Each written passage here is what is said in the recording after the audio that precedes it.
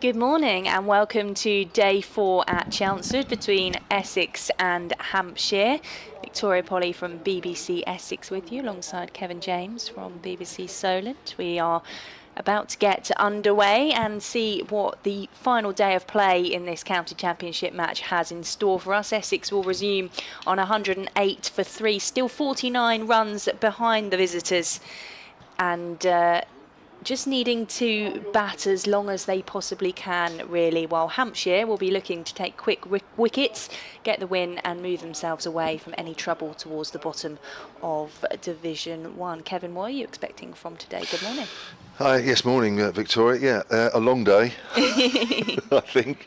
I mean, it is. It's a simple equation, isn't it? Essex have got to bat long, bat most of the day, and they should be all right. Hampshire just need to take 7 wickets as quickly as possible. So, yeah, it could either be, well, it was going to be a long day, but actually, there could be an interesting last session, couldn't it? If all the sort of coins are thrown up in the air and they land a certain way, we could be in for a thrilling last session. But yeah, either way, I think we're in for a long one.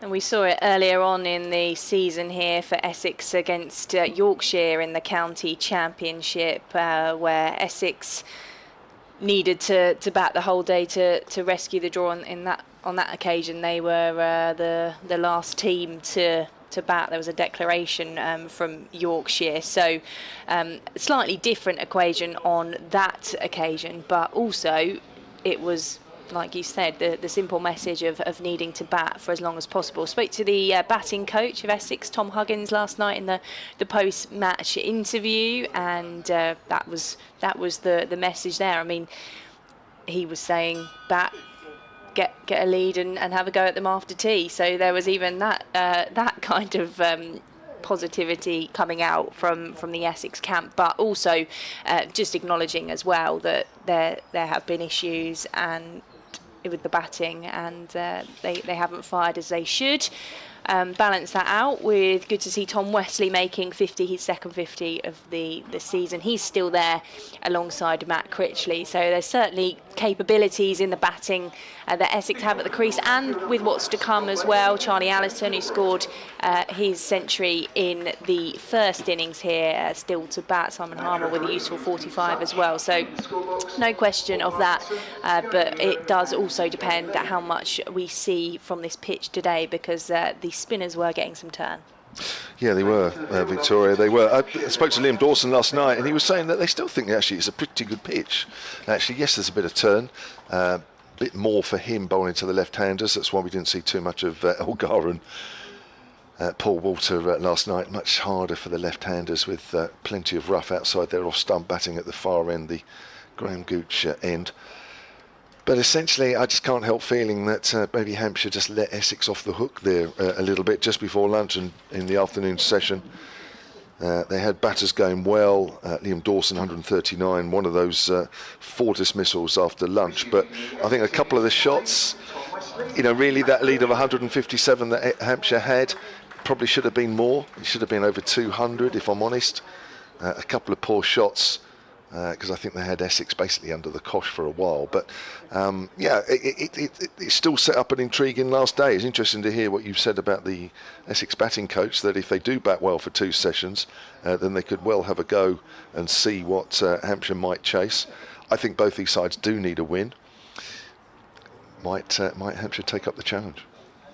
Well, we'll wait and see. Tom Wesley and Matt Critchley making their way out to the crease. We're expecting another very, very warm day here at Chelmsford. The sun, as it was yesterday morning, is disappearing behind the clouds at times, but we do have blue skies around as well.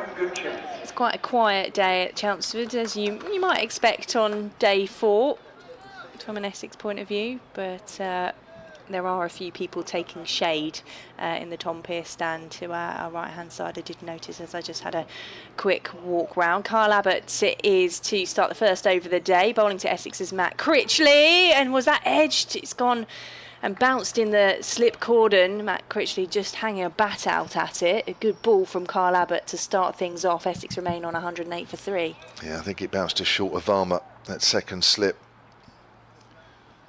Just watching that again, and I think I can see the screen. I think it's about short, isn't it? Yeah, it's bounced short, but he's tempted Matt Critchley into trying to play that shot. Critchley, who's on 14. He's been there now for 49 balls as Abbott is in, and he was looking to turn that one, but it's down the leg side and behind to Brown for no run. Yeah, not a great shot from Matt Critchley first up, if I'm honest. About a little bit away from the body. Fortunate it didn't carry. I think it bounced well short, actually, looking at it again. That ball carried nicely, but down the leg side. Just emphasising a little bit with the pitch being a little too paced, but pitch is drying out. There's been plenty of wind, hasn't it, around for 3 days. That certainly helps dry the pitch out. Yeah, very breezy. We had a bit of a damp morning yesterday. No sign of that today as Abbott is in. That one's defended by Critchley. 3 dots to start off this morning of day 4. Yeah, you mentioned that rearguard action by Essex against Yorkshire here. 273 for 9 Essex finished on. Critchley got 75 of those. He did. A very important partnership between him and Michael Pepper for much of day 4 to really put Essex in a good position. And it was Simon Harmer and Jamie Porter who saw things off for a final final wicket. Abbott is on his way in, and it's a good length ball which Critchley just pushes towards mid-on for no run. Yeah, Hampshire will be looking for Kyle Abbott to make a breakthrough, as he's so often done, not just this season but in a few seasons for Hampshire. Going to update the BBC Essex listeners.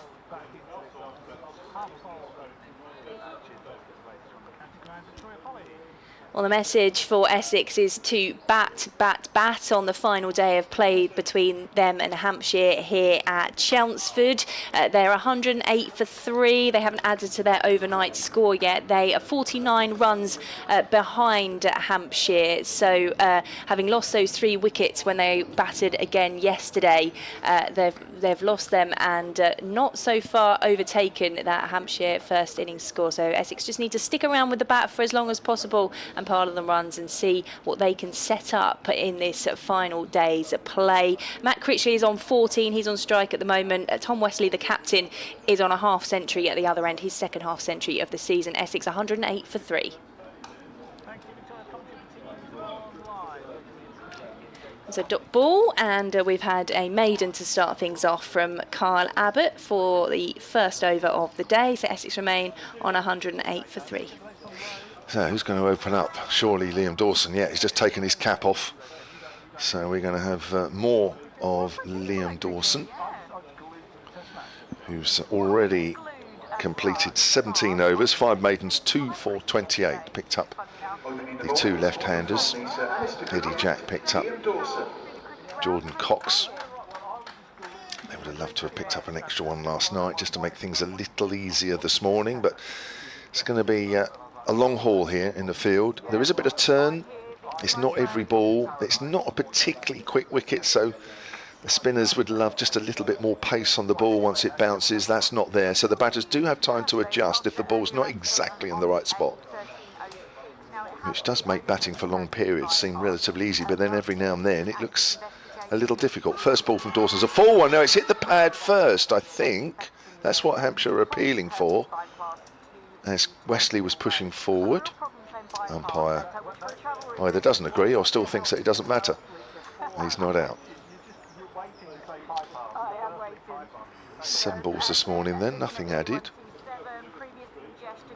Dawson around the wicket once more from our commentary end.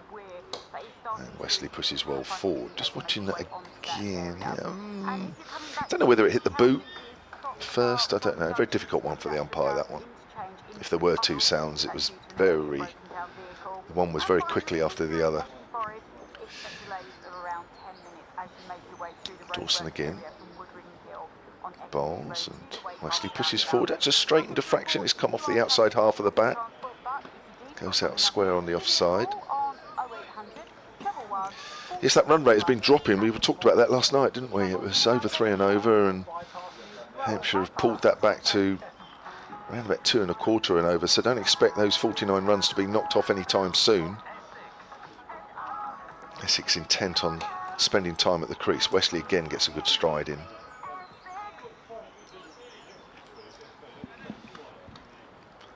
Dawson has a slip, and he has that silly mid off, which he employed quite a bit yesterday. That's Fletcher Middleton there. Farmer's in at slip.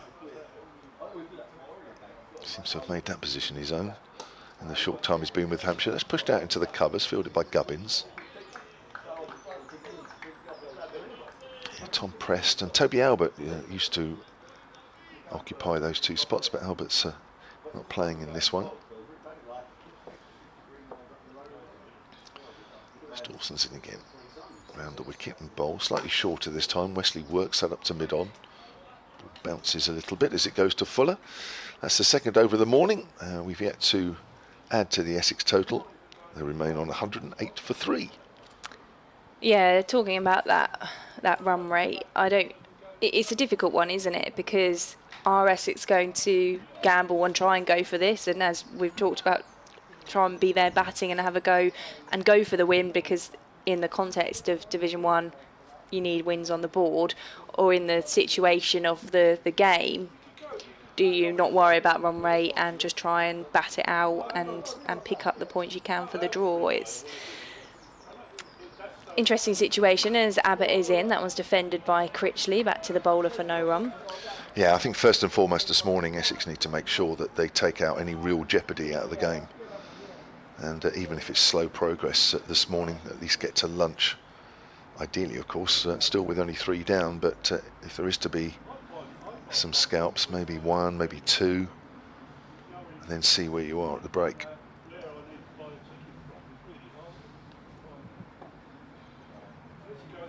Now yet to have added to the scoreboard, 108 for 3 as Abbott is in. That one's defended by Critchley. Yeah, there may not be too much movement for Kyle Abbott. The ball's into its 49th over. It is a kookaburra. They're famed for not doing very much after a short period of time. I thought Eddie Jack did well, and Abbott yesterday actually. Eddie Jack just got the odd ball to shape in. Kyle Abbott did as well.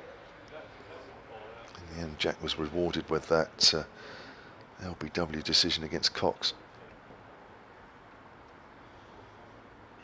He's in over the wicket, and that's pushed out into the offside by Matt Critchley. Remember, elsewhere in Division 1, the only game that came to a conclusion on day 3 was Worcestershire against Surrey, reigning champions beating their hosts by 9 wickets in that one. Everyone else in Division 1 is still playing on day 4, and we'll keep you up to date with what's happening elsewhere as we go.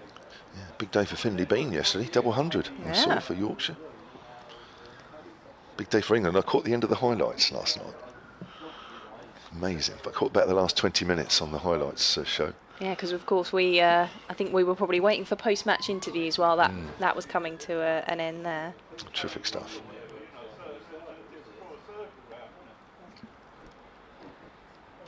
Something's, was that a feather or something that's on the square, just been handed to the umpire at square leg? James Middlebrook. I don't know, I was saying it's a feather. I mean, I can't see that far, but I don't know why I said feather. Just looks something longish. Critchley waits as Abbott is in, and that one's defended back to the bowler for another dot ball. Well, it's an accurate start here from Hampshire. 15 balls and not a run is scored. I think that tells you all you need to know about what Essex think of this situation. Determined to not lose wickets early on. Ball just shaping in a fraction, that last one from Abbott, but as long as you play straight, shouldn't be too much of a problem.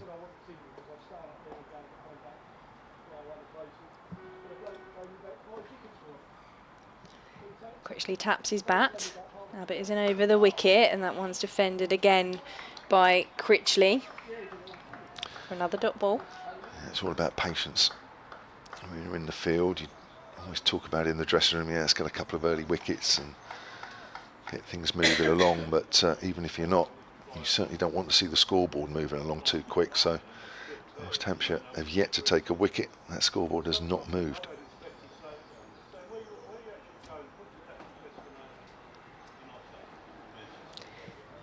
Definitely less of a breeze around today as Abbott is in, and Critchley looked to pull that one. It's not timed.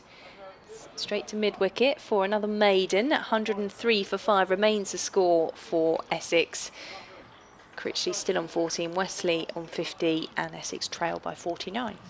Yeah, ever so slightly short from Abbott, not much. Critchley was on that early. Didn't get it out of the middle of the bat. Felix Organ at short mid-wicket. Sure we'll see plenty of him today as well, with his off-spin. Let's see Varma as well again, with his off-spin. Saw a little bit of that in the first innings.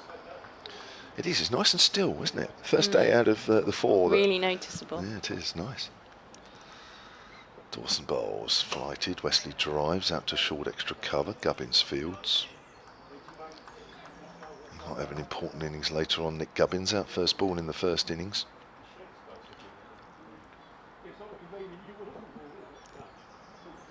Dawson in again. Bowls, it's slightly slower, and again Wesley gets well forward. Well, there hasn't been a bad ball yet, and there hasn't been, well, apart from that one shot from Critchley where he was looking to play attacking. That's about all we've got so far. In nearly the first 15 minutes of play, as Wesley again plays defensively. I think this is going to be very much the order of the morning. And Matt Critchley likes to get on with it a bit, doesn't he? Yes.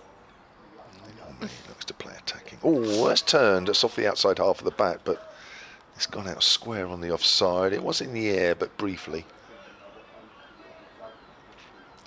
Yeah, he is an attacking player, but also he has got that patience to hang around when needed. I'm sure that's what the coaching staff have been installing into him this morning as Dawson comes into. Wesley keeps low, but Wesley's playing straight. Play across the line at that one in your peril.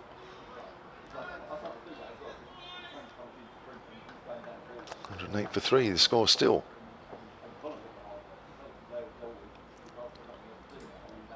Dawson in again.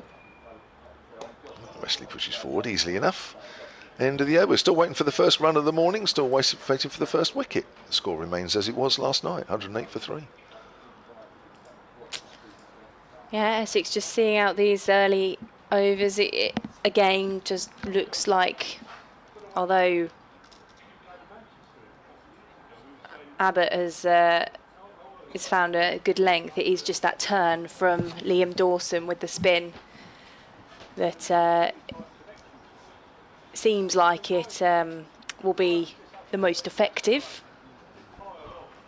He's picked up 2 of the 3 wickets that have fallen so far in this Essex second innings.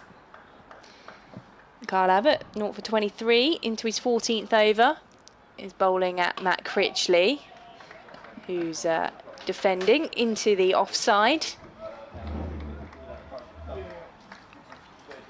What did he face? 48 balls before. That's what he'd faced for his 14 when we got back underway. He's now faced 61. Yeah, that last ball, just a hint of the ball coming into the right-hander. Just gives something up for Abbott to work with. Yeah, he's played nice and straight, Matt Critchley, this morning. First ball was a little bit iffy away from his body, about short of slip, but other than that, he's played nice and straight. Abbott is in, and that just comes off the thigh pad of Matt Critchley.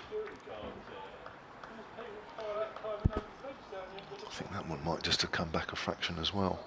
Abbott, of course, is used to bowling with Kookaburra balls in his days in South Africa and playing for South Africa. And that just nipped back a fraction. He's probably, well, he is the most experienced bowler with these type of balls. There's no seam on them, so very little to work with. Especially at test level, you've got to find something extra. He's on his way in to Critchley, who drives that one back past the bowler. Mid-off comes across the field, so no chance of a quick single, but it's probably the most convincing shot we've seen of the morning in terms of any chance of a run. He played 11 tests for South Africa between 2013 and 2017, when he announced that he was going to come over to England and play as a Colpack player. In fact, the announcement was made for him because it leaked, didn't it, just before, so before he was going to announce it. Abbott is in. Critchley defends that one back to him. Him and Riley Russo were the two players who came to Hampshire at the time.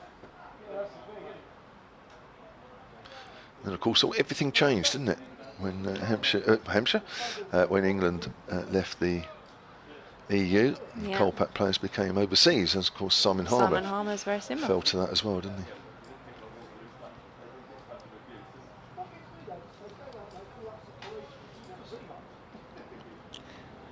Who's that gone in? It's pressed, I think. It's gone in close as Abbott is in. Critchley plays that one into the offside, and we will have our first run of the morning. Just enough on it that they could come through for the single, and Critchley adds to his score. He's on to 15, Essex on to 109 for 3. Deficit down to 48. Yeah, good fielding by Fletcher Middleton there.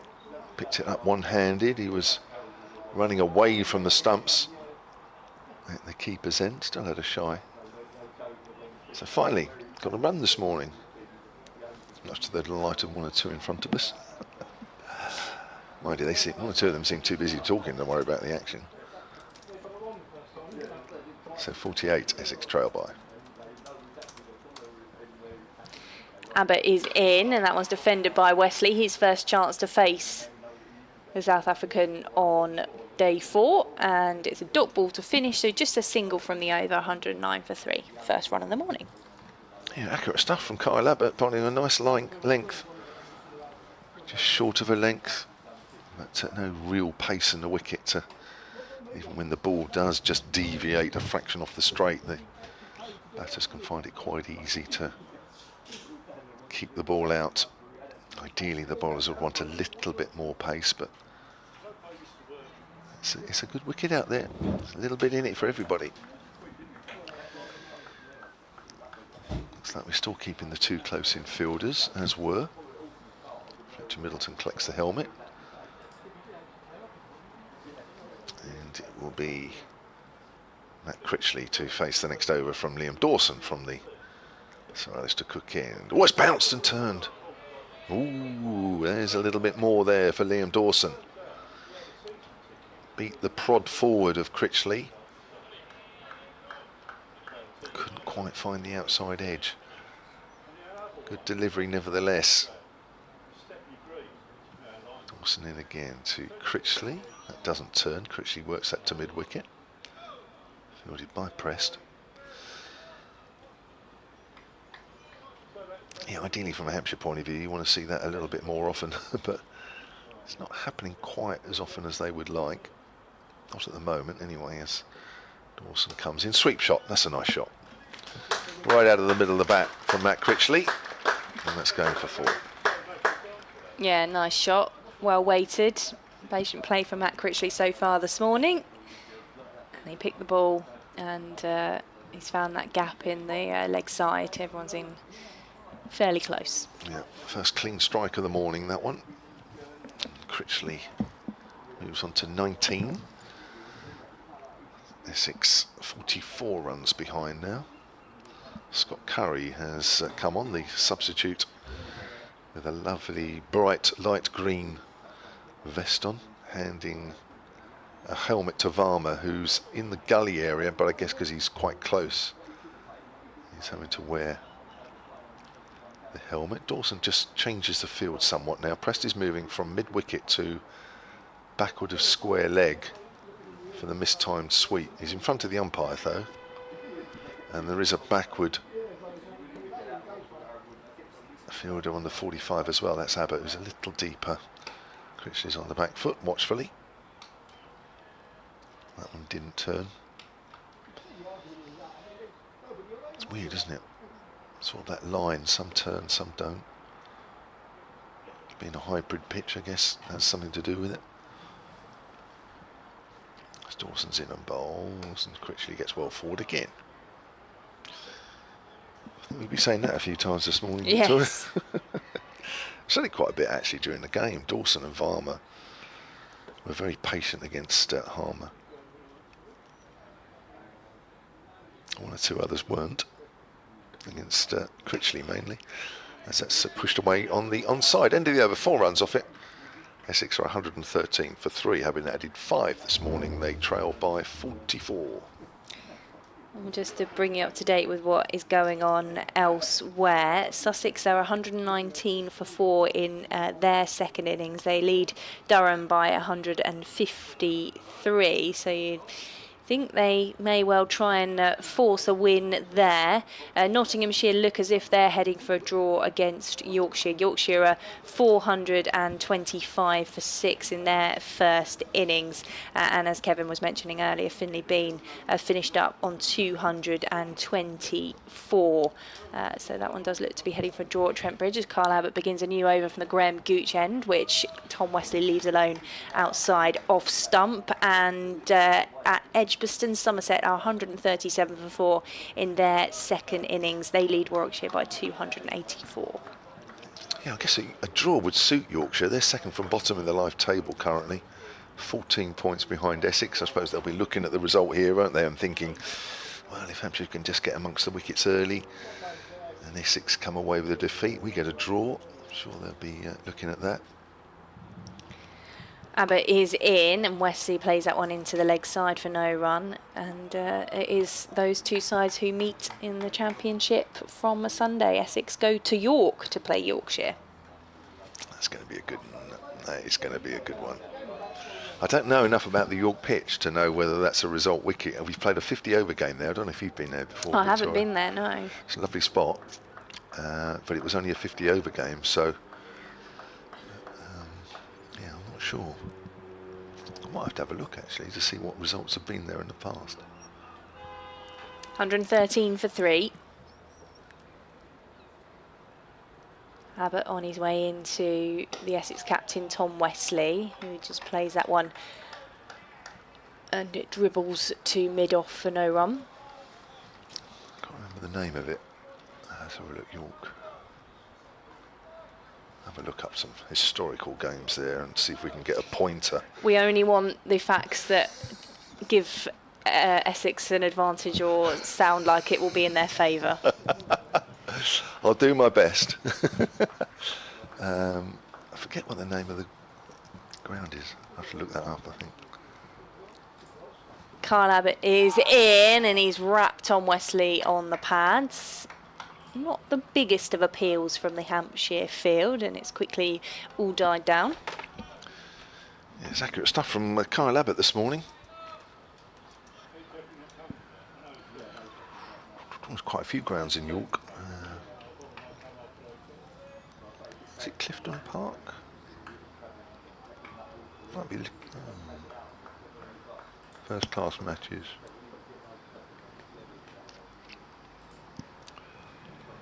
Abbott is into Wesley. That one's defended. I think it is Clifton Park. Is it? Yeah. Well, they've only played 2 first-class matches there, actually, if that is. Which doesn't give you a lot to go on, really, does it? In fact, they've only played 1. That's right, yes. Yorkshire-Essex due. And the only other previous one was Yorkshire-Warwickshire back in 2019. So Warwickshire won that by 3 wickets. Oh, the away side. Oh, there you are, Victoria. We'll take that. Victoria, you got your wish. Abbott is into Wesley, who drives that one up to mid-off. No chance of a run. That's another maiden from Carl Abbott. Essex on 113 for 3, trailing by 44. That's interesting then, why they're playing there with so few. I guess with the test at Headingley, they might not have had much of a chance to prepare a wicket. I don't know if that's the sole reason. Yorkshire made 259 in their first innings, Warwickshire 254, Yorkshire 211, and Warwickshire knocked them off for 7. So a good game. Not particularly high scoring though. No, it wasn't, no. That would suggest that there could be a result either way. But that was 6 years ago. Right, Liam Dawson Surprise, surprise to continue.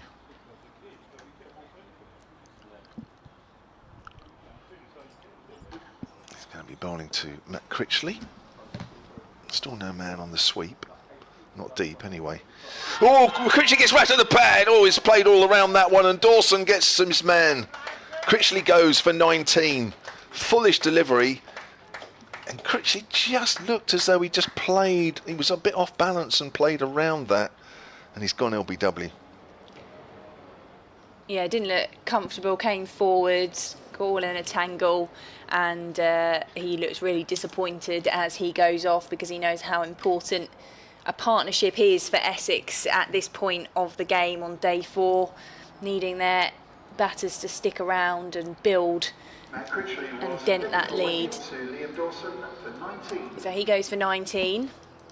He's had to see out a lot of balls this morning for the 5 that he's added to his overnight score of 14. And his departure brings Charlie Allison, who scored a century in the first innings, to the crease. Yeah, if you're watching on the live picture feed, if you watch Critchley, there's very little of the bat actually addressing the ball. He's trying to play that a little too square on the leg side. He looks up in the air as he walks off. I'm not surprised.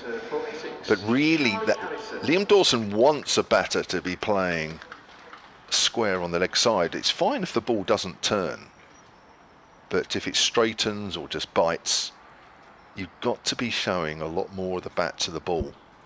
And Critchley on that occasion is showing very little. In fact, he's showing more of the edge than he actually is of the face of the bat. And of course, that gives you very little woodwork if the ball does just deviate, which that is just straight and no more. And there's very little bat showing.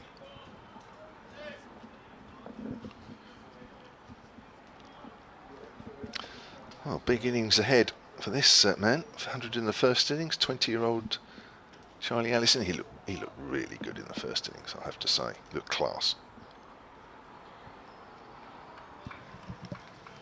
Yeah, probably more a natural position for him, being in the middle order. Started off as the opener this season in the absence of Elgar and Walter's injury as well. But certainly one of the positives for Essex has been to see him playing first-class cricket this season. Dawson bowls. Is it my over? I can't remember. It is. It is, sorry. I'm still thinking about the wicket. There's an extra man being brought in close in, which is not surprising for the new batter, and of course trying to put a bit of pressure on the new man. Short leg, slip and gully. Just waiting for Tom Wesley to put his helmet back on at the non-striker's end, which he does.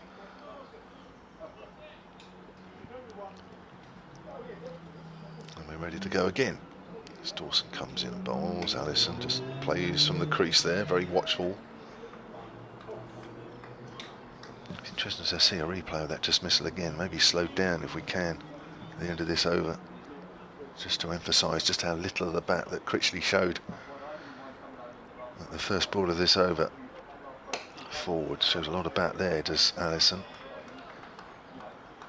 Say anything around sort of middle and leg, it is very tempting as a batter just to nudge it away on the leg side, but you have to take into consideration that Dawson is trying to turn the ball away from the bat.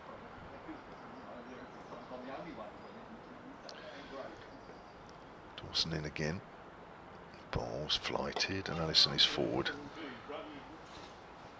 heading for a wicket maiden here.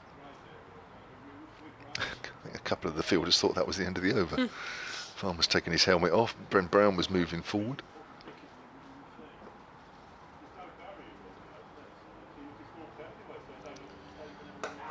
Oh, gosh, that kept a little low.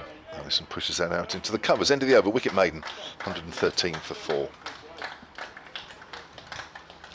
So a wicket within the first half an hour on day 4. Not what Essex would have wanted, as they look to stick around and try and eke out this game for as long as they possibly can on the final day. 113 for 4. Critchley, the man to depart. LBW off the bowling of Liam Dawson.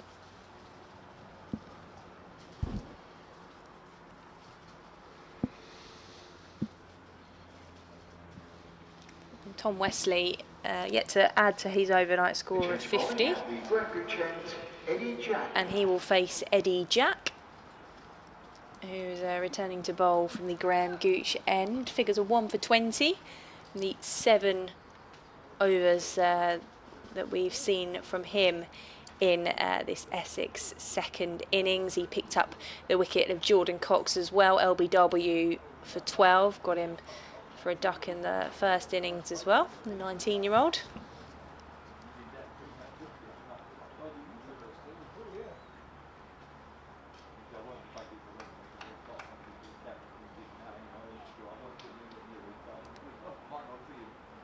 Tom Wesley just surveying the field. The man sent back towards the third man boundary.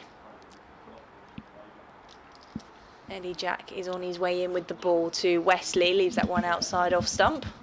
Comfortable leave. Kyle Abbott's figures this morning: 4 overs, 3 maidens, 1 for naught.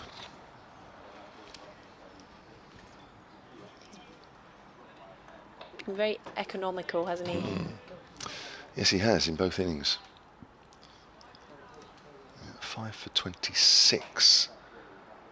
Abbott picked up in the Essex first innings, and that was off 19.1 overs.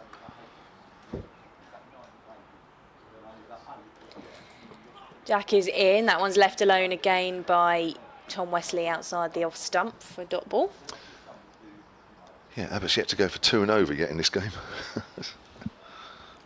Incredible.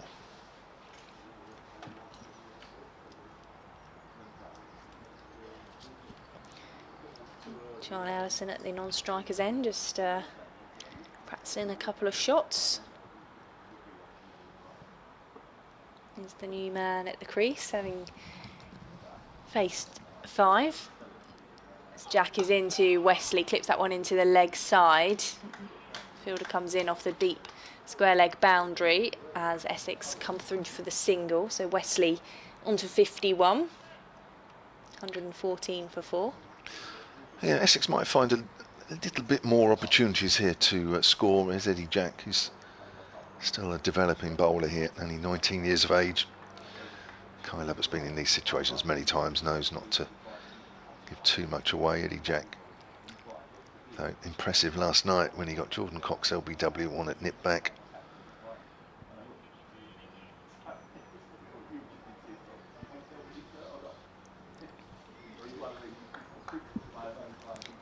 Charlie Allison waits. As Jack is in over the wicket to the right-hander, that pops up into the leg side. Just drops safely. Certainly had the bowler interested in what he's found out there on the pitch as we get some aircraft overhead.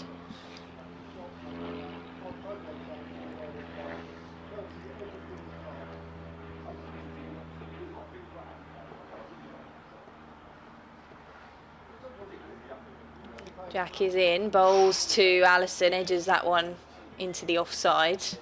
Trickles along the ground. Dot ball. Yeah, it's a good line, a good length. Eddie Jack, just keep it there. Just do no more. Well, I don't think what we've seen so far at Victoria is confirming anything other than this could be a long day. It's a war of attrition out there at the moment. I think Hampshire will feel slightly more buoyed by the fact they have taken that early wicket as Jack is in. That's defended by Allison. That's the end of the over. Just a single from it, 114 for 4. Yeah, just the 1 wicket in 35 minutes of play, but from a Hampshire point of view, the scoreboard isn't really moving too much. They've only added 6 this morning of Essex. That deficit is down to 43, but they've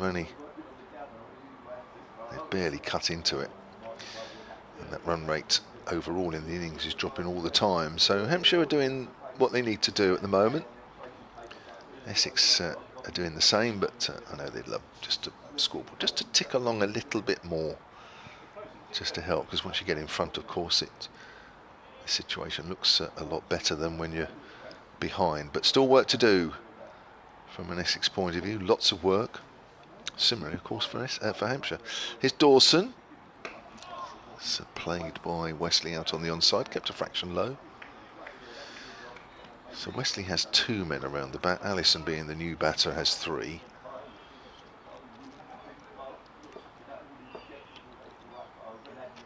Dawson comes in again and bowls, and Wesley is forward. Just bowls the odd one slower, Dawson, to give the ball a chance to bounce, but Wesley's well forward, negating that. Can't bowl every ball at that pace. Well, it's the batters can use their feet, you know, they know that, but Dawson just bowls a little quicker like that one, just to make sure the batters are not thinking about using their feet. That's what makes Dawson so good. Spinners that have the confidence to bowl different paces and still land the ball where they want. And again, bowls, it's fired in, and that hits Fletcher Middleton on the boot, and that's a great bit of reaction catching from Ben Brown, moving around to the short leg area, jokingly holding the ball up to say, well, I got it on the full, but the ball hit the ground before it hit Fletcher Middleton. It's like an action man tumble, wasn't it? It's quite funny. That's turned away on the leg side. No run there as Abbott comes around. Yes, it is. It's just waiting, isn't it? It's just waiting for the next ball to turn, really. I suppose one does about, for the right-handers, one every couple of overs. Saw one to Critchley earlier. That one hasn't.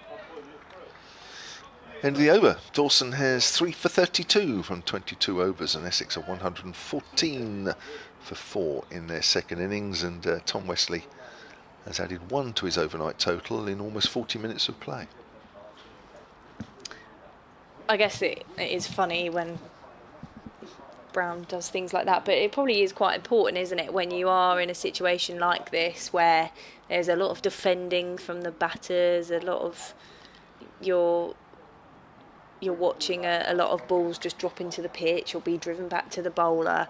You probably need to do things like that, don't you, just for concentration, because otherwise there's ones that can catch you unawares when you're in the field for a long time. Eddie Japp beginning a new over from the Graham Gooch end. Oh, and that's turned through the leg side. Charlie Allison's found a gap from the 3 fielders who are close in, and he's gone all the way for 4 runs, 118 for 4. He just seemed to clip that one, and somehow between those who were hanging around square leg in the mid-wicket region, he's found the gap, and it's raced away to the boundary. First one since Matt Critchley scored one ahead of his departure this morning.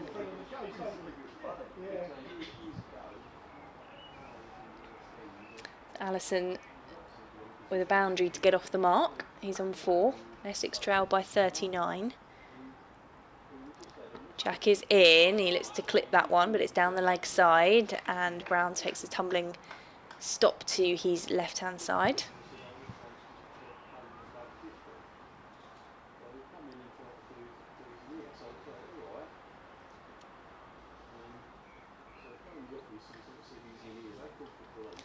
We've got a busy day today on BBC Essex, because from 6 o'clock around the wicket, our weekly cricket show will be here. So let's see where I am at 6 o'clock and and how we're getting on, and what we've got to talk about as Jack is in. That one's defended with a straight bat by Charlie Allison for no run.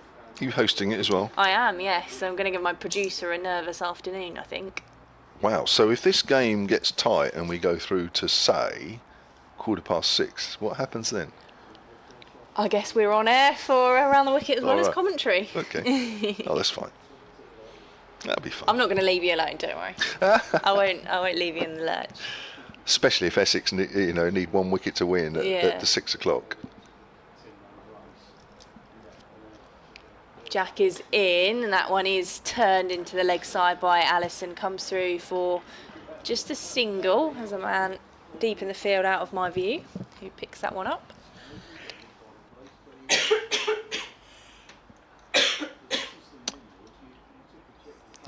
25 now, Eddie Jack, in his 9th over. Allison on to 5 with the bat. Essex trail by 38.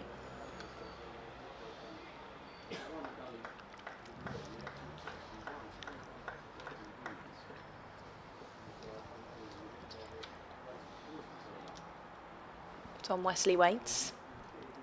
Jack bowls. That one's defended by Wesley. A little bit of extra bounce there. But again, because this pitch is not a particularly quick one, it's not presented too many problems to the Essex captain. Need to work hard, these seam bowlers, now on this.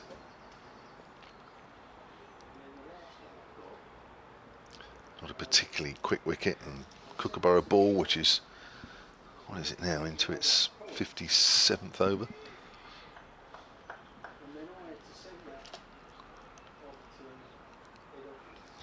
$119 for 4. Jack is in. That's turned into the leg side by Wesley. There was a dive that almost would have been a catch. I thought about coming through for the single, but there was hesitation, and they go back to where they were. So no addition to the score from the final ball of the over. 119 for 4.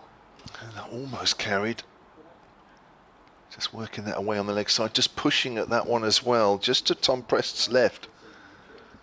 Probably just inches away from carrying. That would have been a heart-stopping moment for Essex. Oh yeah, that's close. Got an email here from Ian Horswell. We're using a couple of emails today. From a Hampshire point of view, it's a new email, which we are trying to get the message across. Hampshire Cricket at bbc.co.uk. Victoria will give hers out in a moment. But Ian Horswell has emailed. He says good afternoon, but actually we're not quite there yet. I'm watching the live feed of the Essex match, but not listening until after lunch, as my wife is also in the room. Well, clearly not allowed to listen, as well forward there is Alison.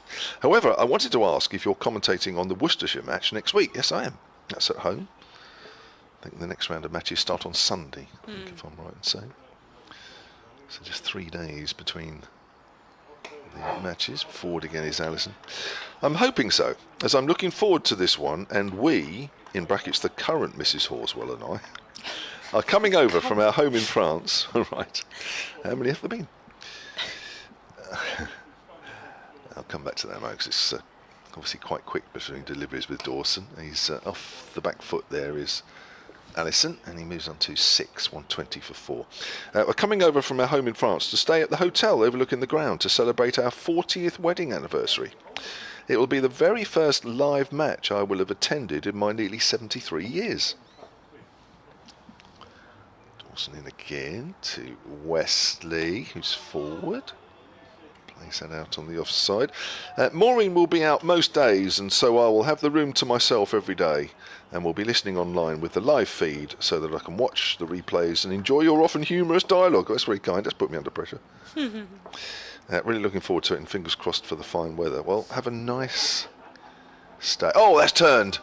And that's almost taken off as well, because Ben Brown has taken a seriously good take behind the stumps. It bounced and it fizzed off the pitch as well. There's that odd delivery that really, as a bowler and as a fielding team, you're waiting for. That's the wicket-taking delivery, but it's almost done too much. Great take, Ben Brown. Dawson bowls. And forward is Wesley, just the one run off it. 120 for 4, and Essex trail by 37. So, yes, have a nice trip. Sounds wonderful. Yeah, it's like you said, every couple of overs you get one of those deliveries, but it has almost done too much. But it does just give Hampshire the confidence that there are those opportunities out there still. Like you said, Liam Dawson was saying to you last night, good pitch, still plenty in it, and it does seem to be the spinners finding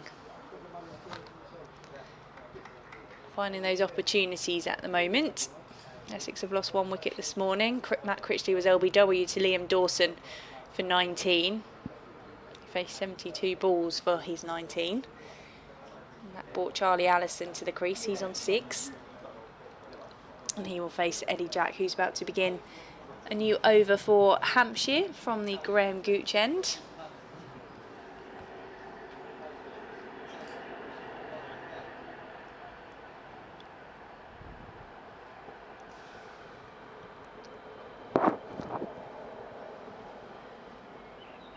Couple of steps and he's on his way, and he comes to Allison, who's up on the toes and defending that one into the leg side. Oh, we have an interesting field again on the leg side. We saw that a couple of times late yesterday. We've got Tom Prest almost on the cut strip, although he's just taken a big hop to his right, so he's on the next pitch, but very close in, not silly mid-on, just a couple of places back from that. But we've got 2 short mid wickets and a short square leg. A little bit of an umbrella field there on the leg side.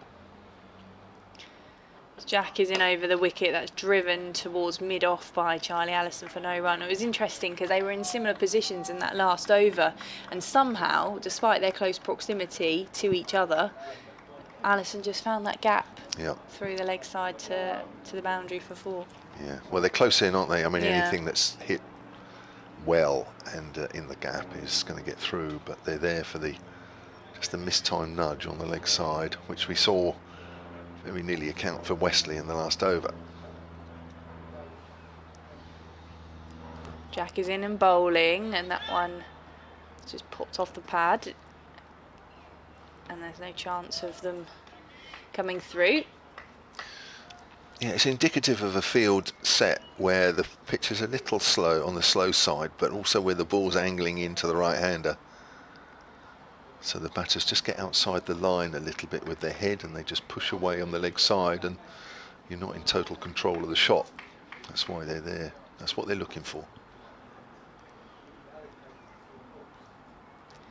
Jack is in. That's defended by Allison.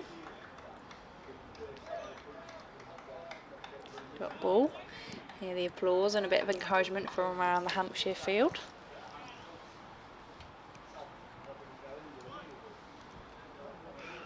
It's still a long way to the second new ball. Have to persevere with this one. In the 59th over.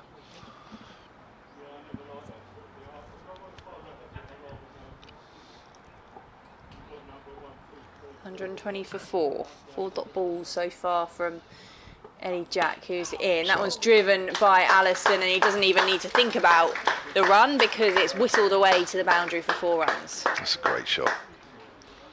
Nice and straight. Just slightly over pitched, but not exactly a half volley. That's really well timed. And there is Prest there in that area waiting for a ball that's in the air, but that was hit nice and strong along the ground.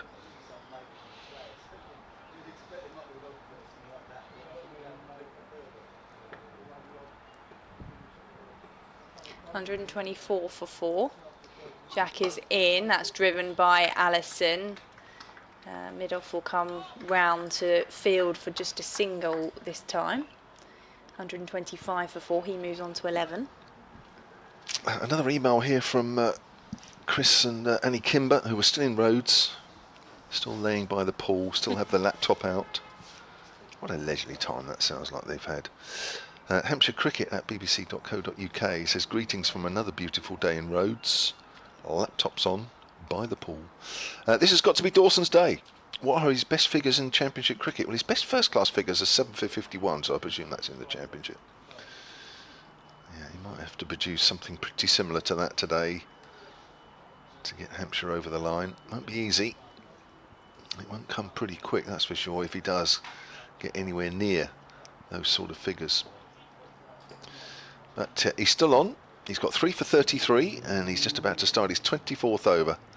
Bowling to Allison, who's on the back foot, works that away up to Fuller at mid-on. There's a slip, there's a gully, and there's a silly mid-off there for Allison, who's already on to 11. Just injected some pace into the Essex innings, and we've got a change in field because one of those close infielders on the offside is now coming out to mid-wicket. That's Tom Prest. Dawson bowls. Allison works it straight to Prest, actually. That was a good piece of manoeuvring the field, because that's gone exactly where he was. Well, not exactly, because he had to move smartly to his left, but that's a dot ball. As Dawson's in, bowls, it's turned away again. Prest is in the game there. Very good move. Saved a few runs. 32 behind Essex. Just the one wicket that's fallen this morning. Dawson in again. Bowls on the back foot there. That's a good diving stop at point by Eddie Jack.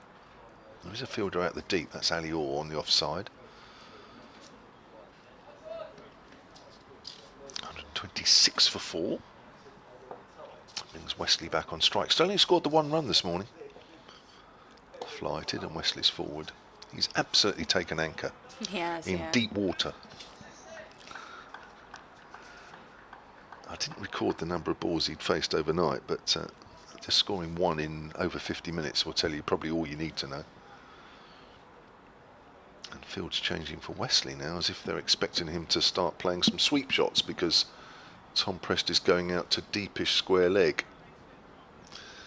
I think it was about 100 balls. Was it? Yeah, so he's 40 odd balls. Another 42. Yeah. Field is slightly weaved to the leg side with Prest going out. There's no point now, and Orr's come into a regulation cover position. Still 3 men around the bat though. Oh, Dawson's going over the wicket, that's why. He's going to try his luck, see if he can find some rough. As that's kicked away by Wesley, quite predictably really. Wesley will be looking to do that now with Dawson coming over the wicket, but Dawson's just hoping to find some rough, the ball explode somehow. He does it quite a bit actually, and he's going to see if that makes things change somewhat. 126 for 4. Yeah, I guess you've got to change things up. You've got to try and find what will get the breakthrough. That's what Hampshire will want, with Essex still trailing by 31 runs. And they're 4 wickets down, 126 for 4. Another warm day out there.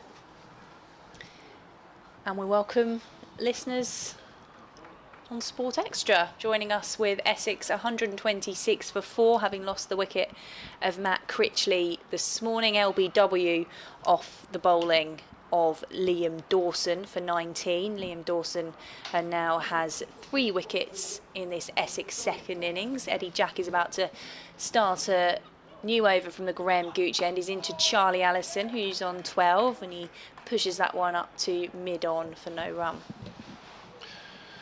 Yes, and Tom Wesley, as we've just been mentioning to everybody else, has scored 1 run in nearly 55 minutes. It's almost as if he's taken the situation on his shoulders there, and knows that Essex need to bat long today.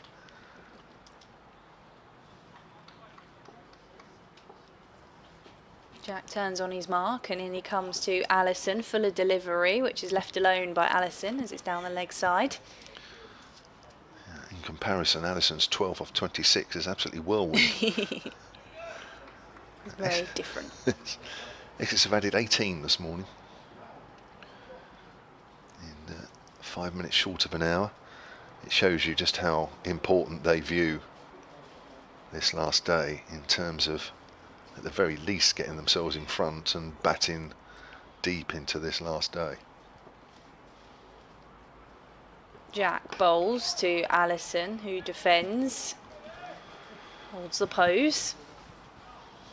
Well, I think that's important from Tom Wesley's point of view as Essex captain. Lead by example, stay around, stick in there no matter what when it comes to run rates and all those sort of things. But also I think just for his own innings as well. We've mentioned about he would have liked more runs this season. This is only his second 50 of this campaign. So he would have been pleased to get to that point, but he won't want to go there as Jack is into Allison, pushes out into the offside for no run. Yeah, 100%. Essex, like Hampshire, underperforming in the championship compared to campaigns. And I mean campaigns rather than campaigns in the recent past. Both these sides coming to this game in the lower half of the table, something that's been a little bit unfamiliar for both camps. 126 for 4. So Jack is in, and that's driven back past the bowler by Allison. He will just get a single as Midoff comes round to do the fielding. Straight drive from Allison, not as much pace on the one we saw in the previous over that went for 4. He moves on to 13, Essex 127 for 4. He does look such a good player. 100 in the first innings. Took an inside edge drive to dislodge him. He looks compact and neat again, second time around. Wesley on 51 faces Jack. He pulls that one. Well, not a pull in the end. He's timed that well through the offside for a 4, and a boundary for Tom Wesley, moving along to 55, and Essex on to 131 for 4, end of the over. Jack 1 for 36, and Essex trail by 26 runs. Yeah, well, you've enjoyed that one. First time he's been able to really throw the hands through the line of the ball. Timed that nice. Very nicely indeed. Just emphasised the slow nature of the pitch, really. Just banged in a little bit short from Eddie Jack. There was a bit of width on it as well, but the ball not really coming through at any sort of pace. Gives the batters a little time to get over the top, and he's played that very nicely indeed. Just going back to Charlie Allison, just mentioning earlier, he's back into a more natural position in the middle order, having held that opening role. And although he never went on to make a big score while it was opening, there were times he got starts and looked good despite not going on. And I just wonder how much, and I think he probably has said this in sort of interviews we've done with him after getting the hundreds. I think actually having that opening role, even though it's quite difficult, does help you improve when you come back to a more natural position. That's something that Tom Huggins, the batting coach, was saying to us last night. That's interesting, isn't it? Yeah, you need a nice tight technique right up the very top. You do anywhere really, but especially up the top. Here's Dawson, short, pulled away, and he's caught at mid-wicket. Tom Prest holds on to it, and he's made a mistake there as young Allison pulling that away on the onside. It was about knee height when it reached Prest, and he held on to it, and Allison goes for 13. That's the second wicket of the morning. Yeah, he hit that hard, didn't he? He was looking to be aggressive, which we've seen him do for his 13 off 30 balls. Didn't need to do it, was just tempted into playing that shot into the leg side, and he's paid the price. Essex 131 for 5. Yeah, he almost had too much time to play that shot. It was hit low and flat. Had to go straight to the fielder, which it did to Prest. Good catch, but it's a bit of a soft dismissal, if we're honest. And Allison will be kicking himself all the way back to the pavilion. Just watching this again.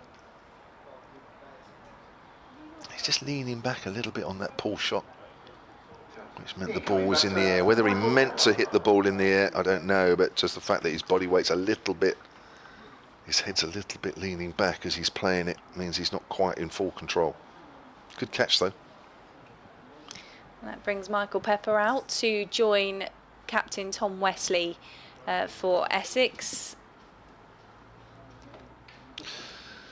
Well, I know it's not a big crowd here, but I think that stunned one or two, because I think when you know the recent form of Charlie Allison and the reputation that he's already building, back-to-back hundreds after his 100 in the first innings, and even in that short time that he spent at the crease, he just has a presence in the middle there, which just as a 20-year-old means that he will be something special. I'm pretty sure he will be. But and I think the crowd sense that he will be something special. That when a player like that goes out, you feel it a bit, don't you? And in the context of the game as well, you didn't really matter about the runs. You just wanted Essex to bat long. So Michael Pepper is on the back foot, steers it out to Ali Orr on the offside, and there is no run. So Liam Dawson is slowly working his way through the top order here. Has 4 for 34. Pepper again's on the back foot. Plenty of time to play that one. Goes out to extra cover. Michael Pepper in the first innings was caught behind off Abbott for 3. Just a little nick outside the off stump as Pepper works that away on the onside. There's no mid wicket for him, so he's off the mark. 132 for 5. Essex trail by 25 now. And Pepper with just the 3 runs in the first innings, averaging just over 30 this season, a high score of 109. Again, he was involved with Matt Critchley, that important partnership on the final day against Yorkshire here. Forward is Wesley playing a full defensive shot that he's already played many times to Dawson this morning. Bright day here, and what we haven't had for 3 days and what we've got today is no wind. So a bright, still day here in Essex. And Dawson again is going to try that over the wicket line. There is a lot of rough just outside Wesley's leg stump. We saw the left-handers yesterday really struggle against Dawson, Elgar and Walter, who both perished to Dawson. There's very obvious run-through marks of the bowler. Dawson will be looking to bowl into those. That's kicked away by Wesley, which he's perfectly entitled to do. The ball pitching outside leg stump. End of the over. A couple of the Hampshire supporters who I've already spoken to today are around. I think you all have. It might have been them. It might have been them and 1 or 2 in the Hampshire dressing room below us, applauding Liam Dawson's efforts so far. 2 wickets. Both wickets have fallen to Dawson. He has 4 for 35. Are they all in a cluster together somewhere, the Hampshire fans? Well, all 2 of them. Well, they were next to the Hampshire dressing room, just to the right of us. And yeah, they looked like they were going to camp around that sort of area. Regular travellers around they are, 2 or 3 of them. In fact, I think there's 3 here today. I tell a lie, actually. I think I saw 1 other in a different spot. Essex 132 for 5 on day 4 here against Hampshire. Victoria Polly from BBC Essex and Kevin James, BBC Solent with you, taking you through, with Essex having lost 2 wickets in this first session on the final day, that of Matt Critchley and Charlie Allison. As Eddie Jack begins from the Graham Gooch end, it's turned into the leg side by Michael Pepper, but it's well occupied with the field, and it will be a dot ball. Good stop. Felix Organ. And just scrambled across from short square leg to make sure that that one didn't sneak its way through to the boundary for Michael Pepper. Yeah, still got those 3 catches on the drive, haven't they? On the leg side. Jack is in over the wicket to the right-hander. He turns that one again towards Organ. An easy fielding position for the Hampshire man. Yeah, it's an interesting field. Literally mid-wicket on the drive, square leg on the drive, and then 1 in between.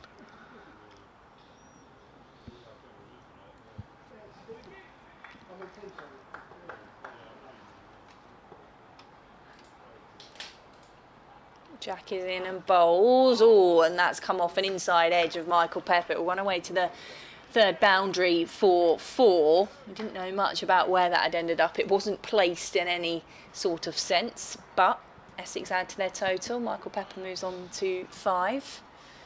Essex 136 for 5.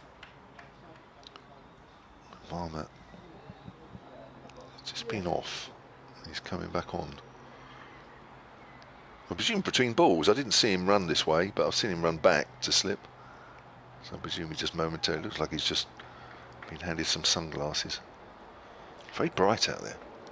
It is. It's got brighter since we started at 11, and it's only due to get hotter, Kevin. Yes, looking forward to it. However long we're in this box, as Jack is in, and that one is just defended into the leg side by Pepper. Yeah, I've already put some suntan cream on. I didn't do it yesterday. Fortunately, it wasn't too bad, but I could feel that I didn't put any on last night. I thought, Jamo, you should know, but better by now. So I put it on straight away this morning. It's a good plan. I probably should have done something similar. Well, you can do it whenever you like. You know, I'll just hold the fort for a few minutes. Well, we're okay at the moment, aren't we? Yeah, it's more the afternoon where we really get the sun on us, don't we? As Jack is into Pepper, drives that one back towards the bowler, who's down quickly to stop it sneaking past the stumps. It's good stuff from Eddie Jack this morning. We're talking about Charlie Allison. Oh, that's loud. Talking about Charlie Allison. There's a park behind us. I'm sure it wasn't in the park. It felt like it was. And there's a dual carriageway just the other side. 136 for 5. Jack bowls to Pepper, and that's just hit him on the hip, I think. And that's the end of the over. The boundary from it. So 4 from Eddie Jack's 12th over. He's 1 for 40. Essex 136 for 5, trailing by 21. Yeah, talking about Charlie Allison, as I was saying earlier, that I think Eddie Jack is going to be a really good bowler for Hampshire. He's tall, strong. He's only 19, hits the deck. And, well, if England don't get their claws into him, which they probably already have, he's been around with the England under 19 scene for a while, played a couple of England Lions games recently against India. I think he's already on their radar, but I think he looks... He's going to be a really good bowler for a few years to come. Here's Liam Dawson, bowls, and that's turned away on the leg side by Wesley. Bit of a chase for Prest, who's at mid-wicket. 2 runs takes Essex on to 138 for 5. Email here from Ralph Brooker, hampshirecricket@bbc.co.uk. He says, kept half an eye on this new look 11. Eddie Jack in for Brad Wheel, who I thought Wheel did really well in the season. Yes, he did. He's got a niggle. 1 or 2 of the Hampshire quick bowlers have got niggles at the moment. There's Dawson bowls, and forward is Wesley. Also Tilak Varma, that's right, yeah, he looked really good for his 100. Where did he come from and how long is he with us? Well, he's from India. He's been playing some IPL, has done for the last 4 seasons. He's played some white ball cricket for India, but he's yet to play a test. And forward again is Wesley with that big stride. He's with Hampshire for 4 games. And has only played, I think this is only his 19th first-class game. He averages 50, so that'll have improved a little bit with that innings.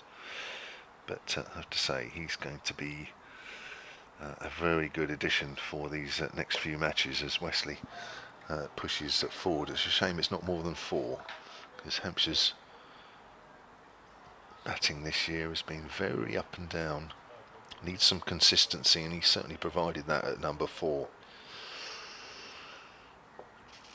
Dave Allen, Hampshire's former honorary archivist, has just emailed as well.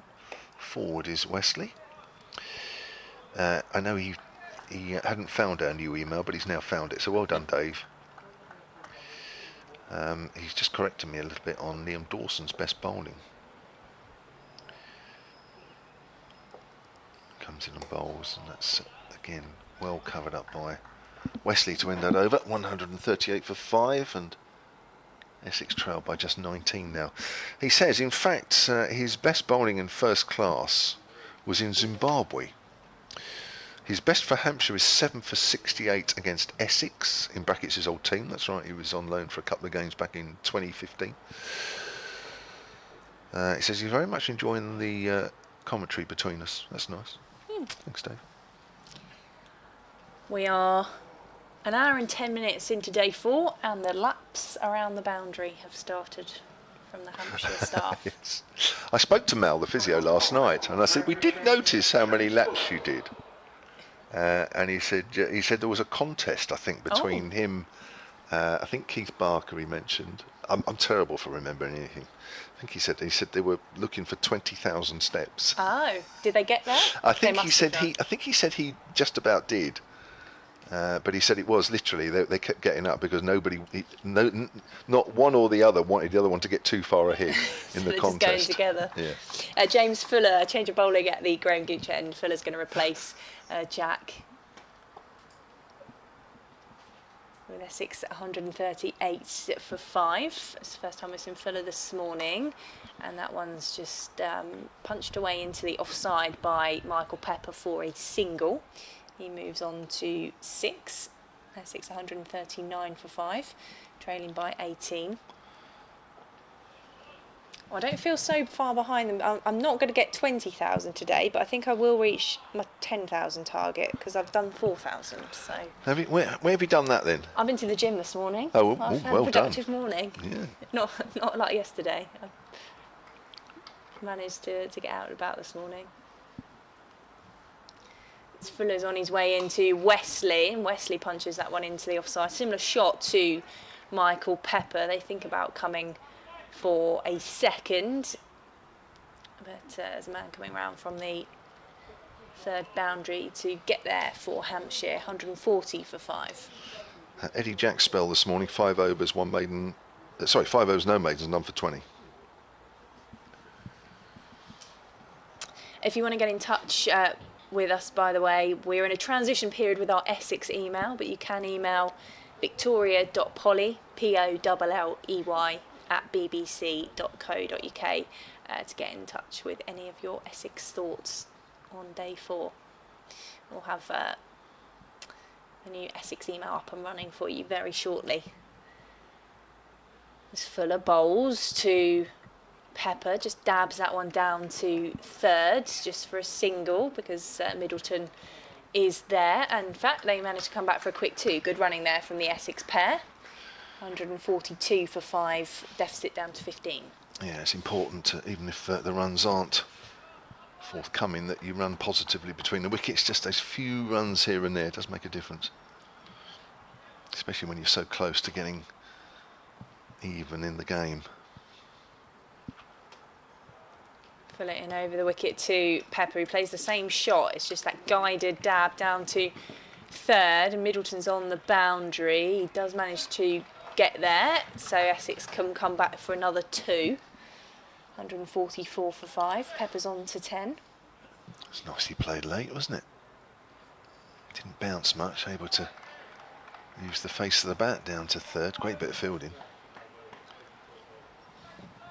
And just out of our view, underneath the stand where the commentary box is situated, just in front of where the Hampshire dressing room is situated for this match, as Fuller is in, and again Pepper guides that one. It's a bit more straight on this occasion, and it does reach the boundary. Too far for Middleton to make up the ground on that occasion. Pepper enjoying that late shot towards the third boundary, and he gets 4 as a reward on that occasion. 148 for 5. Yeah, it's nicely played. He's playing it very late, Pepper. Dawson's just having a chat with Fuller. I think they just need to think about making sure that area's plugged, because it looks like Pepper's quite happy playing that type of shot. Might think about trying to get him to think about scoring from other areas, and already Varma is coming across from the leg side and is fielding in a deep gully area, trying to plug that gap. Pepper's moved on to 14. A deficit now 9 for Essex as Fuller is into Pepper, and that's played uppishly out into the offside for a single.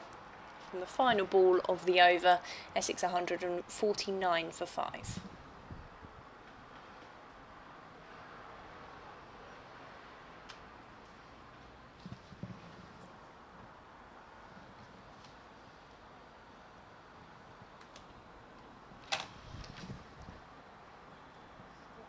We're going to see a change of bowling, are we? No, Liam Dawson's still there. I thought there was enough people around the ball. I thought there was discussions around whether or not we might see a change at the Sir Ashley Cook end, but that was silly of me, really, wasn't it? Although we did see Felix Organ come on towards the end of yesterday. Yeah, we did. Yeah.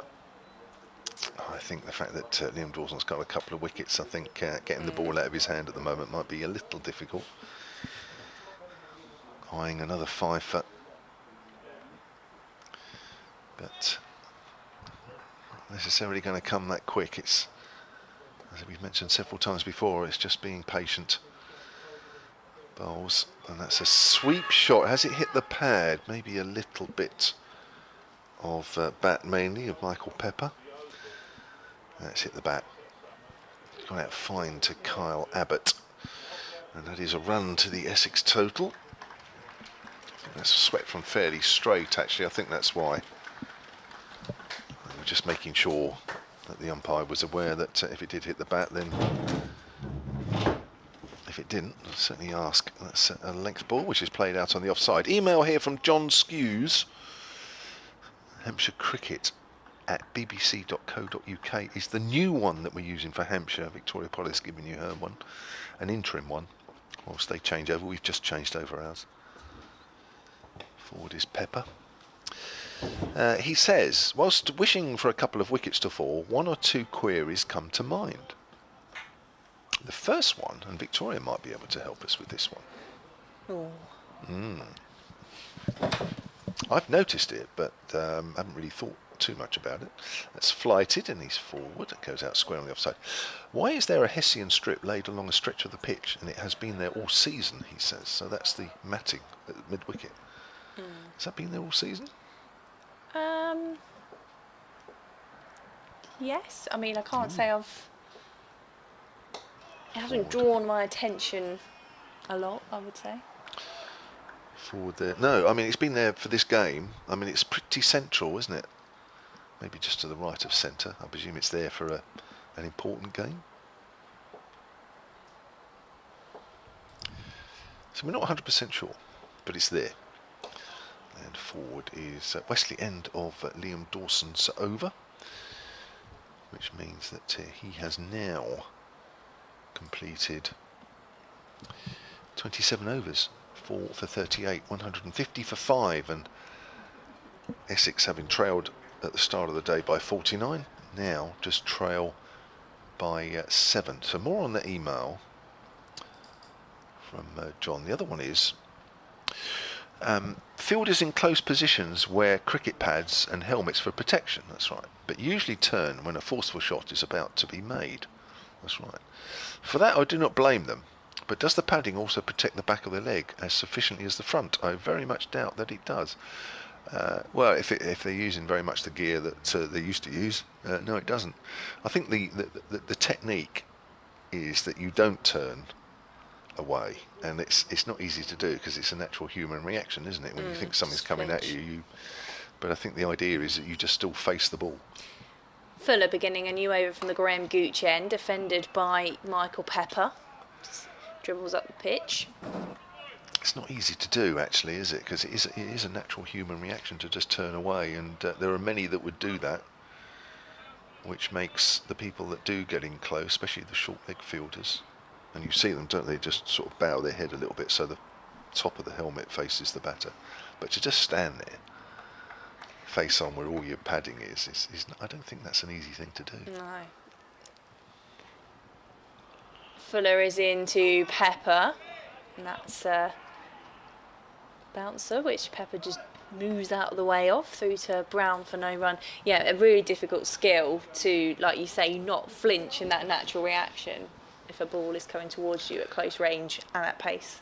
Yeah, which makes the ones that do it, I think, quite commendable. It's certainly not a position, certainly I've mentioned before, certainly not a position I ever enjoyed, and I didn't do it very much, but I know a lot of people around the circuit that don't like it. 150 for 5. Fuller is in. Oh, And that's come off the chest of Pepper.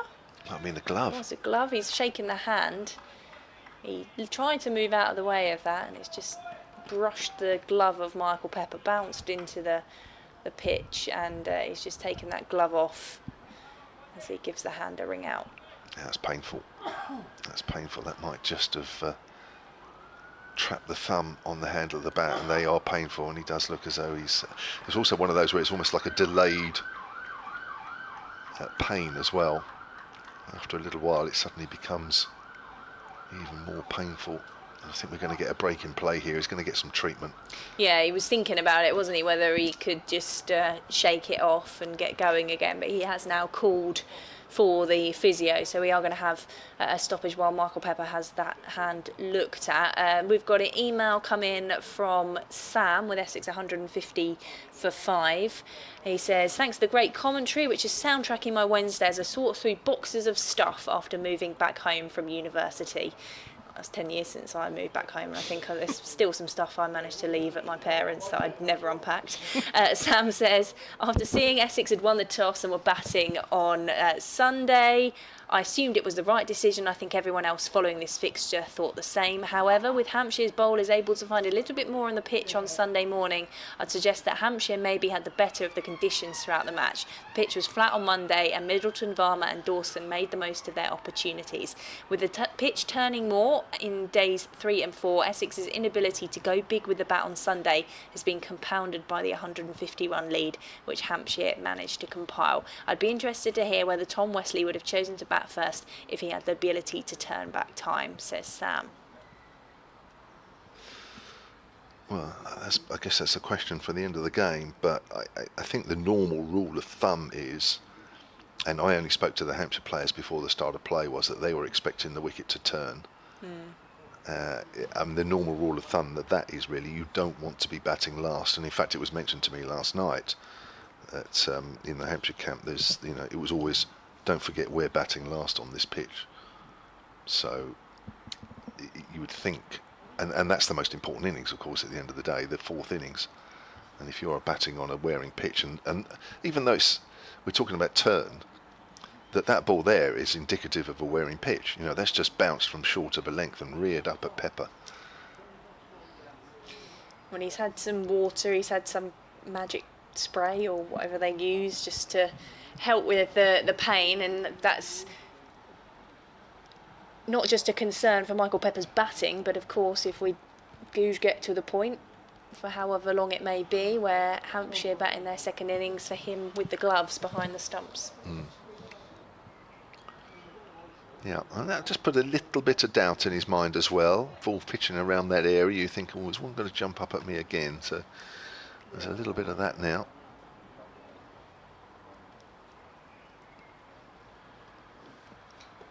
So Pepper's okay to resume on 16. He's 150, well, Essex are 150 for 5. He plays that one out into the offside. There's a diving stop as he comes through for the single, so gets himself off strike, moves on to 17. Essex trail by 6. Wesley, the captain, comes to face Fuller on 58.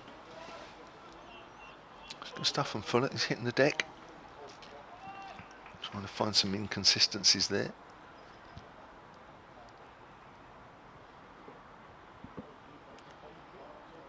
Fuller's on his way in as the sun just disappears behind clouds. It's pulled from Tom Wesley, and he's going to find the boundary for 4 runs. He's found the gap in the leg side to put the shorter ball away. 155 for 5. Yeah, almost parity in the game now. Is it 2 runs behind Essex now? We've had an hour and 25 minutes. They've lost 2 wickets. They've done okay, really. Essex, they've certainly worked hard. Been made to work hard.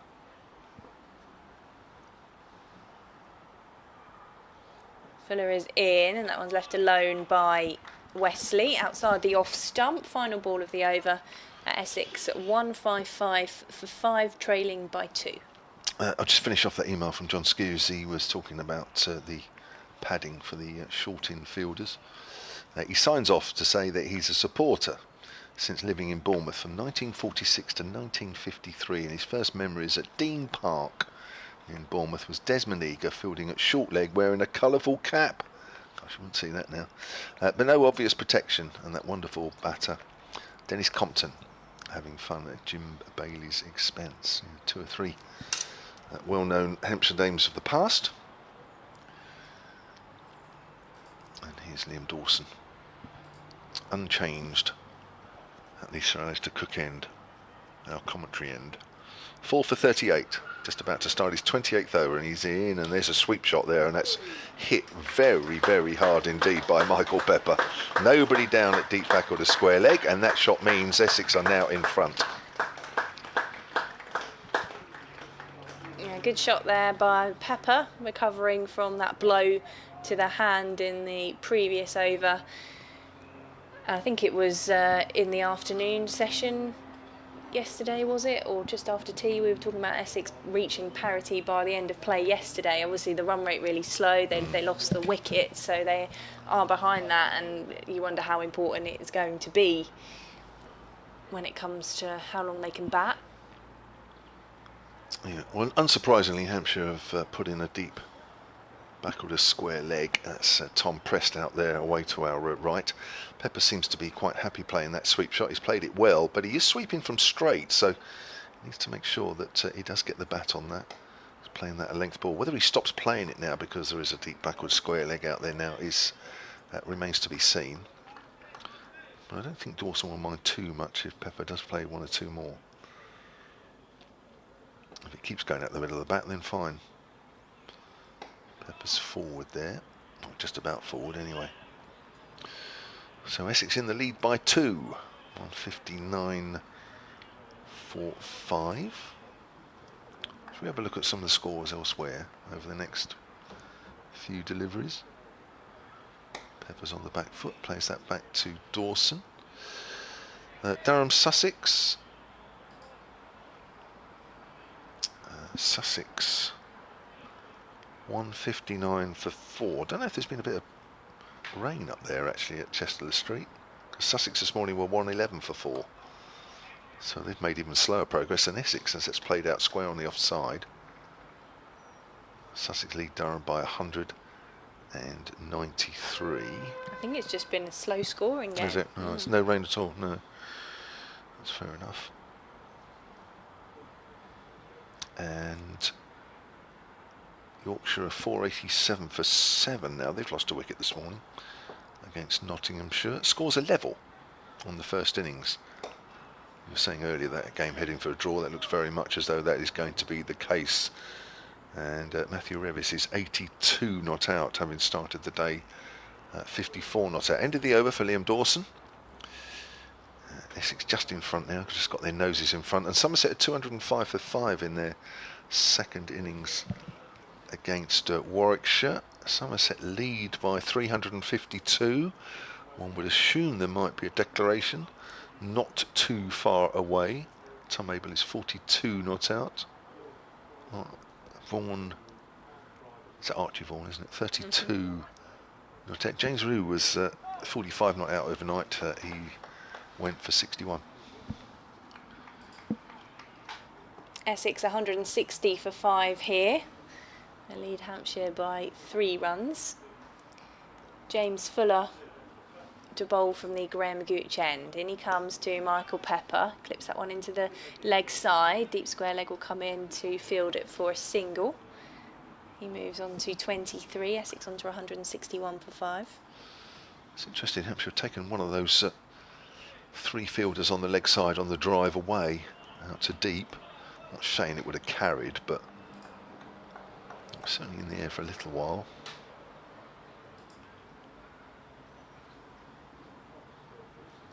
There's a conversation between Fuller and Dawson. Dawson's very much been involved, hasn't he, when he's not bowling, in helping whoever is set the field, or maybe a bit of advice about the pitch. Fuller begins his run up. He's into Wesley, who pulls that one. There is a man out on the deep square leg boundary who gets across to it. So Essex will only get the 1.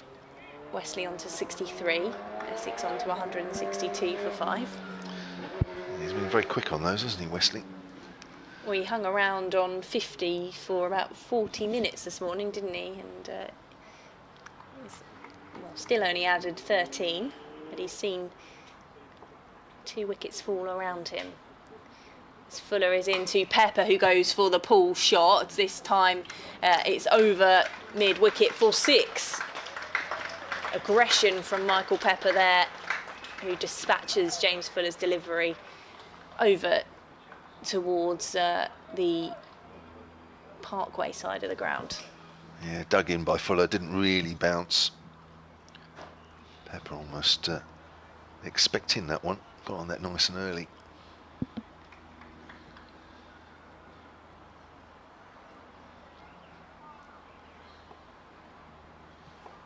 $168 for 5. Pepper's on to 29. As Fuller is in, he drives that one, and mid-on will come across to collect it for no run. He's moved along at pace there, Michael Pepper. Can't quite see the number of balls, but 27? 27, 29 from 27. Yeah, the sun beginning to shine in our commentary box now. Get ready, everybody. Yeah, at least we had the wind before, which kept it cool. We haven't got that today. Fuller into Pepper, is down on one knee, and to drive that through the offside. Lovely shot there from Michael Pepper for 4 runs. Just starting to accelerate with the runs now. Essex with this marginal lead, 172 for 5. They lead by 15. He looks in T20 mode here at the moment. It's absolutely smashed through the covers, that one.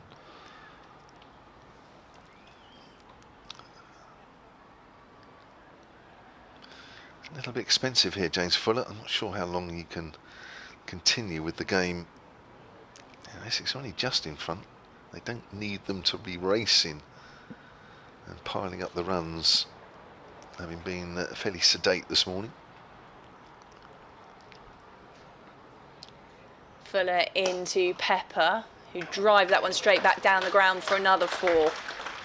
This is good from the Essex wicket keeper to move Essex on to 176 for 5, and he has moved along as well to 33. That's a big over, that.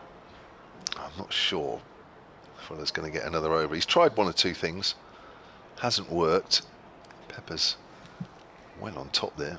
Sorry, he's on to 37. Missed the 4. Yeah, there's a chat going on between Dawson, Gubbins and Ben Brown. I'm sure they're thinking about who's going to be bowling at the far end. I'm not sure Fuller can have another over after that. I think there's 10, 14, 16 off the over. Hampshire certainly can't afford too many like that. Not having kept things very, very tight for the last hour and a half. So Dawson will continue. He's bowling to the captain, Tom Wesley. Short leg in and a slip. Someone slides through, kept low. Wesley on the back foot. Just steers it away on the onside. That's the one that comes in with the arm from Dawson and just slides in. Wesley 63 not out. As Dawson flights that one, turned away on the leg side where Abbott fields. Well, Wesley still only scored 13 this morning, even though he's got a little bit of a move on recently. But it's an important innings nevertheless. Yes, an hour and 35 we've had this morning. So he's 13. Dawson just pushes, I think that's Scott Curry in at slip now. Subfielder. Just pushes him a little finer. Forward is Wesley. I can't see Varma on the pitch. Doing a quick scout around.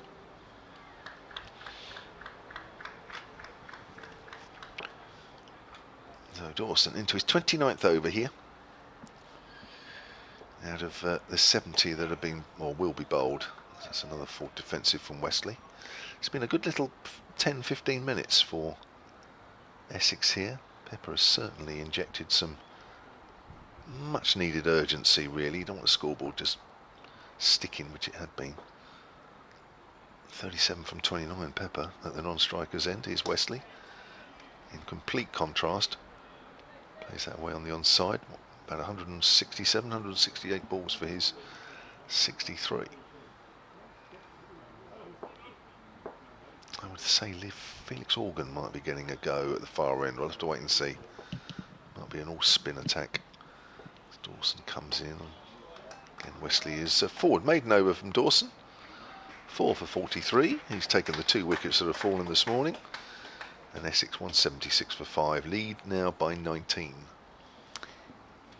Yeah, so we're just about to see who will come on to bowl from the Graham Gooch end. We had 3 boundaries off that previous James Fuller over, so there is a discussion going on as to what is going to happen from this far end. I think it may well be Eddie Jack returning. He's just taken his cap off. He's in conversation with the captain, Ben Brown. I think Liam Dawson's over there involved as well, Kyle Abbott. So it will be Eddie Jack. So we are still going to stick with the combination of spin from one end from Liam Dawson and seam at the other. Yeah, that's an interesting move. Maybe not quite enough spin from that far end. Eddie Jack's already had 1 spell of 5 overs, none for 20. So Hampshire kept things tight with Dawson at this end, but not necessarily, since Abbott had his opening spell, have they kept things tight at the far end.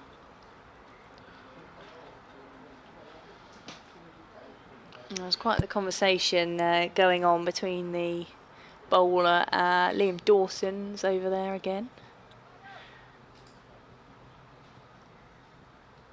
Michael Pepper with the bat for Essex, just doing some gardening. He's on 37, 176 for 5 on the board in the second innings for Essex. Jack begins his run up from the Graham Gooch end into Pepper. He leaves that one down the leg side.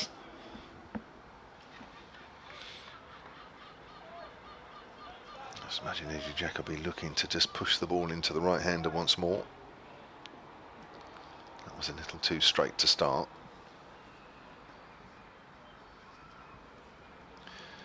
Well, a bit like last night, really. I think Hampshire have got themselves into a situation where ideally in this last 20-25 minutes before lunch could do with a wicket. Jack is in and Pepper defends that one. Brown lights that behind the stumps. Big clap of the gloves. Yeah, that's better. That's a good line. Good length. Pepper started so well here. Yeah, just watching that ball again. Just a hint of reverse swing. It's only a hint. It's nothing more. But that new ball now is just under 10 overs away. Seemed a long time this morning. Jack bowls to Pepper, tucks that one off the hip, and will come through for the single. Fine leg picks the ball up, 177 for 5, Pepper on to 38. 30 is the lead now.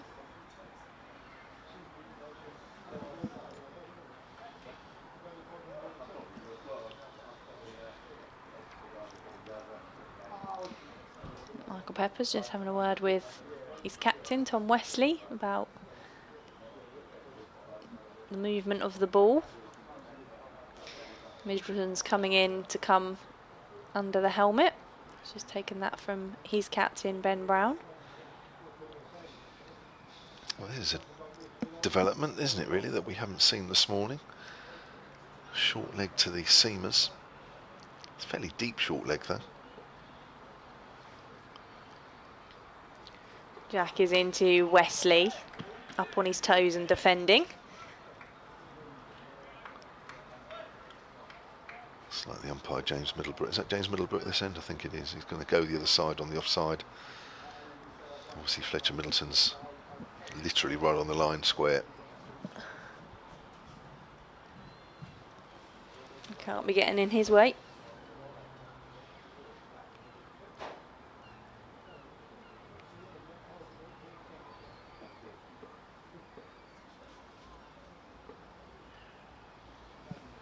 $177 for 5. Jack is in. That's dabbed down by Wesley. Wide of third. Picked up by Curry, who's on as a substitute. Essex take the single. And Wesley moves on to 64. Now, I suppose it's okay having giving Jack another spell here because the second new ball won't be due until after lunch, so he'll have a break there. I expect him to take the new ball along with Kyle Abbott, so it's probably worth giving him 2 or 3 overs here. Maybe Felix Organ just an over or 2 from that far in before lunch. Jack is into Pepper down the leg side. Final ball of the over. And we've had 2 singles from it, 178 for 5. A good partnership between these two, which has already realised at 47. That's come very quickly in terms of the whole innings, and that's really due to Pepper's injection. 38 from 33. Got physio on with Carl Abbott, is that over the far side? Yeah, Mel's having a chat with him. Hopefully Carl Abbott's all right. Scott Curry was on earlier, as I say, I think it was for Varma, so I think if Kyle Abbott was suffering in some way he would have been off, but he's obviously okay. But he's probably checking with Mel how many steps he's done Yes. today. See if you can beat him on the pitch. They're at the far end at the moment. And Dawson bowling to Wesley. Start of a new over. Wesley pushes forward, just out of the clutches of Fletcher Middleton. Yeah, still not quite enough happening for Dawson, really. He's bowling well, bowling accurately as we've come to expect, but just not quite getting enough help out of the pitch. We've seen the odd one turn from straight, but I think ideally you'd want a bit more as a bowler at this stage. But it's played back to him by Wesley. When you're looking to force things along, that's for sure, you always want a bit more out of the pitch. Comes in again and bowls flighted, but forward again is the Essex captain. He's a bit immovable at the moment, isn't he, Tom Wesley, with those defensive shots? Doesn't look as though much is getting past him. Or I think one might have turned to him from Dawson. One turned sharply to Critchley earlier, but really not a lot. It's a quicker ball this time. Wesley's on the back foot, watches that onto the bat. That's the slider from Dawson.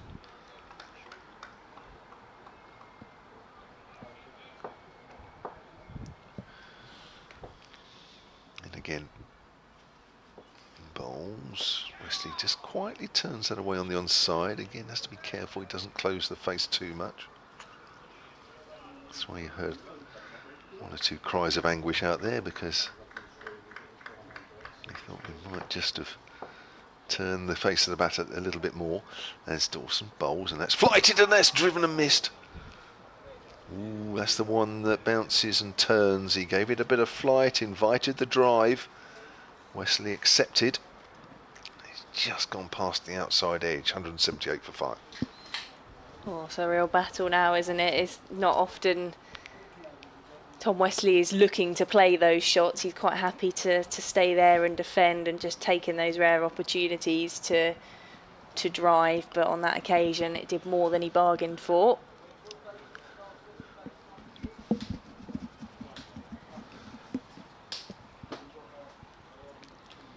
So we've got just over 15 minutes to go until the scheduled lunch break. Essex 178 for 5. Charlie Allison, the last man to go for Essex when they were,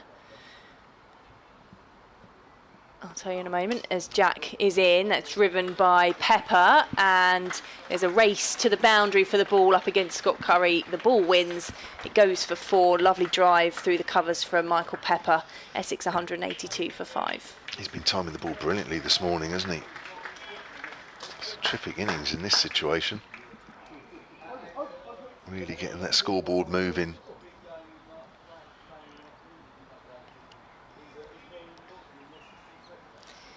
And Pepper's on to 42. Jack is in. Pepper's turned that one around the corner, and it's gone for 4. It's beaten the dive of Ben Brown, who was coming to his left to try and stop that one. It can't stop the pace of the ball. Pepper has motored along to 46 now, and helped Essex on the way to 186 for 5, leading by 29. Yeah, they can't do much here with Pepper. Mind you, that ball's a little too straight. Invited that little tickle down the leg side.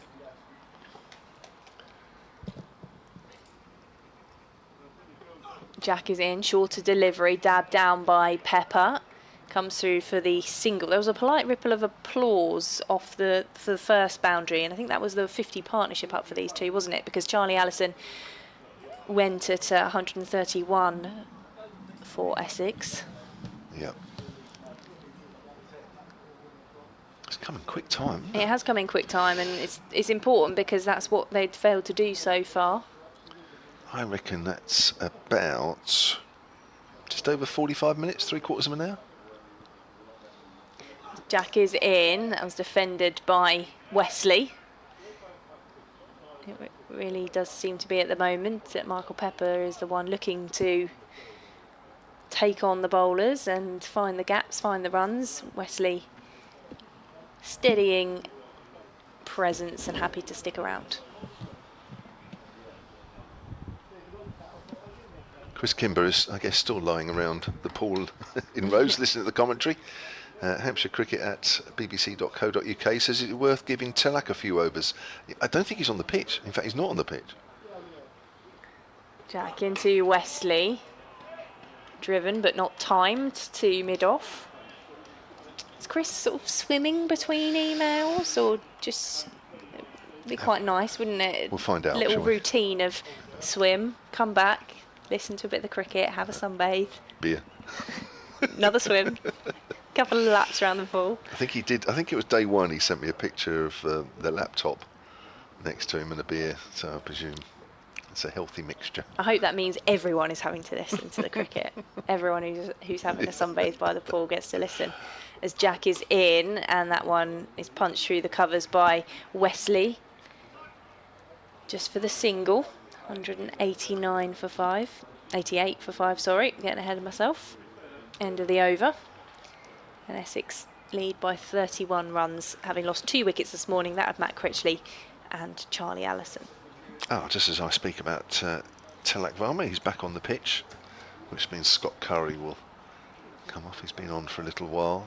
I think Varma's been on and off at various times, so I don't know if there's a little bit of a worry there. I'll try and find out at lunchtime on that one, but he did bowl a handful of overs in the first innings, looked quite neat with his off spin.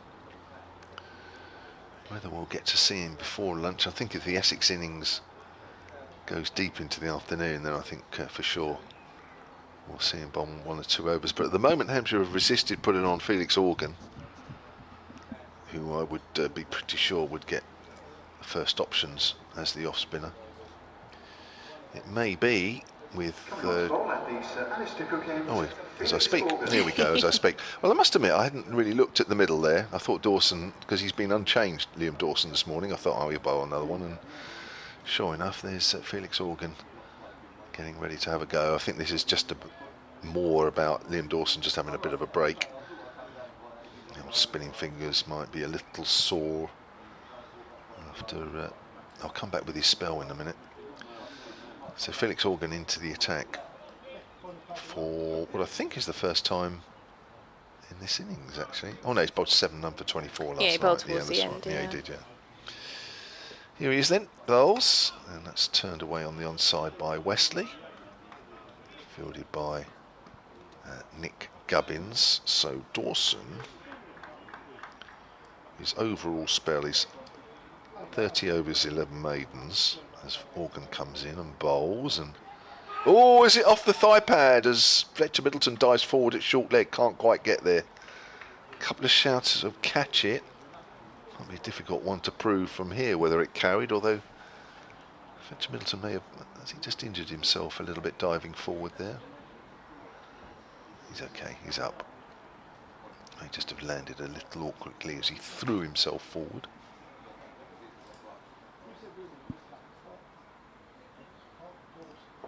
Looks like he landed awkwardly on his thigh. Maybe the ball, no, I don't think the ball was there.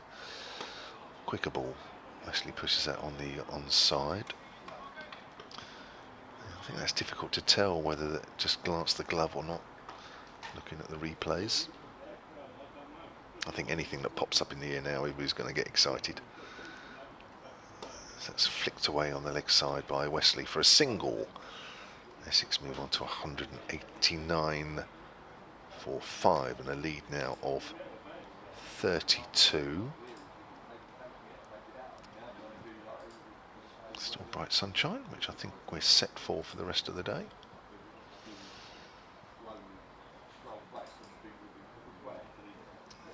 Batters having a chat.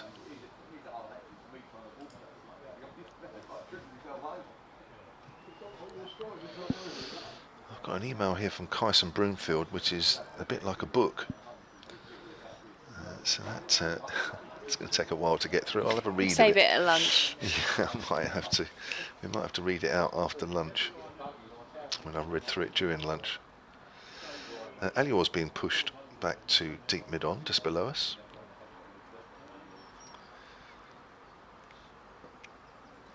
And in comes Organ again. Bowls, and that's played by Pepper, quietly away on the onside. So the Essex lead now is 32 as we come towards lunch. We've got about 9 minutes until the break. In comes Organ, bowls, forward is Pepper, and that's the end of the over. And probably get a couple more in, maybe 3 if Hampshire try and push it. I'm sure the Essex batters will be trying to keep it down to a couple.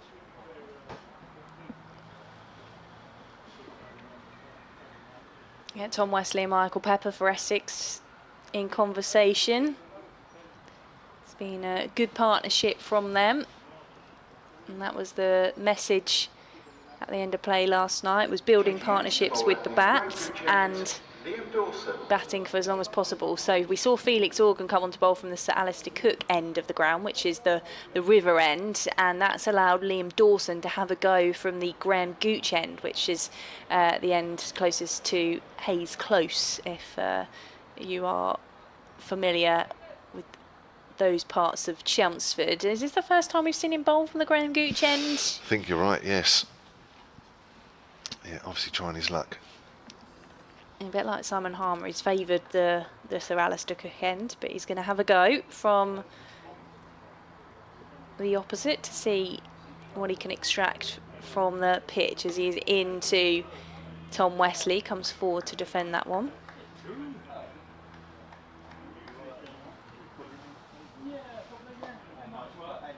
Dot ball to start with, 189 for 5. So we may well get spin from both ends now as Dawson is in. That was clipped past the square leg umpire for at least a single. They'll comfortably come back for 2, but that will be it as the ball is picked up, 191 for 5. So do you think, is that a tactical over from Organ, or do you think we will see spin at both ends before lunch? I think, yeah, well, it's a guess, but I would say yes, probably. I can't see the seamers having another go now with the second new ball not too far away.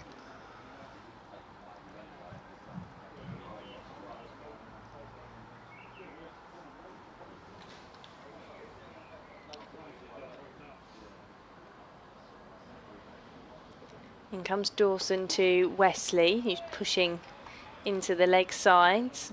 Dawson just takes a couple of steps to pick that one up.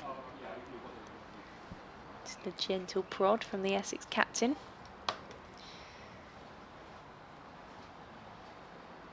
Dawson is in on the back foot. Wesley punches that one. Mid-on comes across to collect. Single for the Essex captain, who moves on to 69. Essex 192 for 5.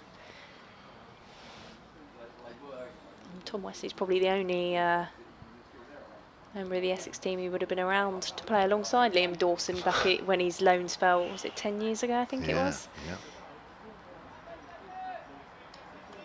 I remember it quite well, actually. I think it was due to be 2 weeks and he played about 2 games and was called back. Yeah.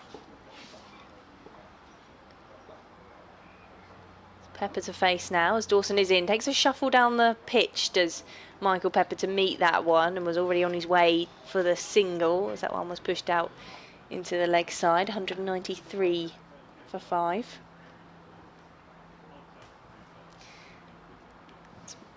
Pepper on to 48. He watches on as Dawson is into Wesley, pushes that one into the offside, defending the ball, and that's the end of the Liam Dawson over from the Graham Gooch end. 193 for 5 on the board for Essex. It's a lead of 36. Okay, so I've read through this long email from Kyson Broomfield, Hampshire Cricket at bbc.co.uk. He's 12 years old, from Suffolk. He plays for a cricket club there called Nowton. Yeah. Under 13s and under 15s. He's also played previously for Suffolk under 10s and under 11s. He's a big collector of memorabilia.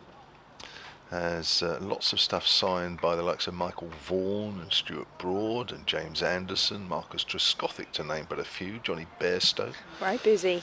Yeah, also Heather Knight and Jason Roy, even Justin Langer. He's asking about autographs from either Essex or Hampshire. I would say, as Organ Bowles, it's a quicker delivery, played into the ground. This might be the last over before lunch. Be interesting to see what the two Essex batters do. Pepper it is that's facing. I would say I would just send a stamped address envelope to both clubs. That's pushed out square on the offside. Victoria might have a better idea from Essex point of view, but they're quite used to receiving things like that. And if you a stamped addressed envelope with a piece of paper or whatever it is you want signed, they will get it sorted and then it will all go back to you. That's my suggestion. Sounds so a it's turned good away on idea. the onside. Yeah. So that's the thing to do, Kyson. Do that, and I'm sure you'll get all the team and all the squad if you send a big enough bit of paper in, or if there's other bits that you want signed. I say they're quite used to sorting all that out.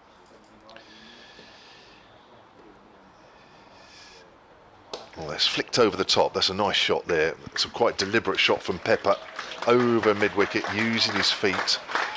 That's a beautiful shot as well. 197 for 5. And Chris Kimber has come back. And brings up his 50 in 43 balls, 8 fours and 1 6. I forgot that brought his half century up. Because I was trying to get this email in before the break. Chris Kimber, who's in Rhodes, says cricket is on constant and he's in the shade to protect the laptop. He says beer, crisps and beer. That's for him. And for his wife, water, crisps, water, ice cream. There we go. So there it is. That's their day. Right, here's Organ again. Bowles and Pepper is playing defensively on the offside. Now I make it about 2 minutes to go until lunch. Same. Yeah, and we are... How many balls into this over? Got one ball left. We might sneak another one in. Pepper plays that behind square on the offside. I think we will get one more over in. So Essex are 197 for 5. Oh, I didn't realise it was Michael Pepper's birthday. Oh, Happy birthday to Michael Pepper with a half century.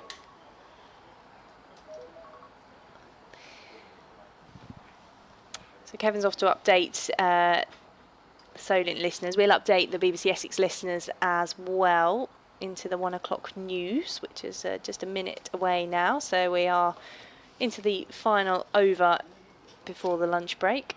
Coming on to bowl at the Graham Gooch end, Nick Gubbins. Nick Gubbins is going to come on and bowl. So we just had that one bit more spin, but just the one over from Liam Dawson from the end to which he's been familiar bowling at in this game. So in comes Gubbins with some spin, which is pushed out into the offside for a single to Tom Wesley.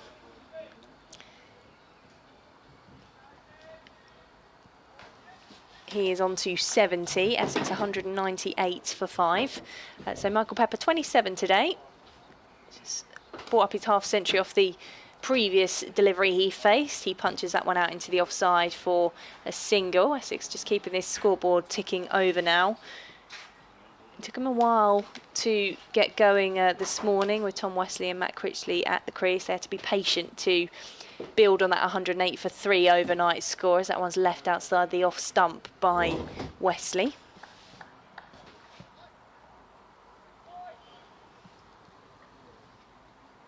$199 for 5. Can they bring up the 200 before the lunch break? As Gubbins is in, and that one It just squirted out into the offside from Tom Wesley, but a flight in that delivery.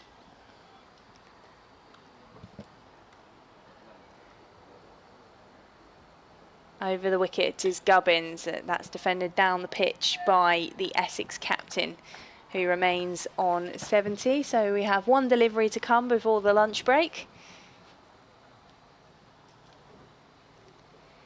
Gubbins is in. Oh, and that was protected by Tom Wesley. Fuller delivery, which he just had to guide away from his stump. So Essex will linger on 199 for 5 at the lunch break. A lead of 42. They lost Matt Critchley early on in their innings this morning. He'd been there overnight on 14. He eventually departed for 19, having faced a fair few balls this morning. Charlie Allison came in for a punchy 13, but hit the ball straight to Tom Press. Those wickets both coming off the bowling of Liam Dawson. Michael Pepper has come to the crease, looked really positive for Essex. He's reached his half century in 43 balls. He's not out on 53 going into the lunch break, and Tom Wesley has very much been the anchor for the Essex innings. He is 70 undefeated, with Essex 199 for 5 at lunch, a lead of 42 runs. We're going to update the BBC Essex listeners, and then we'll be back with you after the interval to see how the afternoon session plays out.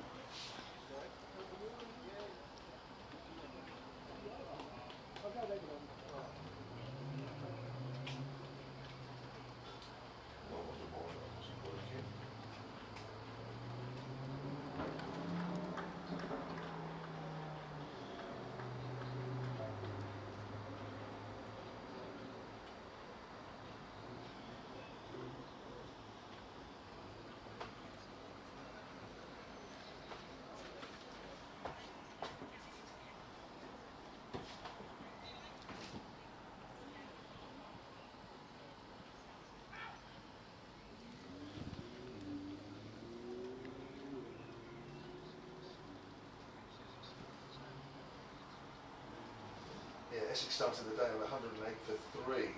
They were 49 runs behind. So well, Essex continue to battle away with the bats, having resumed on 108 for 3 their overnight score. They had to be patient to build on that one. They've lost a couple of wickets, though, in that battle. Matt Critchley, the first man to depart this morning, he was LBW to the spin of Liam Dawson for 19. Charlie Allison came out and played a punchy 13, but he departed after being caught off the bowling of Dawson. That brought Michael Pepper, the wicketkeeper, to the crease to join the captain Tom Wesley, who's very much been the anchor of the innings. And Pepper has come out with real intent. He reached his half century in just 43 balls. He's for 53 not out at the lunch break on his birthday too, alongside Wesley, who has steadied the ship and is 70 not out. So Essex 199 for 5 at lunch. They lead by 42 runs, but plenty more work to do on this final day.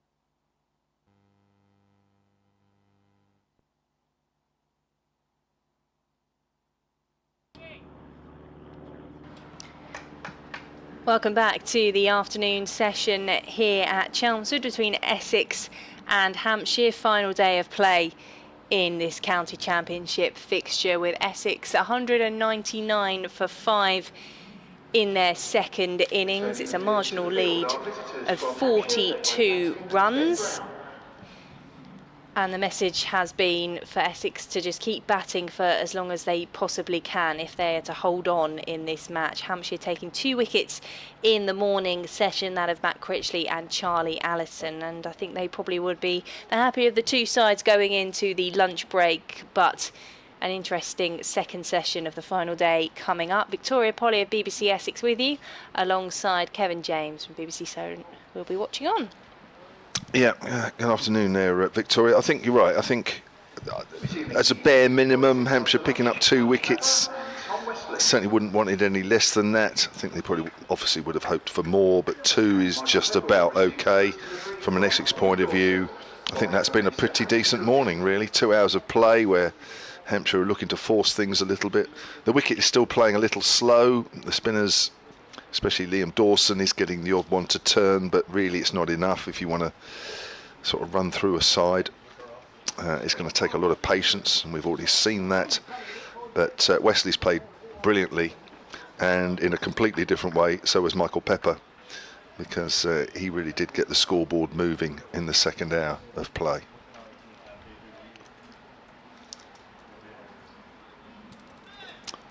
So we've got Liam Dawson to get things underway. Surprise, surprise. He's got through 31 overs so far in this innings, and he got through about 14 this morning. So he's coming and over the wicket to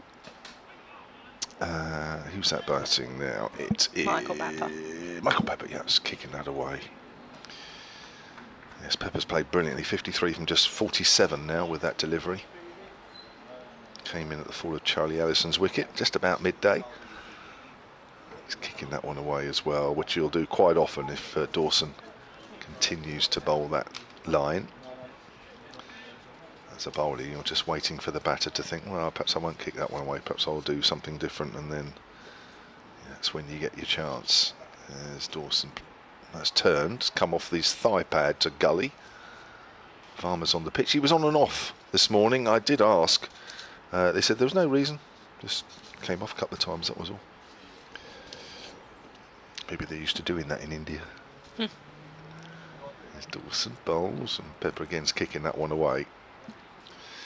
So the ball's always going to pitch outside leg stump. Dawson has got a very, very narrow channel, and we are talking very narrow, in which to bowl in and to actually get the batters to even think about playing. And if it even slightly deviates away from that, then they're perfectly within the rights to kick it away. Bowls, and there's a reverse sweep there. So he's tried something different. It's gone for 4. But all Dawson wants him to do is play a shot. So 4 runs, and that takes the Essex total over to 200. Yeah, they were lingering about on 199, weren't they, over the lunch break? So Essex bring that up. Of course, we're really looking at time, I think, for Essex as much as anything that they can eke this second innings out for. Yeah, another couple of wickets this afternoon, and and he's playing a miss in there. That's the line. That's the line. And that has turned past the outside edge, and I don't think that's missed the stumps by very much. Good end to the over. Pepper's on 57, 203 for 5, and Essex lead by 46. Yeah, just ever so often seeing that delivery from Dawson, which has him interested, and just reminds the Essex batters about the turn in this pitch. But Michael Pepper has played really well for Essex, just come out with that intent, and there's probably a nice balance between the two out there at the moment. Wesley with the calm, steady head, and Pepper just playing in that positive way that we've come to expect from him. Now, we saw an over from Nick Gubbins just before the lunch break. That was when you were off to do your update, Kevin, with the Solent listeners. But he bowled one from the Graham Gooch end just before lunch, and he's going to continue with that from there now, as that one's outside the off stump to start the overs. That was the first time we'd seen him in the Essex second innings, and the first time we'd seen him in the game, I think, isn't it? Yeah, he's only bowled 2 previous overs this season. As that one is pushed out into the offside by Tom Wesley. There are 2 fielders out there, but will the ball beat them? No, the fielder in the deep gets round to it as Essex come back for 2. Wesley moves on to 72. Essex on to 205 for 5. Yeah, he bowls perfectly passable legs breaks. He bowls a few more overs in the 50 over competition, which is coming up in August, but he's on just to see if something different will happen. Gubbins is in. That's driven by Wesley, square drive, which will just be 2 runs again. It's picking out the fielder in the deep, Eddie Jack, covering a lot of ground, patrolling that offside boundary for Hampshire. So Essex add the 207 for 5. Wesley on to 74. The lead now 50.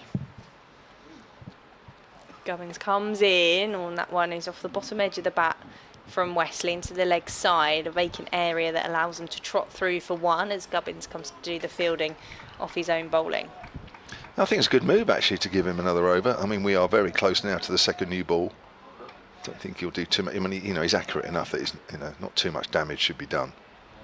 And if he gets the odd one to turn, being a wrist spinner, He's in over the wicket, and that's just spurted into the offside for no run. that may just have turned a bit, but again, slow nature of the pitch allows Pepper to readjust. Gubbins back on his mark, and he's in, and that's driven by Pepper, not timed. It's out towards third. They'll come back for 2. Fielded by Felix Organ. So Pepper's on to 59.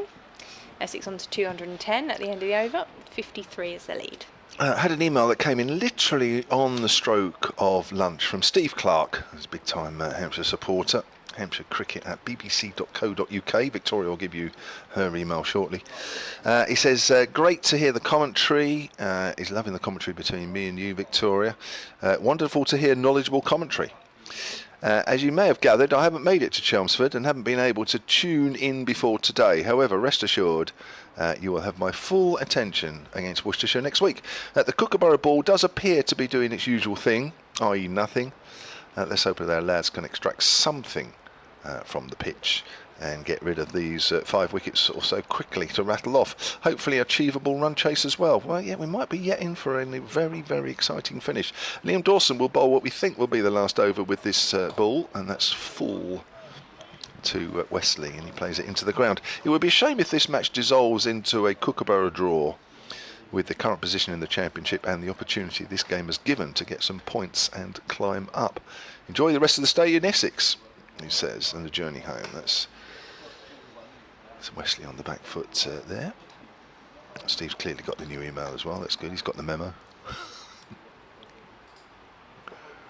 Victoria's in the middle of theirs. Oh yeah, I have got an email. Oh, Jeff's found his way through to me. It's played into the ground on the offside, no run. Jeff wants to talk about retired shirt numbers and says, hi Victoria, do you remember when Ryan Tendescarter retired a few years ago? His shirt was also retired, the number 27. Would like to know from Kevin if any Hampshire players' shirts have been retired. That's played off the back foot. That's a lovely shot through extra cover. Now Ali Orr's running around. He won't get there in time. Dives to no avail. And that's a boundary from Tom Wesley. Moves on to 79, 214 for 5. There probably is. But if I'm honest, I off the top of my head, I don't know. If Dave Allen's listening, Hampshire's former honorary archivist, he will know. So hopefully Dave will be able to help me out. He's helped me out numerous times in the past. Hopefully we might have an answer for you. Wesley is forward. It's always interesting how players pick their squad number, because they do have a degree of say in it, don't they? I think so, as long as someone hasn't taken the number they want. Yeah. You come into the side and say, oh no, that you're not allowed to use that shirt or whatever. Quicker ball. Forward is Wesley. Right, that's 80 overs done. 214 for 5. The Essex lead is 57. And what's going to happen now? Looks like Kyle Abbott is warming up. Yes.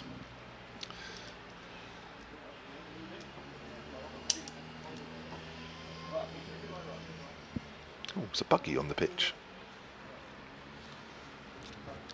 Are they looking at the footmarks again at the far end? Yeah, it's the same end where they were looking on day 2. So we might have a short pause as there's some work to do on the footholes. Well, it looks like one further back as well. About 3 paces further back, not even actually on the cut part of the wicket. It looks like it's right on the edge of the outfield. Filling a hole in. There's a shovel and all sorts going on out there. When it comes to the other games, it does look like we're heading for draws. I say, just having a scout through the scores. As Warwickshire have set up the chase, they need 364 runs to win, which seems too much, too late for them in that game at Edgbaston against Somerset. There's a declaration by Somerset, 229 for 8 in their second innings. As Kyle Abbott gets ready to begin a new over from the Graham Gooch end. Sussex had a wicketless morning, or I should say a wicketless morning for Sussex batting. Durham with the ball, 189 for 4. And Yorkshire all out for 510 at Nottinghamshire, who've just begun their second innings, and the host there at Trent Bridge, 9 without loss.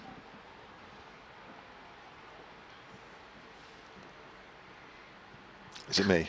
No, it's me. Sorry, Kyle Abbott is in, and that one's driven by Michael Pepper, and it will find the fielder at mid-off for no run, 214 for 5. Apologies. Did they come with the new ball? I got distracted by the right. the ground staff. You know, I just wasn't sure. I couldn't remember which end I was doing.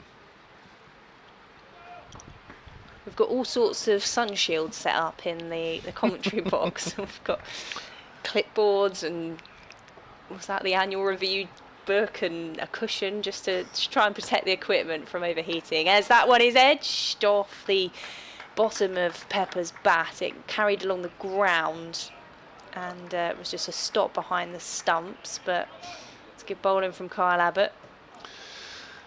Yeah, these next 3 overs are key now from a Hampshire point of view. Abbott a little bit more into the game with this new ball, and one presumes that Liam Dawson will be in fairly shortly. He'll have a harder ball to bowl with, might get a little bit more bounce. So yeah, these next 10-15 overs quite crucial. Abbott is in over the wicket to Pepper. That one's edged out into the offside for no run. It's a good start yet again from Abbott. Into his 16th over. Wicketless, 5 wickets in the first innings. Wicketless so far, but he's only conceded 24. Just looking to find that little bit extra with this new cherry.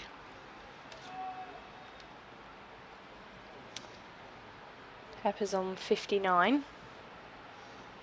And reached his half century before lunch as Abbott is in. He drives that one straight to the mid-off fielder though, so there's no chance to add to his score. Essex remain on 214 for 5. Yeah, well, the sun's still out. It'll still be baking the pitch, but I think time's running out really for this pitch to break up too much. Yeah, that's the odd little bit of indifferent bounce. We saw one this morning, didn't we? Was it Fuller or Abbott to Wesley? I think it was Wesley. Just sort of reared up from short of a length. In comes Abbott. That one's defended with a straight bat by Pepper. So again, as we've come to expect from Kyle Abbott with the ball, very tight over. 5 dots so far. Yeah, no real movement though. Yeah, thus far. Might be sometimes the new balls can be a little too shiny. I know that sounds silly, but sometimes after about 2 or 3 overs you get a better idea as if the ball's going to do much.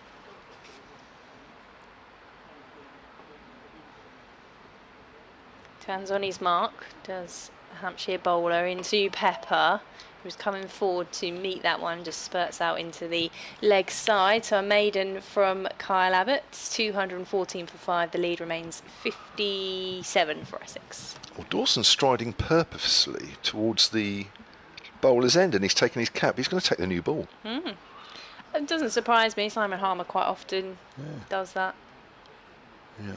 in these situations where you are seeing that bit of turn in the pitch. Yeah. So Dawson takes the new ball then, along with Kyle Abbott. 2:14 for 5. The Essex lead is 57. There is a minimum over quota today between now and the end, which is 61. And Dawson then will be bowling to Wesley. Oh, he's playing a missing outside the off stump. That's turned and bounced. He's come round the wicket now, Dawson. Bit of encouragement straight away there with the second new ball. Pitched perfectly, that one. Comes in again and bowls, and Wesley's forward. Gets a bat on that one.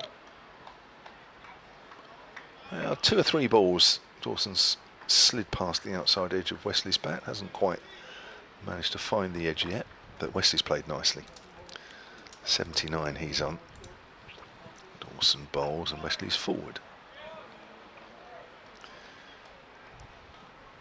Hasn't given a chance, Tom Wesley. Chance is 79 and he's faced 206 balls so far. Dawson in again, bowls, and oh, he's beaten again outside the off stump. Well, he's got to get another one in there, I think, and I think he's already asking Ben Brown, or isn't he? No, perhaps he's not.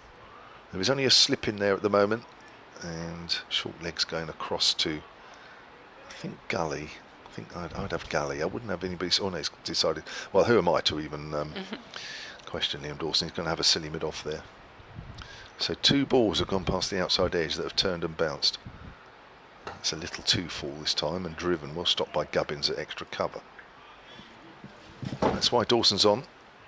The ball just sliding through a little quicker, being harder and newer.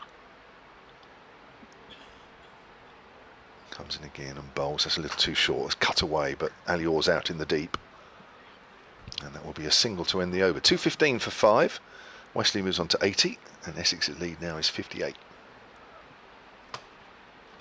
You're really seeing the patience of their Tom Wesley, and particularly on a couple of occasions being beaten outside the off stump with that turn. So Liam Dawson getting some joy from the new ball. Couple of opportunities showing themselves. Kyle Abbott will continue from the Graham Gooch end. Right, retired shirt numbers. Hey. And Dave Allen is listening. Ask and you watching. shall receive. Yes, he's really good, Dave. He always has an answer. 215 for 5. Abbott is in. That one's left alone by Tom Wesley outside the off stump. So Dave's emailed hampshirecricket@bbc.co.uk. He says, I'm certainly no expert. Oh, perhaps it's not a definitive answer here. He's no expert on this subject, but I think maybe Robin Smith's number 1 has never reappeared. I think he's right, actually. I don't remember a number 1. The Hampshire women's captain, Georgia Adams, wears number 1, but I think he's right. I don't think a Hampshire men's player has used that number since Robin. There we are. There's one. Abbott is on his way in, and that's just wrapped Wesley on the pads, maybe an inside edge as he came forward to meet it. Dot ball. Jeff did go on to say no one else has taken number 26 of Sir Alistair Cook. I wonder why.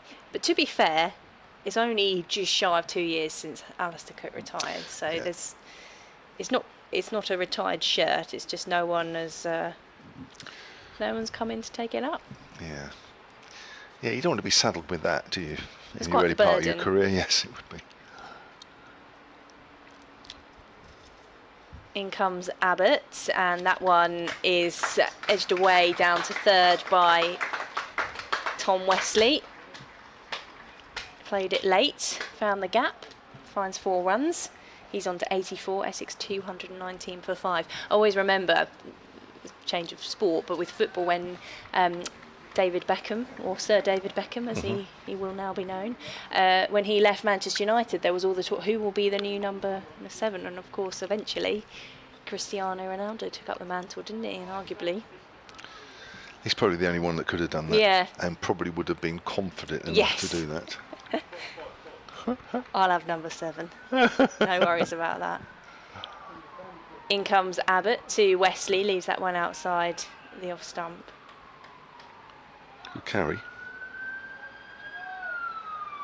I mean, it took me a couple of, well, I don't know how long to realise Route 66. There's, you know, a bit of humour in there. You and me both. Yeah. I did not know.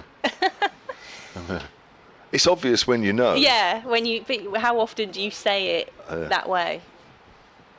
Yeah, but somebody had to point that out to me as well. Yeah, I didn't know that. And that was recent.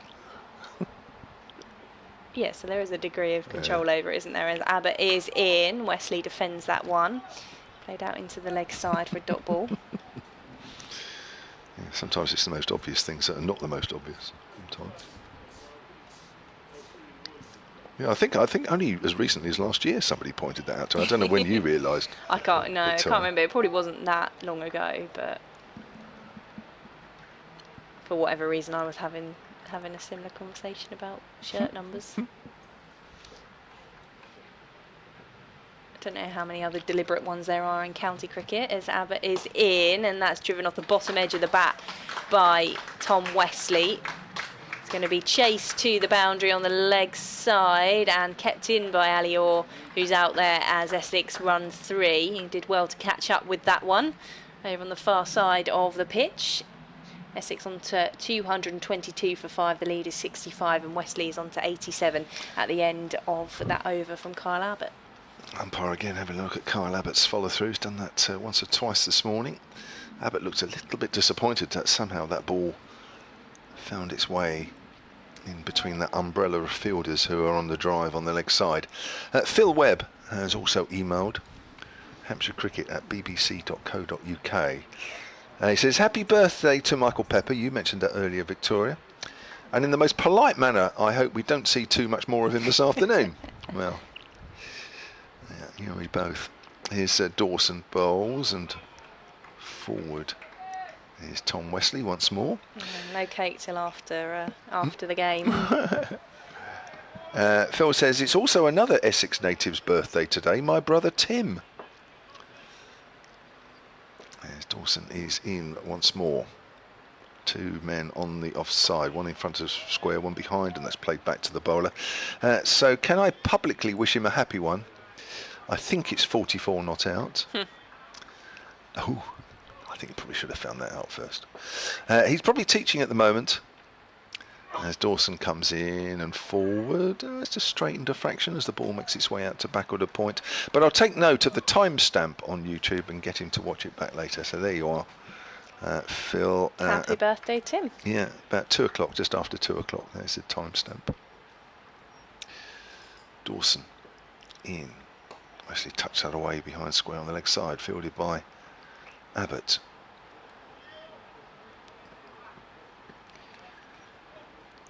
Lovely warm afternoon here in Chelmsford with hardly a breath of wind. As Dawson comes in again and Wesley turns that away to Prest at mid-wicket. And the score remains on 222 for 5. We are into the second new ball, early days. Dawson bowls, Wesley is forward. No real excitement for Dawson in that over. And another over chalked off by Essex. And they are in front by 65. Feeling the heat now of Chelmsford. I mean, it's been around the ground all day where we've had the blue skies. Just a little bit of cloud cover, but we tend to get the sun over on the river side of the ground in the afternoon. So this is the biggest session for us, the biggest session for Essex with the bat as well, in how long they hold on. Big session and a big few overs with the new ball for Hampshire as well, as Abbott is in. That's jabbed into the offside by Michael Pepper. It will go to the boundary for 4. There were 2 fielders in pursuit, but he got enough on it, did the Essex batter, that he will found the boundary just to frustrate the Hampshire bowlers. 226 for 5. That's a good shot. That's a great piece of timing. That's just a length ball there from Abbott. He's just hit through the line. Perfect piece of timing. It's what Pepper does. He's a very dangerous player. Hampshire have seen that in T20 matches between these two sides over the years. He's not quite in T20 mode, but he's very positive. The lead is 69 as Abbott is in, and that one's just played out into the offside by Pepper for no run. Yeah, just one slip for Kyle Abbott. The umbrella field on the leg side seems to have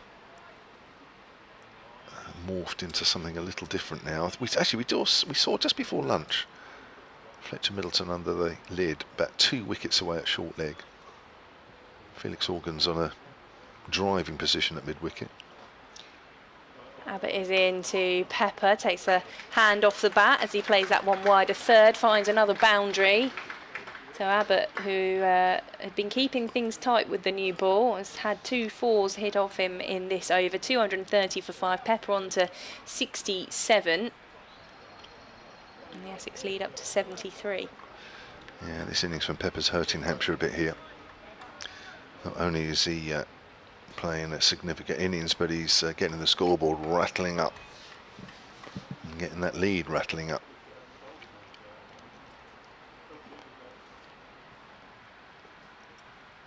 Pepper waits.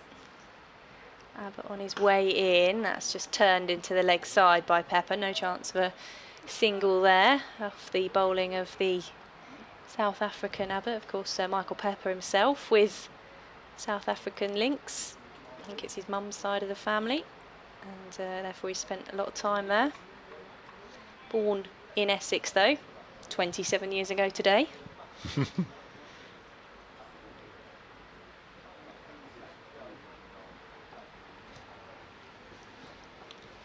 230 for 5.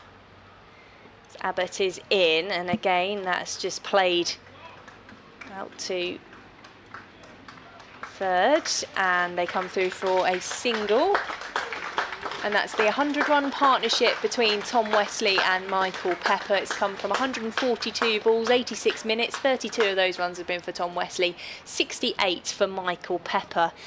And I think that was a frustration for Essex when they did lose those 2 wickets in the morning session, that of Matt Critchley and Charlie Allison. You needed a big score, but you needed a partnership. You needed 2 players to hang around, and Michael Pepper and Tom Wesley have done that. Pepper with the positive play as Abbott is into Wesley, plays that one back down the pitch to the bowler for a dot ball, and that is the end of Kyle Abbott's over. We've had 85 and Essex are 231 for 5, a lead of 74.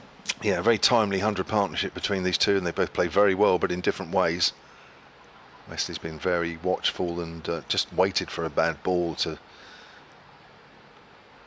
score his runs, whereas Michael Pepper has taken the fight to the bowlers by and large. Now, during that over, Kyle Abbott got a warning for running on the wicket there from umpire Rob Bailey, so he got his first warning for running down the pitch and getting into an area where he shouldn't. So Dawson will continue. Got an email here from Peter. hampshirecricket@bbc.co.uk. Come to that after this delivery from Dawson. Pepper works that away on the onside.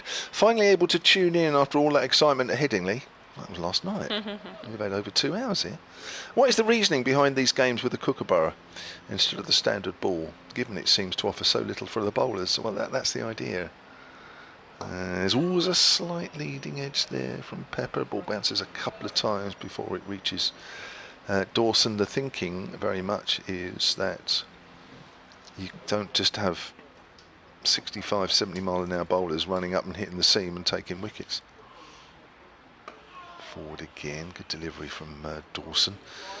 They want bowlers to either be very express, quick, or bring the spinners into the game more, which we've seen of course in this game, and I'm sure we'll see that going forward in the next 3 rounds. or bowlers that can make the ball do little bit different. That's kept a little low, played out on the offside. So bowlers that basically can, get different wrist positions and try and work their fingers over the ball and what have you to try and just make the ball just come off the straight. That's the whole idea of the Kookaburra ball. It won't come in 4 games, I can assure you. There's a sweep shot there, and that's a good shot, but there is a fielder down there in the deep. I think that's Nick Gubbins down there, which is unusual for him. As I say, it won't come in 4 games, and it won't come in the 2 games that I think they've had for the last 2 or 3 years, Victoria, I think. It's going to take a lot longer than that. But anyway, that's the thinking. I think there's a lot of people that say unless you play a whole season with it, then you're never really going to get bowlers, upcoming bowlers that can do things a little differently. That's played out on the offside by Wesley. End of the over, 2-3-2 for 5. Peter goes on to say, brilliant to see Hampshire's overseas signing deliver with a ton in his first game and reporting a century for Maya Bouchier. That's right, the Hampshire women's player in the England development versus India game. That's right, she got just over 100, had to retire in that game. England won by 18 runs against India. That was yesterday. It was, yeah. They've got an England A game here on Sunday, and then an England under-19s game, I think, following that during the week next week, Thursday, I think it is, although someone will correct me if I'm wrong. But there's plenty of cricket coming up at Chelmsford as Abbott is into Pep, who plays that one late. He's played that shot a few times, just down to third. This time, Prest is there to limit the runs to just a single for Essex, 233 for 5, 76 the lead now. Interesting game at Edgbaston, just seeing Warwickshire 24 for 2. So a large target of 377 for them, but Somerset might be licking their lips with Jack Leach bowling.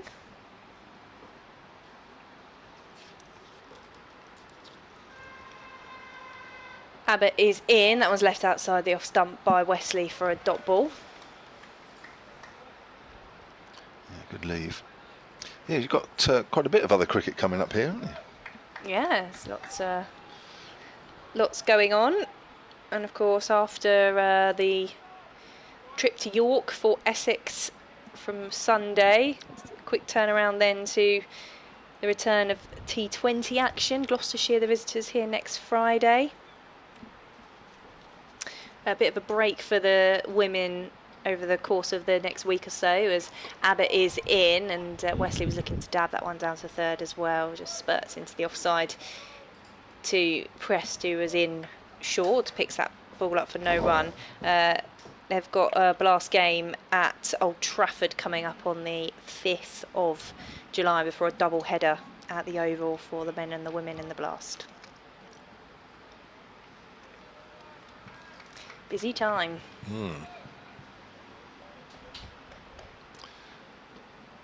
It'll be quite so busy next year if those proposals go through. Yeah, interesting. What's being talked about as Abbott is in to Wesley, who turns the wrists on that one, drives into the leg side, straight to a fielder for no run. Is it 2 less T20s, 2 less championship? Yes, I was reading through the proposals. If I can read my phone. It's bright.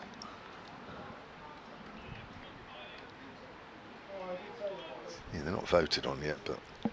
No, there was talk about cutting to 12 matches in each competition. 233 for 5. Abbott is in. Wesley defends on the front foot. Just had a single from that first ball of the over so far. What do you think about that? I mean, there's been so much talk of various solutions over the years, hasn't there? And I think I struggle a bit with anything that involves lopsided fixtures, and I think we already have that at the moment, don't we? These two sides aren't meeting again in the championship this season, as Abbott is in. Wesley defends. I'm right in thinking there isn't an away fixture this year. So anything which is lopsided I find difficult, but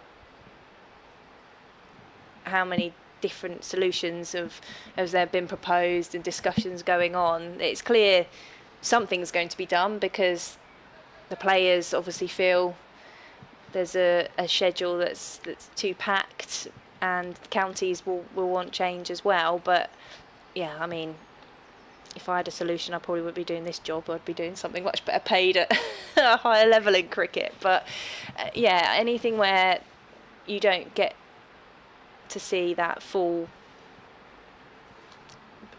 home and away tussle is difficult for me, I think. Dawson to Pepper, who comes down the wicket, just eases that away on the onside where there's a gap. He moves on to 71. 234 for 5. The lead now is 77. And there are just under now 55 overs minimum left in the day's play.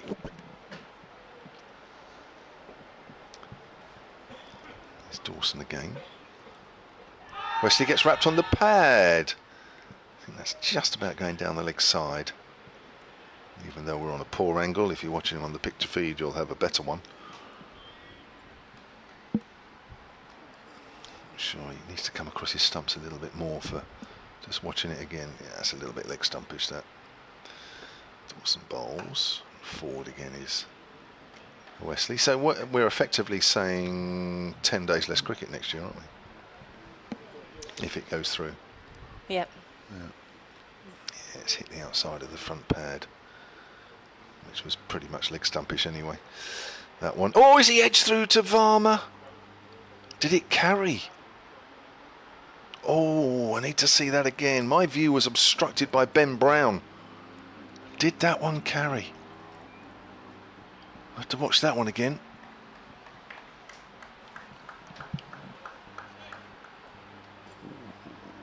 I don't know. I can't really. The light here is a bit too bright. Not sure I can really tell. That's bounced and turned. Oh, he's played and missed at that one. Good over here from Liam Dawson. Just watching it again. Oh, I think it might just have bounced short. Might have been on the half volley to Varma.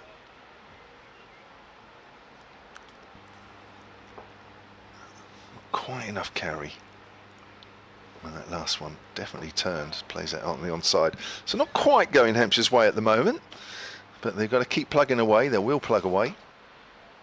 Because the other some chances will come. 234 for 5. I think one of the things I did like from just reading the outline of those proposals was finding a way for T20 finals day to be in July. I think we had that a couple of years ago, didn't we, when Essex and Hampshire were both there at Edgbaston. That was a July T20 finals day, and it just felt like the momentum of the competition in that block rather than that wait. I mean, Essex enjoyed it when they won it in September in 2019, but they then went from that to then trying to win the championship the week after, which they managed to do the double. And I think that week was a great week, but probably a blur for the players who had to quickly focus their minds on trying to clinch both of those trophies in 1 week. So I do think that from my point of view, as a competition, the T20 Blast, I liked having that all in one block, or at least the final coming at the end of the block, and you're not spreading out that competition. I don't know how the players or the counties feel about that, what the conversations have been in any way, as Michael Pepper's just having a change of gloves and a drink, so you're not missing any of the action. But I don't know. I don't have the logistical brain to work out what you need to do in order for that to happen regularly. Well, I presume that the championship matches in the middle doesn't help, does it really? I mean, it helps with your overseas players, of course, because you can get them over for just a comp rather than maybe in most cases you have to get somebody else in, aren't you? If they've played, they have to play. I think they had to have played some group games, but wasn't there a situation last year where finals day clashed with an England T20 or white ball tour or something, as Albert begins a new over with a bouncer from the Graham Gooch end, which Michael Pepper ducks out of? Yes, it did clash with something, you're right. But yeah, it doesn't feel right, of course it doesn't. But I don't think there's any other T20 tournament around the world where there's such a big break between the competition and finals day. And I think that's recognised as not being quite right. But there was a big call not so long ago to have some championship matches in the middle of the summer, so that's where we're at now. Well, yeah, and I take that as well, because otherwise you do end up with a huge amount of time without red ball cricket, as Abbott is in and forward is Michael Pepper to defend that one. It's very hard. It is. It's like a game of Tetris, isn't it? Yeah. Trying to work out what's best. And I think now with so much women's cricket as well now, you know, there's that in the mix, isn't there? I mean, lots of double-header days, which I presume is, well, they do work well, I think, but of course not every county has a team that's in the same division, so you have a bit of a mismatch there sometimes. yeah, 234 for 5 as Abbott is in, and there's another shorter delivery which Pepper gets underneath through to Brown for no run. Well, it's going to be interesting to see what the fixtures come out next year, because I think it is next year it's going to change, isn't it? I think they've been threatening it for a year or two, and I think I'm right in saying next year will actually be implemented. Yeah, it was all due to be discussed. I think I know the Essex members yesterday had a forum at lunchtime with the chair, the director of cricket and the CEO as Abbott is in, and Pepper plays that one back down the pitch. Okay. So if you are a member and want to let us know your thoughts on what was said and how you feel about any of that, victoria.polly, Polley at bbc.co.uk to get in touch. I've seen the bare bones of it, but I wasn't there, so I can't quote you on what was said accurately. We often get to speak to those three on BBC Essex. I'm sure we'll have those discussions over the course of the next few weeks and the season, as Abbott is into Pepper, who fends that one off into the offside. Yeah, this is a more than useful partnership for Essex. Not only have they put on more than 100, but they've been together since midday, and that's, from a Hampshire point of view, of course, taking a lot of time out of the game. Essex not too far ahead, but I think it's just emphasising just how difficult it is to bowl a side out in a short space of time. This pitch is just a little too slow. So Abbott's on his way in to Pepper, and he's beaten outside edge through to Brown. Teasing delivery from Kyle Abbott there, which Pepper just had to keep his bat where it was. Passes the outside the edge of his bat, end of the over, 234 for 5. Yeah, just every now and then Abbott's finding something, but a bit like Dawson really, it's just not often enough, and it's nothing to do with the bowlers, it's just hard going out there. They're trying hard, but the Essex batters are playing very, very well indeed, and when the ball has gone past the outside edge, it literally has gone past the outside edge, it's not actually catching any part of the bat. So Liam Dawson will try again. 38th over here.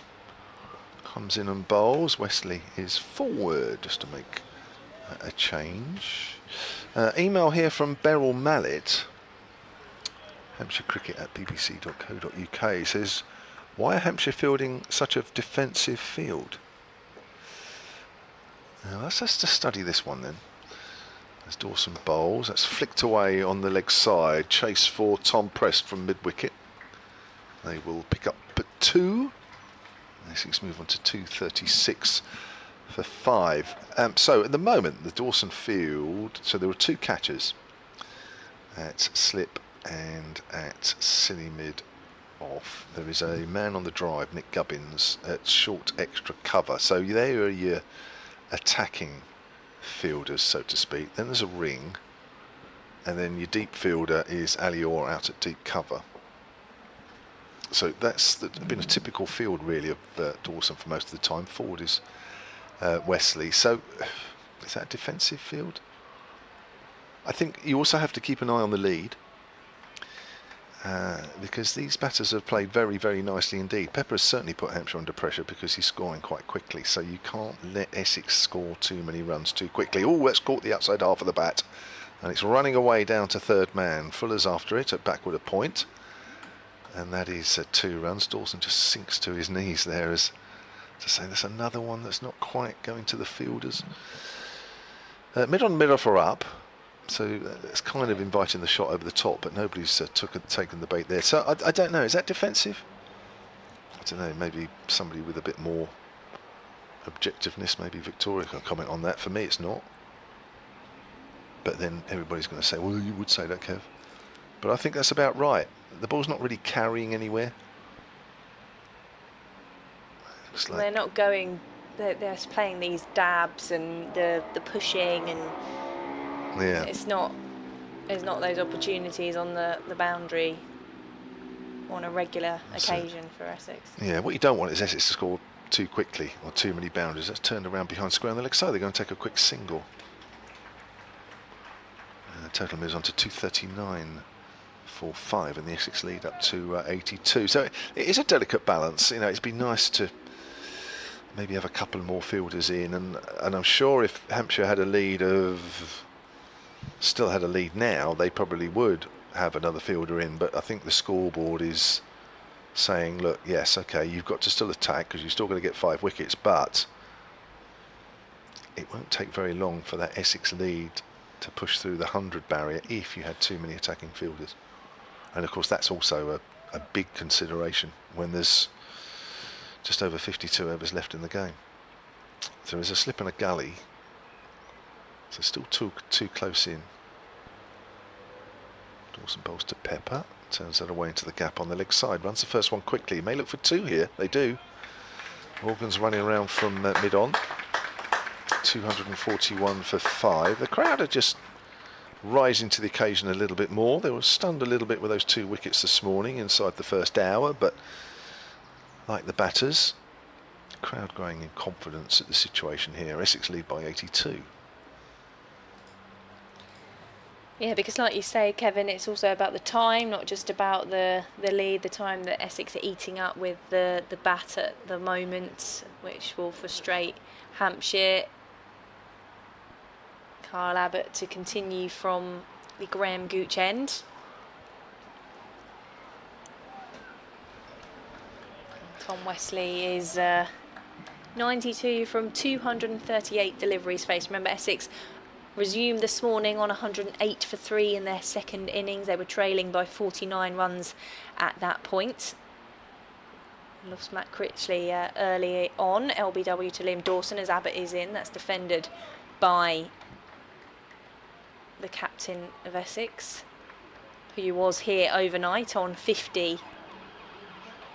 Charlie Allison was the next batter in for Essex, the 20-year-old. He came in, he looked positive, didn't he? Hit a couple of boundaries before he was dismissed with an ill-timed shot straight to the fielder for the catch. Again off the bowling of Dawson. That brought Michael Pepper to join Wesley, who's waiting as Abbott is in with a shorter delivery, which Wesley ducks out of. Yeah, just one other final point to Beryl's email is that, yeah, you know, the lead is what it is now, 84, but Hampshire are very aware that they don't want to bat for too long in the last innings, assuming Essex do give them a chance. And I don't know, if these two keep playing the way they are, I think Essex might just say, go on Hampshire, have a little go at that. And I just don't think that Hampshire want to bat too long. 241 for 5. Abbott is into Wesley, who defends that one into the offside. It will just trickle out to point for no run. 3 dot balls so far. Yeah. So that also influences with the field placings as well. Because whilst this pitch probably hasn't deteriorated as much as maybe one or two thought, it's still tricky. I mean, there's 2 left-handers in the Hampshire side, which will find things tricky against Harmer. You know, if they go cheaply, it really does put them under pressure.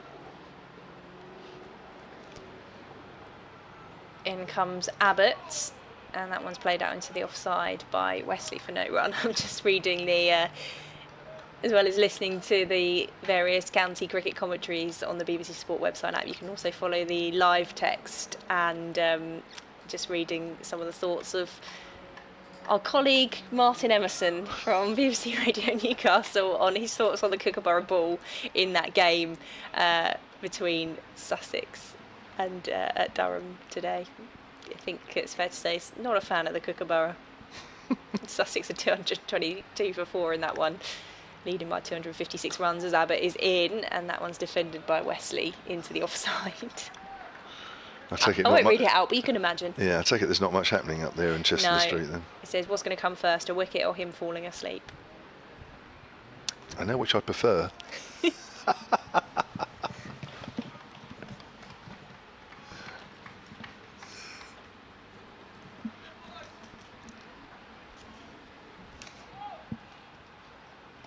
But one short of maiden over, turning on his mark at the Graham Gooch end, and he is into Wesley, plays that one out into the offside, no chance of scurrying through for a single, so it will be that maiden. Essex remain on 241 for 5, leading by 84 at 2:30 on day 4. Edward Pearce has also emailed hampshirecricket@bbc.co.uk.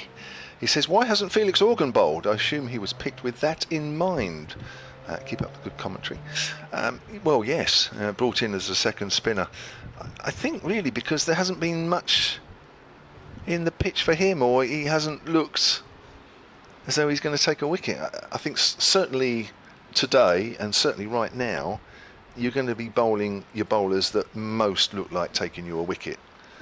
And then, maybe worry about things later on down the line. But, for me now, Abbott, Dawson, maybe another spell of Eddie Jack, which I'm sure we'll see after Abbott. For me, they're the most likely guys to take a wicket here, and you've got to have them at the forefront. Here's Dawson. It's got a little cooler all of a sudden, as that's played by Pepper off the back foot to backward a point. Welcome bit of coolness. I don't need my makeshift parasol. No. Cloud just blocking out the sun.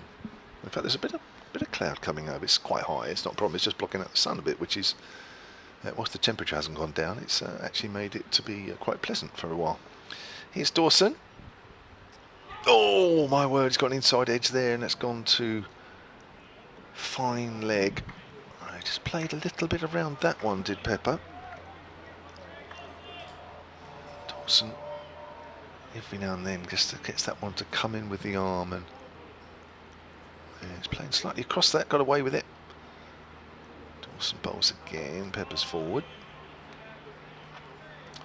So there's all these little calculations going on as we've been discussing for the last 10 minutes, which from a fielding side point of view is, you've got to take all that into consideration. From an Essex point of view, it literally is just keep doing what they're doing, and they're doing it very well. As Dawson bowls, Pepper's on the back foot, steers that to point. Pepper's played the kind of innings that actually you didn't want at that particular time from a fielding point of view. Somebody to come in and rack up 70 and 80 balls. And Tom Wesley playing very stone wall like. It's made things very hard for Hampshire. Dawson bowls it short, that's cut away. Out to Alior in the deep. Pepper moves on to 74. 242 for 5. The Essex lead is 45. The tee is an immovable break, so that's in just under an hour and 10 minutes. I think by then we'll get an idea of where Essex are at, and maybe they're thinking. That'd be interesting by then. Forward is Wesley, plays that out to Scott Curry, who's on. Now Varma's on.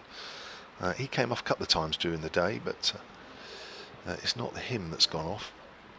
End of the over. That lead is 85 with 50 overs remaining in the day. Yeah, just looking at the Essex stats online, and this innings in which Tom Wesley's faced 245 balls has really racked up the amount he's faced this season. I don't know how far behind this is, but he was on 999 for the season. It must be pretty accurate because it's got 92 as his score on there. Matt Critchley's faced the most. He was part of that partnership when Essex battered out for a draw here at Chelmsford against Yorkshire, 1,073. That was alongside Michael Pepper for much of the day as well. In comes Abbott to Pepper. just straightens up and he turns it into the leg side.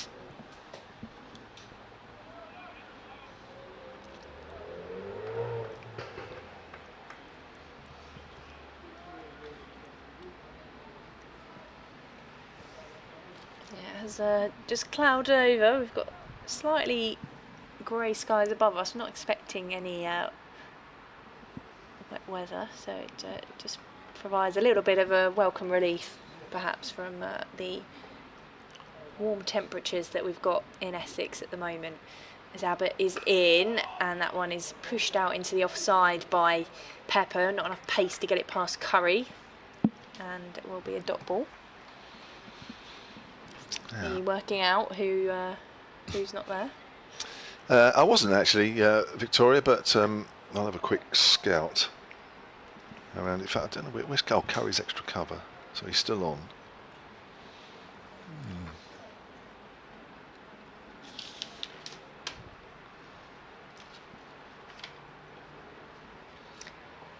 Two dot balls so far in this 93rd over. As Abbott is in, shorter delivery. Crouch from Pepper as it goes through to Brown. And the one from the over is signalled. Is Eddie Jack on there? There is someone just to our right who's obscured by the Tom Pearce stand, who I can't quite see. Tom Prest is there. No, Eddie Jack's down at fine leg, I think. So that was a quick guess, so it's not him.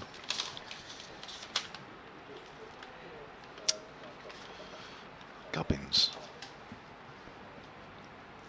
Abbott is on his way in to Pepper, defends that one. Abbott like that one, Brown like that one. Yeah, it looks like Nick Gubbins is off. Sure, it's not too long. Nothing's happened out in the field. Oh no, there's Nick Gubbins there. No, it's not. That's Fletcher Middleton. No, it's Nick Gubbins that's off.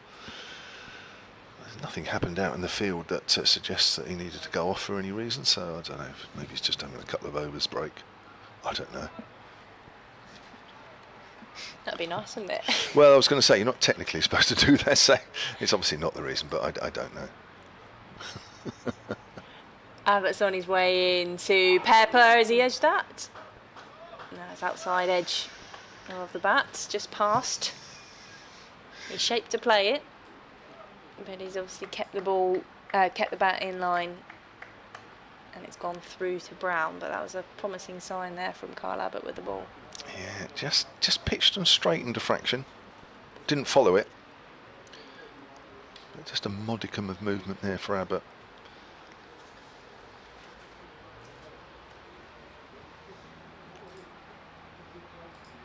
He's continuing to limit things from the Graham Gooch end is Carl Abbott, as that's just edged into the offside by Michael Pepper. Final ball of the over and maiden, so Essex remain 242 for 5, leading by 85. Yeah, it's hard going for Hampshire here. Haven't taken a wicket since midday. We're now getting towards 20 to 3. Obviously had the lunch break in between, but this is proving a more than useful partnership for Essex. Really making Hampshire work hard here, and this thing's not quite happening for Hampshire at the moment. Email here from Dan Botton, hampshirecricket@bbc.co.uk, talking about spinners with the Kookaburra board, encouraging spinners. We've had a lot of spin in this game, hence why we've been finishing just after 6 o'clock each evening, which we're not complaining about. Here's Dawson, and off the back foot is Wesley. Hits that up to mid-off. He says, well, why have Gloucestershire been allowed to sign Todd Murphy and the Warwickshire have signed Corey Ricocchioli? Is that right? Something like that anyway. They're both Australians. We are actually giving Australian spinners a leg up and not picking our own talent then. Rob Key is not the genius he thinks he is, as that's pushed back to the bowler once more. Well, yeah, again, there's a balance, isn't there, really? If you know that spinners are going to have a big say in the game, or certainly bowl more than their fair share of overs, then if you probably feel you haven't got somebody who's up to scratch, then you probably are likely to bring a spear in. That's hit off the back foot powerfully, wide of Eddie Jack at mid-off, and that will be 4 runs. And Tom Wesley moves on to 96.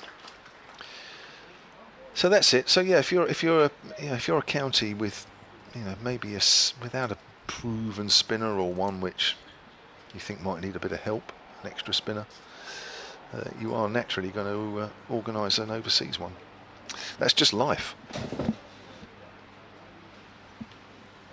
And I'm sure if any of those suddenly pick up 7 or 8 wickets in an innings and that team wins, those supporters aren't going to complain too much. Here's Dawson.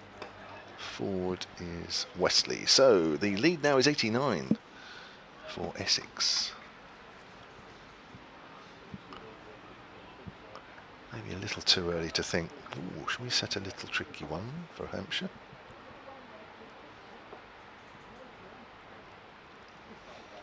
Dawson bowls, short, pulled away into the gap through mid-wicket. And there is Wesley's 100. Enthusiastically applauded by the spectators around the ground, and especially those in front of us. And that is very well played. And what a time for the Essex captain to get his first 100 of the season for Essex, just when they need it most, as they try and keep this game in touching distance for them. That's his 30th first class 100. And he's had to be patient for this one, 250 balls. That's exactly what his team needed for him in this one. And I know the balcony who are up there applauding him will be really pleased to see that. Probably should have given you that commentary. Sorry, Victoria, I wasn't thinking. Given the run rate, I can understand why you didn't. Well, I didn't think. Oh, he's beaten the outside edge again, Dawson. I did just get my stats ready, but then I thought, well, in the way that they've been scoring, we haven't really had a lot of couple of boundaries off one over. So I thought maybe we might be all right for a little bit longer. But I should have thought, well, he's facing you, should have done it, but never mind. Hey ho, I'll remember next time. I mean, obviously, I hope there isn't a next time, but you know what I mean. At 93, the lead then for Essex, and yeah, he's played really well. Tom Wesley was stuck, wasn't he, on his overnight total of 50 for quite a while. He scored 1, I think, in about the first hour, something like that. But he's been rewarded for his patience early on, and that is a mightily handy innings, as is Michael Pepper's innings, in the situation that Essex found themselves in at 11 o'clock this morning. Yeah, so that 100 from Tom Wesley means the lead is 93. Essex on 250 for 5, and there were 2 boundaries for the Essex captain off that Liam Dawson over, as Kyle Abbott is in, and that's played out into the offside by Michael Pepper for a single, and that feels like the first run in quite a long time I've had to commentate on from the Graham Gooch end, because Kyle Abbott has been bowling maidens, 251 for 5, 94 the lead, Pepper on to 75. Yes, he's bowled very accurately again, Kyle Abbott, but with a little help from this second new ball, and also good batting.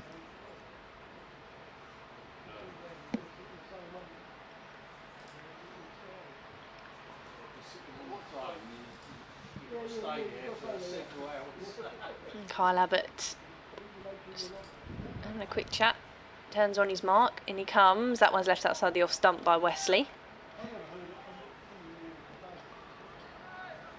This has been quite a long spell after lunch for Abbott.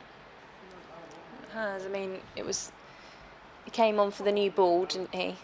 Oh, of course, yeah. Sorry, yeah. Which so was only just under 10 overs, was it? After lunch. Yeah. But this spell is into 8th over. He bowled 15 overs at lunch. So yeah. He's 0 for 42 as he's into Wesley. Gets the bat down on that one. It trickles into the pitch for no run. I would say this is a good chance. This will be his last over.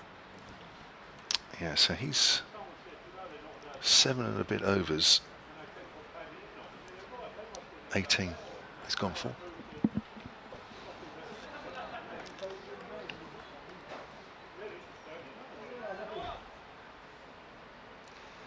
Just strolls back to his mark as the Hampshire bowler.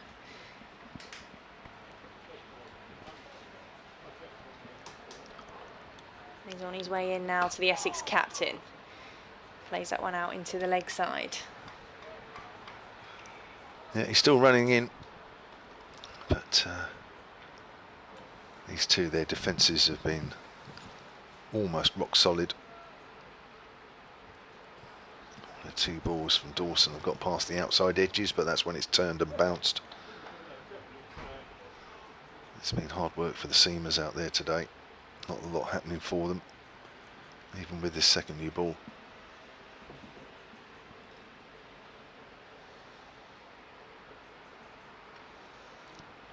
Blue skies at Chelmsford as Abbott is in, and that's edged into the leg side. I don't think Tom Wesley knew too much about where that one had ended up. I may just have nipped back a little bit there. I need to see that again.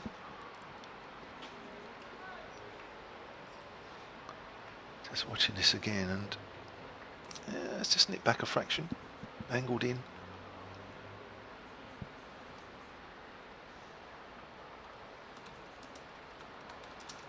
But this pitch, very little response for the seamers.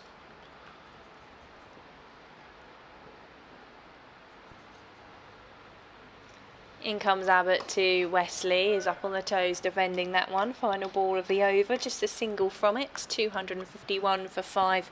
Wesley remains on 100, Pepper is on 75, and Essex lead by 94. Looks like there may well be some drinks or a towel or some kind of respite for the Essex batters, which may involve a pause in proceedings. I think it's a drink and a towel coming out for those two. So let's just have a look at what's going on elsewhere in Division 1 for you of the County Championship. Remember, yesterday Surrey beat Worcestershire by 9 wickets inside 3 days. At Chesterless Street, Sussex are 238 for 4. They lead Durham by 272 runs. Wickets have been hard to come by on the final day there. Nottinghamshire 73 without loss against Yorkshire.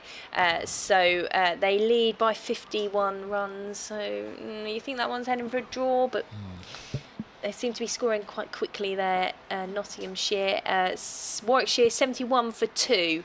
That is chasing down 306 runs to win against Somerset. So a tall order there for Warwickshire, particularly having lost a couple of early wickets. And was just reading earlier that there's some unhappiness amongst the Somerset players and fans about the time that Sam Hain is taking at the crease in that one. So that's how things are looking in Division 1 as helmets are back on and players are ready to get back underway here at Chelmsford with Essex 251 for 5. And an unbroken 120 stand now between Pepper and Wesley, as Dawson gets ready to bowl his 41st over of the innings. He's going to be bowling to Pepper. Runs away from us. Pepper sweeps, gets wrapped on the pad. Not out, says umpire James Middlebrook. I think he got hit on the top of the leg, but he was well down.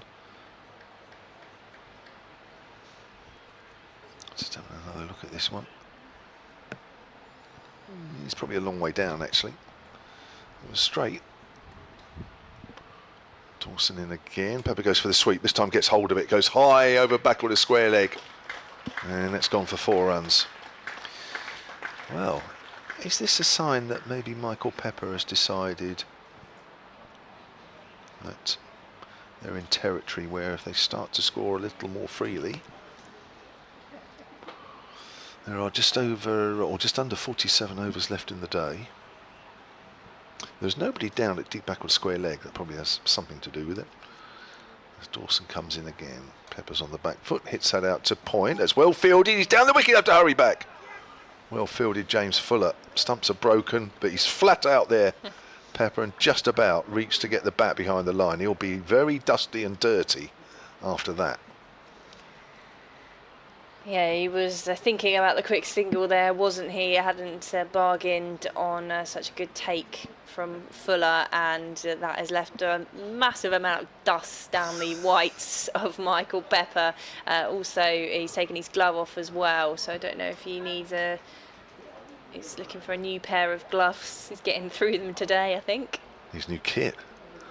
That jumper looks horribly dirty. Noah Thane's going to have to come and give him a little dust down.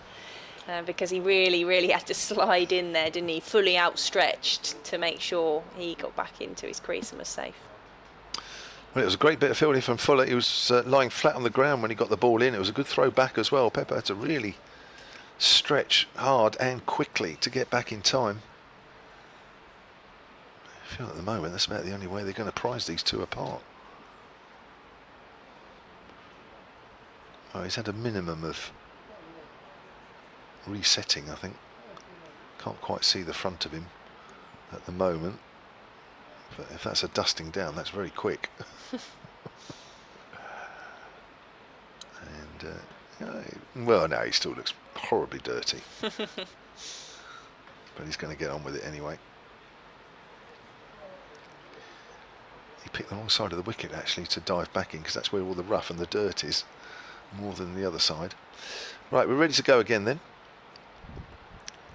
Dawson to Pepper, who sweeps again hard down the leg side, and that's going for 4 more. Well, there we are. There's the intent from Pepper now. He's decided that that's the area he's going for. Hampshire will have to plug that gap. Whether he decides to keep playing that shot, we'll have to wait and see, but that's been very productive for him in this over already. And Pepper moves on to 83. Yeah, just deciding to take Liam Dawson on a bit here, isn't he? He's not. I know it still went for 4, but he didn't feel quite as convincing as the previous boundary on that occasion. Dawson into Pepper. Pepper's on the back foot. Plays that out on the onside. So the lead now is over 100. It's 102 for the home side. And Dawson, who picked up those 2 wickets this morning, has been wicketless since. Comes in again and bowls. Again the length ball, which Pepper just plays watchfully on the back foot. Dawson then 4 for 82 from 41 overs. Yeah, good stuff there from Michael Pepper. It hasn't been free-flowing when it comes to runs. He's certainly been the more positive of the two. Well, they've both played well in their different ways, and it's probably doing Tom Wesley a disservice there. But Pepper has been that little bit more aggressive, finding the gaps and finding the boundary, scoring quickly for Essex, and he just was taking on Liam Dawson on that occasion. So he's moved himself on to 83, 259 for 5. He's keeping 12th man Noah Thane busy there with bat issues now. It's just sorting out the grip, I think. So that lead for Essex up to 102. And we've got just under an hour to go until the tea break. I just got an email here from Andrew Pepper. Oh. I don't know if that's just coincidence. Doesn't suggest. Oh, it does say no relation. Apologies. Sorry, I didn't read that bit because it's quite bright here in the commentary box. Hampshire Cricket at bbc.co.uk. He says, "Hi, just been listening from the pool in Cyprus." Oh, more swimming pools. Yeah, I know, it's all about pools.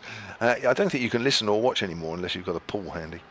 Loving the commentary. Handrail to the pool is a bit hot in the Cyprus sun, though, and he sent me a picture. I'm so sorry.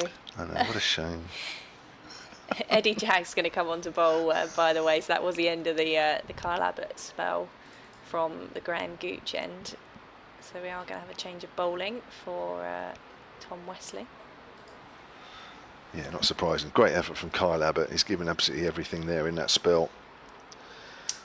Probably got the ball past the outside edge a couple of times. Wasn't quite happening for him, but he had to work very hard anyway.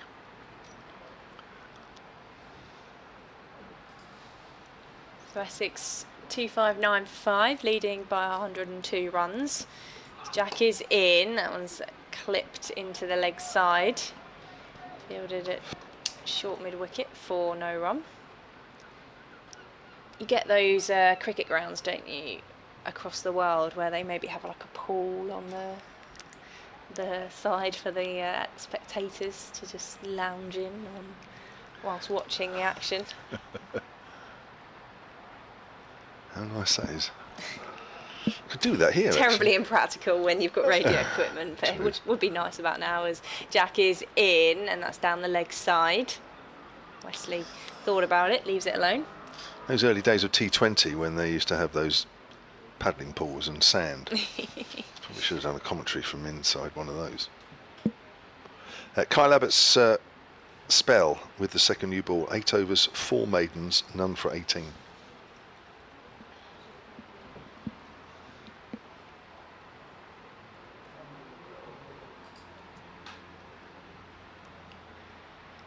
2 dot balls so far from Eddie Jack, who's in Yorker length ball, which Tom Wesley just manages to get himself out of. Good delivery, that one.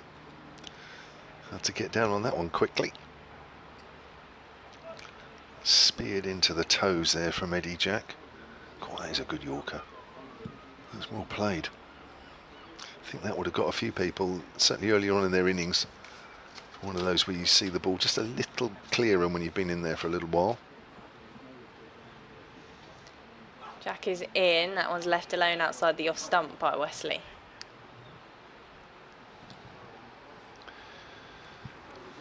Yeah, well, we're nowhere near sort of the final throw of the dice yet from a Hampshire point of view, but they're being frustrated here. That's some very, very good batting, high-class batting as well, has to be said. And you can't, even if one of these is parted, you can't see Hampshire running through the order. What's left of it? Jack is into Wesley, tucks that one off the hips. He will find a fielder at deep square leg though. So just the single. That's the first run off this new spell from Eddie Jack. 260 for 5. Wesley onto 101. He hovered around the 100 mark for a little while, didn't he? Lead goes to 103. Yeah, was stuck on there for a little while. It's all about the Pepper show for a little while, wasn't it? A few sweeps. Sweeps and sliding in. Yes. Pepper's on 83. Jack begins his run up. Bowls up on the toes is Pepper. Just dabs that one into the leg side. Comes through for the single to move on to 84. Essex 261 for 5 at the end of the 97th over, leading by 104 runs. Now, you may remember we had an email from a youngster in Suffolk, Kyson Broomfield, just before lunch. Yes. Who was looking for some ideas about how to get some stuff signed at either Essex or Hampshire, and he's come back, hampshirecricket@bbc.co.uk, and he says, it sounds like a good idea to me. That's good. Do you have any suggestions on what to send off to be signed at Essex? There you are, Victoria, that's one for you. What in terms of? To send to Essex to ask them if they would get the players to sign. Oh. Well, I think, Carson, it depends what you want signed. Something that fits in a post box. A bit of paper.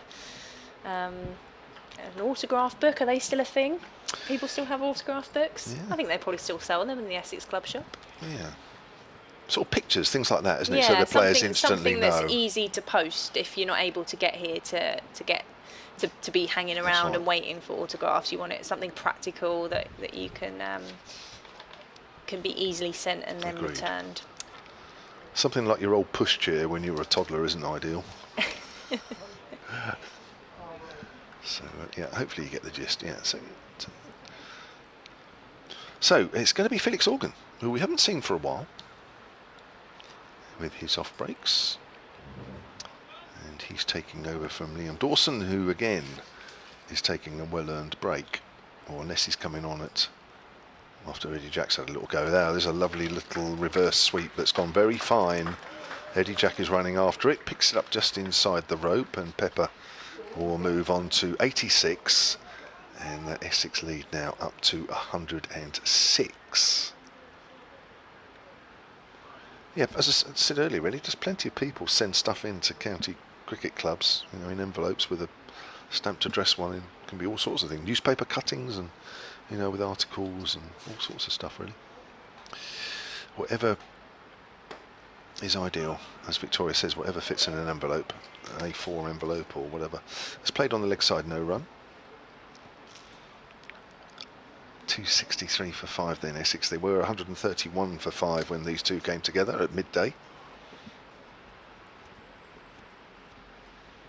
Organ again around the wicket. Oh, that's a drive off the inside half of the bat from Pepper.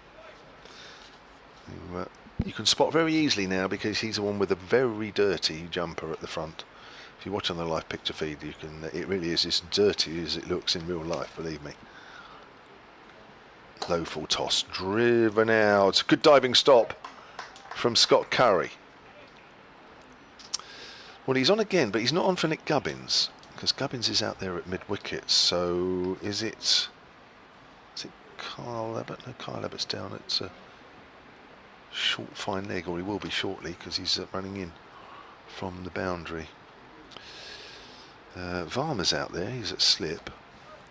And maybe somebody else is off for a little while. Fletcher Middleton's at short leg.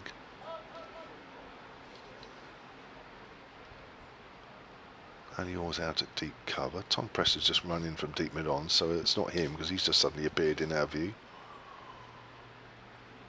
Organ bowls, that's turned away to mid wicket, fielded by Gubbins. So Tom Wesley 101.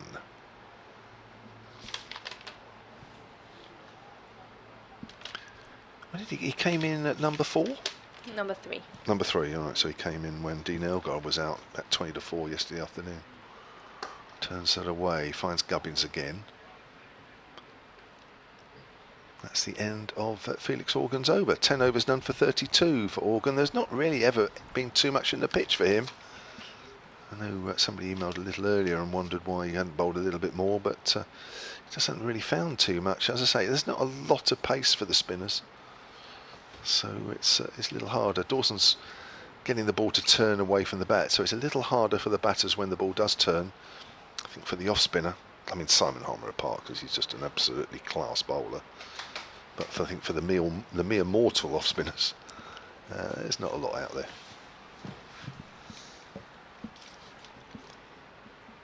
The lead 107 for Essex then, 98 overs gone, a minimum remaining today of 44. Eddie Jack to continue to bowl from the Graham Gooch end. He's 16th over that he's bowled in this Essex second innings, 1 for 54, his figures. In he comes to Michael Pepper, who dabs that one down to third. He's enjoyed playing that shot today. Will it beat the fielder who's out on the deep? Has he managed to claw that one back in? It looks as if he has done so. It was out of our view, just down below us as Pepper comes back for 2. Tilak Varma doing well to come round and make the ground somewhere beneath us. Yeah, I think it was out of everybody's view for a moment. Yeah, just going about Harmer. I mean, even Simon Harmer for long periods yesterday looked pretty ineffective. So it's not just Felix Organ. No, it was Matt Critchley who picked up the 4 wickets with the leg spin, wasn't it? Yeah, he did. 266 for 5, Pepper on to 89. Jack is in, a full delivery, which is clipped into the leg side, and it's being chased to the boundary, but the fielder won't get there. That's 4 runs for Michael Pepper, taking on Eddie Jack. Essex on to 270 that will be when the scoreboard ticks over, and Pepper on to 93. Well, Hampshire are working hard here, but the batters are playing so well. They really are making it very hard. Very little in terms of offerings for the Hampshire bowlers. Leaders 113 as Jack bowls. Another full delivery which is pushed up to mid-on, who comes across to it. So just a single for Michael Pepper, who will be at the non-striker's end on 94, 271 for 5.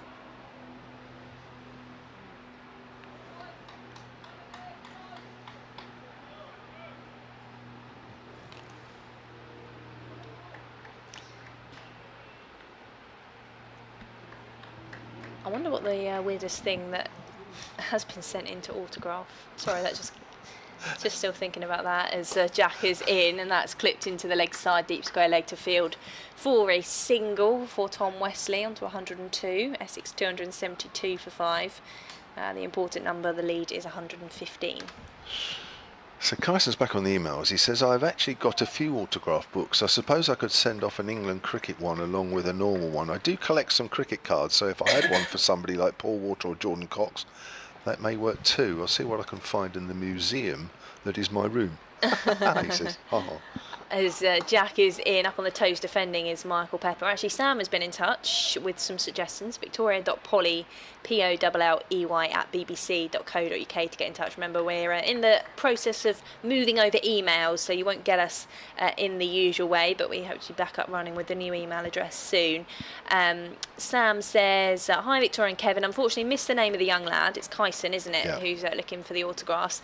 But if he has an old cricket shirt he might be able to send that he could get signed. Well, it sounds like he might, with what you were saying earlier about the various teams he's played for, as Jack is on his way in to bowl a short ball which Michael Pepper ducks under. That's the final ball of the over, and Essex are on to 272 for 5, leading by 115 runs.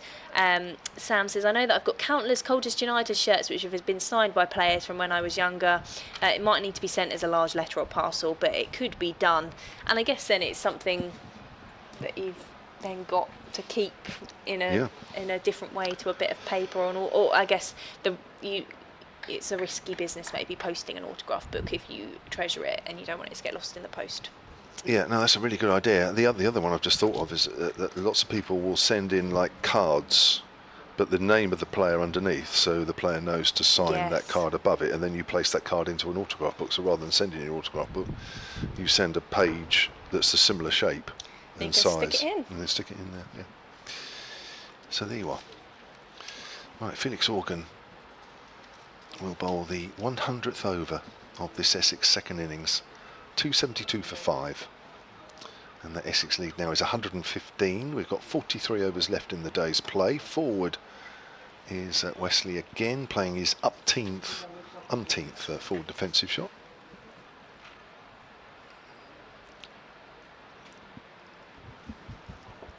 We've got about 35 minutes until tea. Wesley's on the back foot there.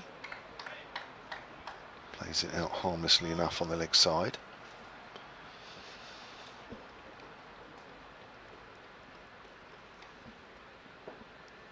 In again Organ.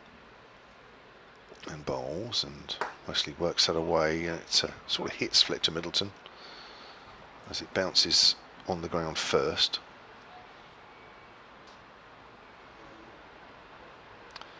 Yes, just over 42 overs left in the day's play. Here's Organ bowls. Wesley's forward, plays that into the ground once more and fielded by Fletcher Middleton at short leg. Will Essex set something? Will they be in a position to? One would think that they might be. Whether they do that or not, I don't know. A draw for either of these sides? Does that really help? There's a lovely pull shot through mid-wicket. Tom Wesley will pick up 4 runs, and he moves on to 106, and that lead up to 119. So we've got a run rate of under 3. Got about half an hour, so let's assume in 9 overs are bowled, 27. That lead might be close to 150, 140 by tea. What would Essex do? Good shot, Wesley. He's forward, and that is the end of Felix Organ's over. He's conceded 36 from his 11 overs.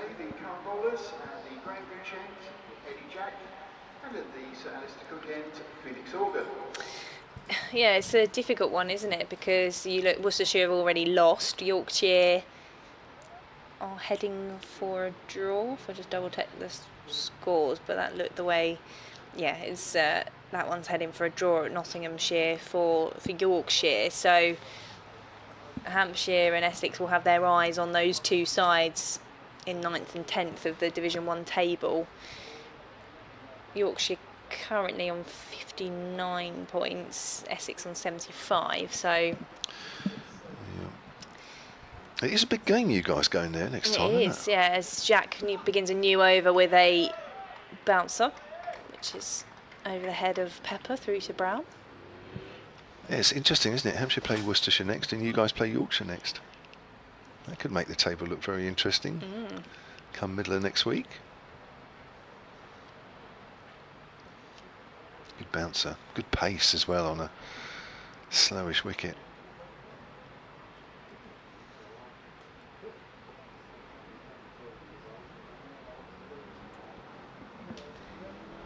In comes Jack to Pepper, who defends that one. I mean, it's a must not lose. Yeah. But how they approach it, depending where we are at tee, I think is interesting. Yes, it is. Yeah, do you risk losing to try and win and make things a little easier on yourselves? Yeah, I don't know. I don't know what I'd do, actually. What would I do? I don't know. I feel like I'm quite a cautious person, so I would be... Take the points. Yeah, but Yeah. I don't think that's the Essex way, and that's a nice shot played late by Michael Pepper with pace. Dab it down to the third boundary, and he moves on to 98 runs. Or have I overshot that? Is it updated ahead of me? No, 280 for 5. Pepper on to 98. A nice shot, and well weighted by Michael Pepper for that one with a bit of width. He's played some exquisite shots out the middle of the bat. That's another one.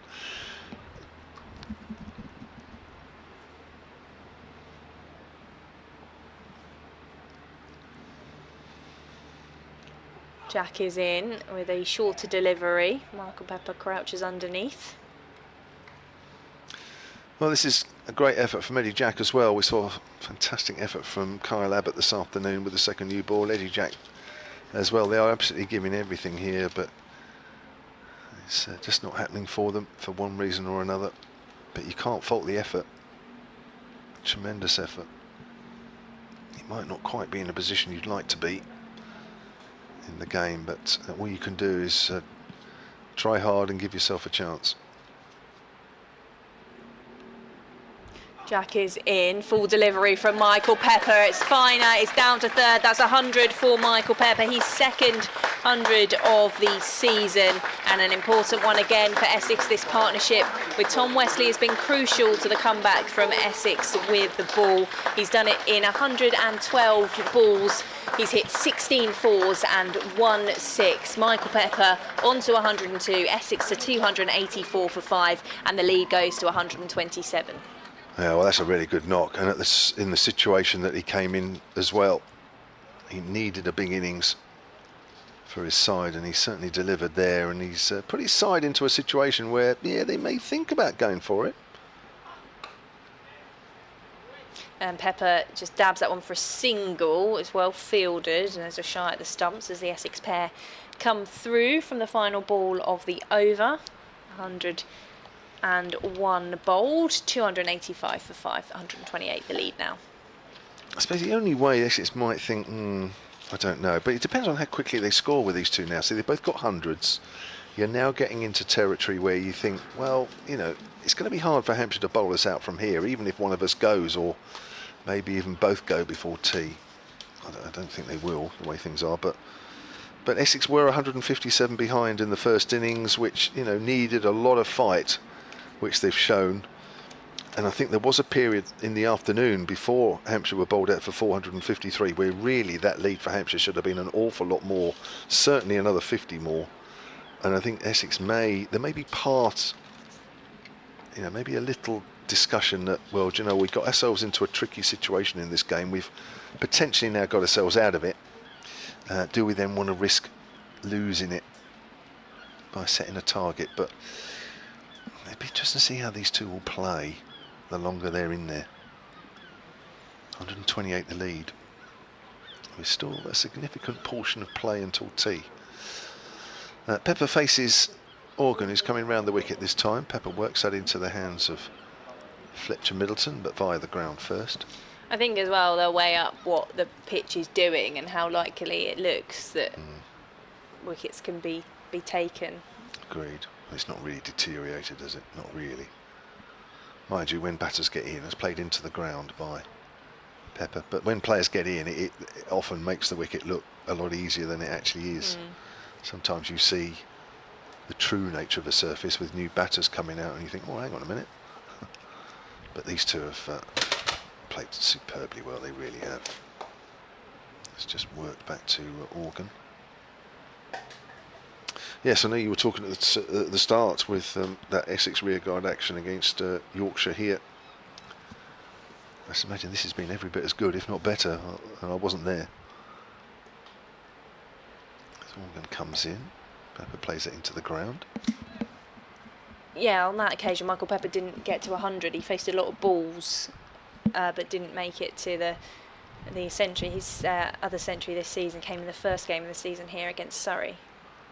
Morgan again. Pepper sweeps. That's gone very fine. Now, what's that come off? It's going for 4, and it's buys. It's beaten Pepper and it's beaten Brown. That was difficult for the keeper there. So 289 for 5, and the lead is up to 132. Hampshire thought they might be batting for a second time here. They might not quite be in the same circumstances that they envisaged last night. It's turned away behind square by the very dusty looking Pepper, the very dirty looking Pepper. So he'll pick up a single and he'll keep the strike. 133 lead now. Hello to Dave, who's been in touch from holiday in Crete, and guess what? He sent a picture sitting, I think that's he's on the beach, and he says, can I just say big thanks for the fantastic commentary today. It helps the chosen drink go down so much easier. And he sent a picture with the lovely blue sea, some sandy beach, and then there's a beer of choice next to an Essex cap on a table. A few people on holiday. Yeah. Mainly around that area, judging by several of the emails we've been getting. Nice comments as well, which is always nice. Now James Fuller into the attack now. Eddie Jacks had his little burst.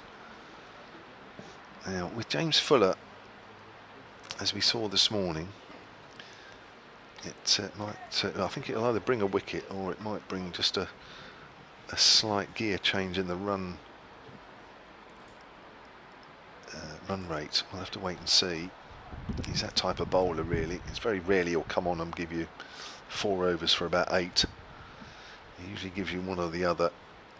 Quite often in the past he's picked up a wicket when Hampshire have really needed somebody to do that. Can he do it here? Because time is starting to run out here. Yeah, the lead is 133 for Essex. It's trailing by 49 runs at the start of today, as Fuller is in full length delivery to Pepper, who drives that one up to mid-on and just runs around in a circle when he realises there's no chance of a run. Yes, Fuller's 0 for 43. Just started his eighth over. It was a little bit expensive this morning.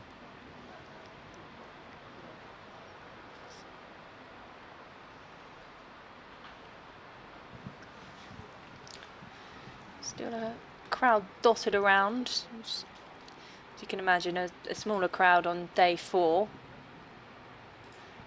As Fuller is into Pepper, defends that one, but into enough space that they can come through for the single.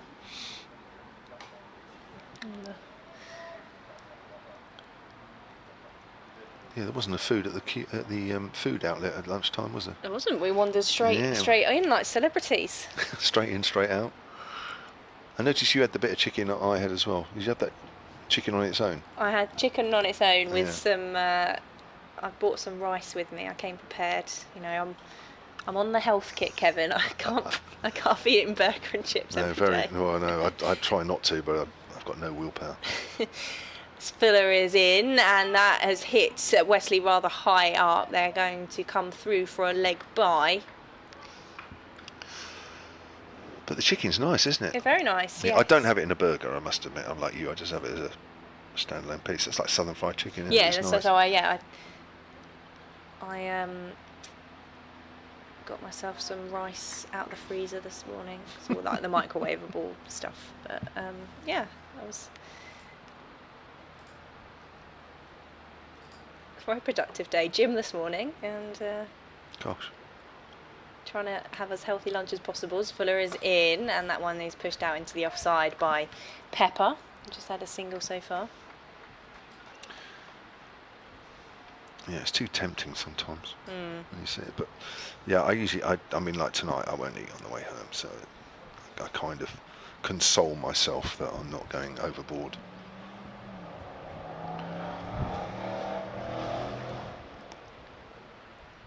The one thing cricket commentary does stop me doing is snacking. That's true, actually. Yes, on that side of things, actually, yeah, it's good news, isn't Do it? end up concentrating hard as Fuller is in. A bit of width, which is flick through the covers from Pepper. They won't get any more than a single for it, though. 293 for 5, Pepper onto 106, same as Tom Wesley, who's on to strike, 136. I always do wonder, it's actually an interview I think I've done before with the chef who caters for the players, but I always wonder how much players eat depending on what they're doing. It must be a hard balance, as Fuller is in, and that's off the toes of Tom Wesley, clipped down to deep square leg for just a single. I just imagine there's a few bowls of cereal wandering around, and they do, I mean, generally they do eat better now than they did. Well, I know they get lots of nice healthy options. 294 for 5 at the end of the over, by the way, lead of 137. But I mean, in terms of, I guess if you've, it's not dissimilar on a bigger scale to any cricketer. If you're bowling, you're probably thinking you don't want to feel too heavy, but if you're also batting out there for a long time, and particularly if you're in at the point of whatever the interval is, you don't want to eat too much. But I always look at, I think it's quite often Lords post their menu when they have a test match on. I always like to look at a menu, and I look at it, I think, yeah, I'll have the lot. But I bet they get left with leftovers because the players are thinking about not having too much if they're out there running around all the time. Definitely. They always used to think that any batter that got out just before lunch at Lord's did so because they wanted a big lunch. Nothing to do with whether it was a good ball or not, or what have you. Say, oh yeah, you want a 3-course lunch and not feel guilty. You're not missing any action because for what seems like the second or third or maybe even more time, the batters are taking refreshment. And, I mean, I'll be honest with you, today doesn't feel any warmer than the previous 3 days. I'm not sure we've had this amount of stoppages. The over rate's not a problem, of course, because we've had a lot of spin. But maybe it just feels a little hotter out there because there's no wind, which we have had quite a lot of actually up until today, as Organ starts a new over. He's driving and playing a missing. Here's Tom Wesley. Not one of those has found the edge. I'm counting, and there's not many, to be fair, since 11 o'clock. 8, 9, maybe 10. Not one has found the edge. Organ in again. Bowls. This time he has got a bat on it, so it's driven out to deep cover. Wesley moves on to 108. 295 for 5. The lead for Essex now is 138. The field's changing a little bit for Pepper. Reinforcements on the offside in the form of Nick Gubbins, who goes to point. And the 2 men catching are on the leg side, leg slip and short leg, as Organ comes around the wicket. Bowls, but just works that past Fletcher Middleton. He'll pick up a single. 296 for 5. Well, briefly the crowd got a bit excited, didn't they, really, when they realised that these two were batting Essex into probably what they felt was relative safety. Now they've kind of got to that point, probably.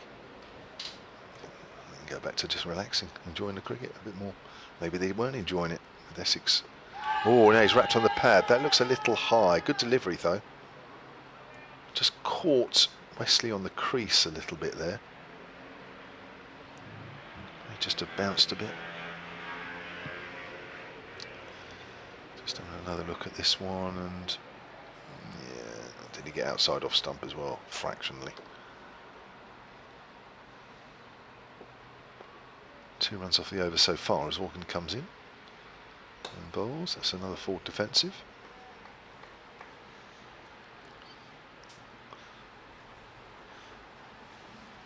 And 1 ball left.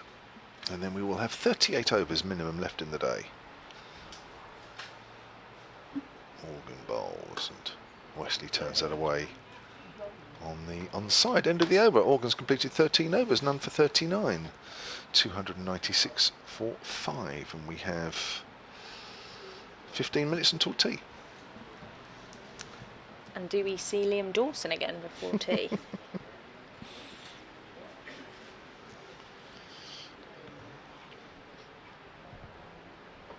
Durham have taken a wicket. Sussex 277 for 5.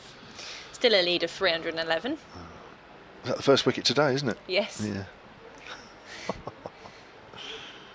Good old Kookaburra. And Nottinghamshire 100 for 1 after Yorkshire were out for 510 earlier, so it's a lead of 77 there at Trent Bridge. Warwickshire 89 for 2. As Fuller is in, or that's an edge guided down to third by Michael Pepper, stopped by Dawson in the deep. He has really favoured that region, has Michael Pepper, for his boundaries, but there is a man out there patrolling for Hampshire now, 108. Oh, was that Pepper? No, it was Wesley, was it? Or did they just take the one in the end? I think they only took one. They took one. So it was that Michael Pepper shot for just the one, 297 for 5. They're both on 108 as Fuller is into Wesley. Defending, as we've seen him do so often today in the 278 balls that he's faced. So Warwickshire need an unlikely 288 runs to win at Edgbaston in their game. I'll have a quick look through Division 2 at some point, because there may well be some that look more likely to be played to a result. As Fuller is on his way into Wesley, up on the toes with a straight bat, defending that one. Let's have a look in Division 2. Derbyshire need 166 to beat Gloucestershire. They're 150 without loss at the moment. Kent 161 for 7. They trail Lancashire by 104 runs. I see they also opened with Matt Parkinson with the bat as well, so they decided to switch things up in the order there. Glamorgan 295 for 5. They lead Leicestershire by 72. Fuller's on his way into Wesley, who gets hit on the pad high up. No real appeal from Hampshire as they come through for a leg bye, 298 for 5. A lead of 141, and the final game in Division 2, Northamptonshire batting against Middlesex. They are 127 for 2. They need 184 runs to win.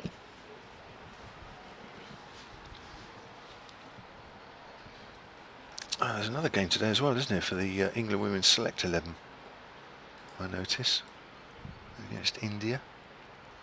Fuller is in, and that one trickles down to third again. Dawson's going to be able to come round to meet that one for a single from Michael Pepper. 109 to the Essex man, celebrating his 27th birthday. Essex on to 299 for 5, 142 is the lead. Yeah, that's a T20 match against India. And they've won it. Oh, it is, yeah, just looking, yeah, you're right, they won it by 6 runs. England Women's Select 11, 194 for 8. Runs for Bryony Smith of Surrey, 62. Maya Boucher, 35. In comes Fuller. That one's turned into the leg side by Tom Wesley, out to deep square leg for a single. That's a 300 up. And this Essex pair have batted well on day 4. The lead is 143. It's come up in 105 overs. There is an Essex name within that ECB 11 today. Eva Gray was playing in that one. Ooh. What did she do? She didn't bat. She's usually amongst the wickets, she says. As it turns out, she bowled 2 overs, 0 for 22. But it is T20. T20. And as you've probably seen over the last few weeks, and I've seen a few times, both men and women, poor bowlers. It's seen an amazing amount of runs this year. Right, Felix Organ will continue. Of course, that tournament for both the men and women continues. So plenty more runs to come, I'm sure. So that lead is 143 now as we get towards 10 minutes till tea. Still not an area where Essex would feel comfortable setting Hampshire anything, if indeed that's what they're thinking. Here's Organ bowls and forward is Wesley. Pushes that out to Tom Prest, who's one of 2 mid-wickets. He's the shorter one and Nick Gubbins is the deeper one. In comes Organ again. It's turned away into the gap behind square on the leg side. Wesley moves on to 110 and that lead is up to 144 now.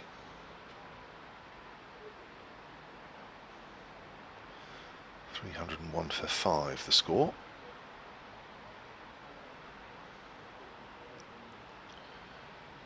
Leg slip and short leg in for Organ, who's around the wicket. Pepper is on the back foot. I really do hope that he changes his shirt or his jumper, whatever it is. It's very mucky at He the may tea not time want break. to now. Well, that's true. Might be his lucky shirt from now on. That's turned away off the back foot comfortably, and they just jog through for a single. 302 for 5. Pepper moves on to 110. I'd like to think that he's not going to use that shirt in its current condition as a lucky shirt or jumper. I mean, let's hope he does. If he decides that that's his lucky shirt, he does at least wash it.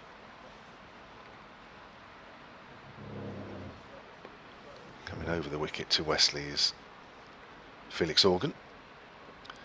And bowls. Wesley flicks that away in front of square on the leg side. James Fuller's down in front of the pavilion. 303 for 5.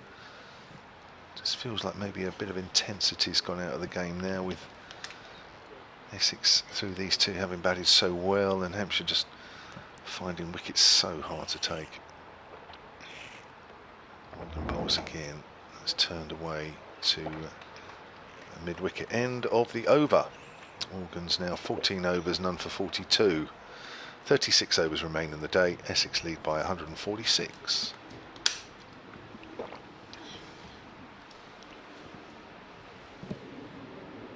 Apologies, I thought I'd turn my microphone off there and you just all managed to hear me have a drink. So sorry about that. 303 for 5 on the board, 146. It's got to that point of the day, hasn't it?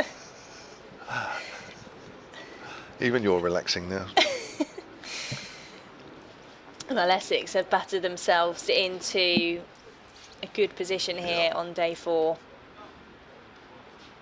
Something I think we knew they were capable of, certainly the depth of the batting. Michael Pepper coming probably in the order lower than you might expect, but they do have that depth, and there are a host of players down that list. Matt Critchley, Charlie Allison, both of whom have been dismissed today but have all got centuries to their name this season, and that was what Essex needed, the partnership, the big scores. As Fuller begins a new over from the Graham Gooch end, which Wesley jabs the bat down on and then just has to just scoop it away from his stumps. And I think we've referred to it a couple of times today, of the game here earlier in the season, the draw against Yorkshire. Essex probably in a more precarious position because they were batting last, so Yorkshire had set the declaration they were never going to reach the total that had been set for Yorkshire, but it was just a case of hanging on with the wickets, and it looked really unlikely at times as Fuller is in and Wesley plays that one out into the offside. Backward point comes in to field it. I think the frustration will be, and I think the Essex camp will say this, and I'm pretty sure the conversation I had from Tom Huggins, the batting coach, last night at St Ives, is that they know they haven't batted well enough, and particularly in first innings across the season. There's only been a couple of occasions where they've made it over the 300 mark, and when you're looking at batting points and the position Essex are in the table, you need those points. So Fuller is in, and that's driven by Pepper. I think we can appreciate how well these two have done, and Essex have done to take this game well into day 4, and for whatever we may have left of it today, it doesn't solve the issues, but hopefully it gives them a bit of confidence and a bit of momentum, because I think they needed the reset after the T20 blast, switch formats, get back to Championship, try and get a win on the board. Let's be honest, it doesn't look like they're going to necessarily do that, but they can't afford to be losing matches, particularly with Yorkshire coming up next, as that's down the leg side. That's away to the boundary for 4. It was got some bat on it from Michael Pepper down to the fine leg boundary. He moves on to 114. Essex 308 for 5, so they've added 200 runs today. Yeah, that didn't feel likely when we got to half 11, did it? No, it didn't. You're right, Victoria. I mean, it's been a great partnership. It really has. It's repelled everything that Hampshire have thrown at them. Slow, quicker bowlers. You know, they batted superbly. There's no doubt about it. I think what it does, it just reinforces the belief there. You know, sometimes which starts to wane sometimes. Fuller is into Pepper, and that one's out to backward point. They're going to come back for 2 runs, and that 2 runs means that Michael Pepper moves on to 116, and his previous high score in a first-class match was 115. Wow. Can't ask for more than that either, can you? I mean, you know, they all know they're good players. Sometimes, though, over a few games, if it's not quite going the way you want, then you start to question things a little bit. But I think when you look at the way these two have gone about this partnership, you think, well, yeah, you know, we have got some good players here. You know, we are good, and that will certainly help. Well, the Hampshire staff have given up on their laps to just sit on the boundary edge now. The intensity might have gone out of this game. The intensity's gone out of the step competition going on around the boundaries. Fuller is in, played into the offside nicely by Michael Pepper, past point for a single. Onto 117, that lead moves on to 154 as we approach the tea break. 311 for 5 at the end of the over. Well, there was a ball, wasn't there, that sort of jumped from short of a length at that far end quite early on this morning. I think it was Abbott, I can't remember. And you thought, well, here we go, this wicket's starting to break up. But I mean, that's the only one really. And you know, the bowlers are banging it in just short of a length and on a length, and you know, the batters are finding it fairly easy just to get in behind and play away. And it's just the nature of the pitch, and it's also, of course, good batting. But you know, Hampshire have worked hard here. I think they'll bowl slightly worse and bowl a side out, but it really is a pitch which hasn't given them too much. Not too much side movement, not too much swing. Might have something to do with the ball as well, of course, and the ball has never really turned enough, hasn't bounced enough, and it hasn't really given the pace for the spinners to really get too excited about. Yes, there's a few that's turned, but they haven't really turned enough. It hasn't been often enough to really sort of get you excited as a fielding side. Hampshire knew when they turned up this morning, they knew it was going to be a long road to bowl Essex out. It's been proved. But this partnership here really has just emphasised how, if you bat properly with a lot of concentration, and survive the odd ball that turns, then you know, batting is pretty easy. And you're right, Victoria, you know, Essex should have made more in the first innings. And if I'm honest, Hampshire should have made more in the first innings. It may not make a difference at all come the end of the game today. We might end up with a draw, but you know, a lot of sides will pat themselves, both sides will pat themselves on the back, say we put in a great effort here. Essex more probably with the bat than with the ball. Hampshire probably with the ball more than the bat. But you know, there were areas in the game which can be improved upon. Right, Felix Organ, yet again, one of the batters is just taking a bit of a break. It's happened quite a few times in this partnership. I know it's been a good partnership, and I know it's hot out there, but gosh.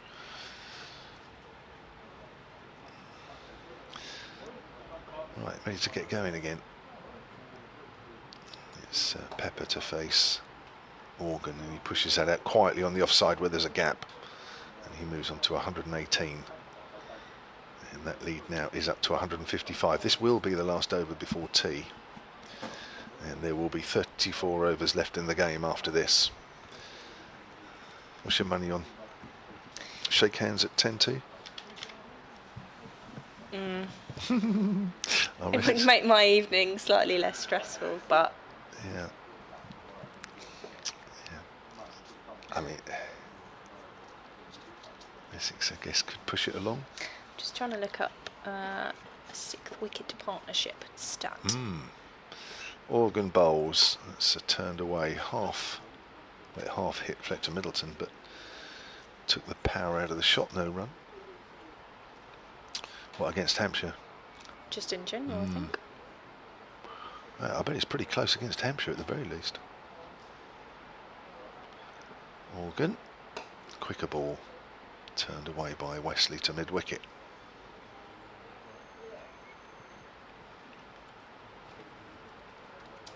Wesley 112. So he's added 61 to his overnight total. Quietly pushes forward there. Rapidly getting towards the tea break here. With my clock, we're on 20 to 4.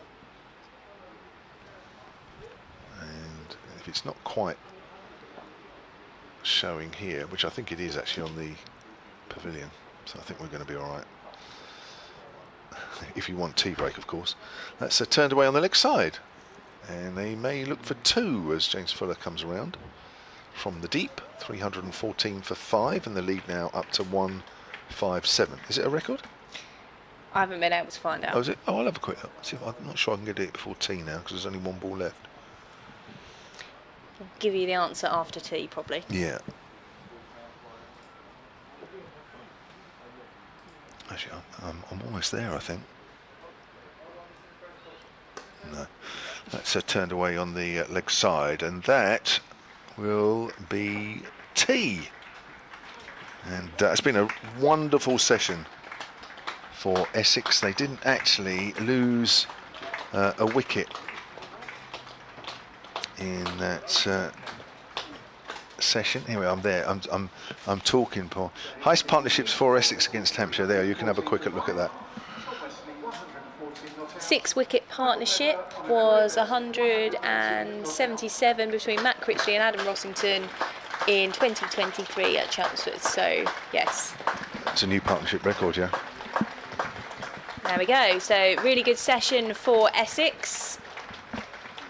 And we'll wait and see what happens in the evening session. Essex 314 for 5 with a lead of 157.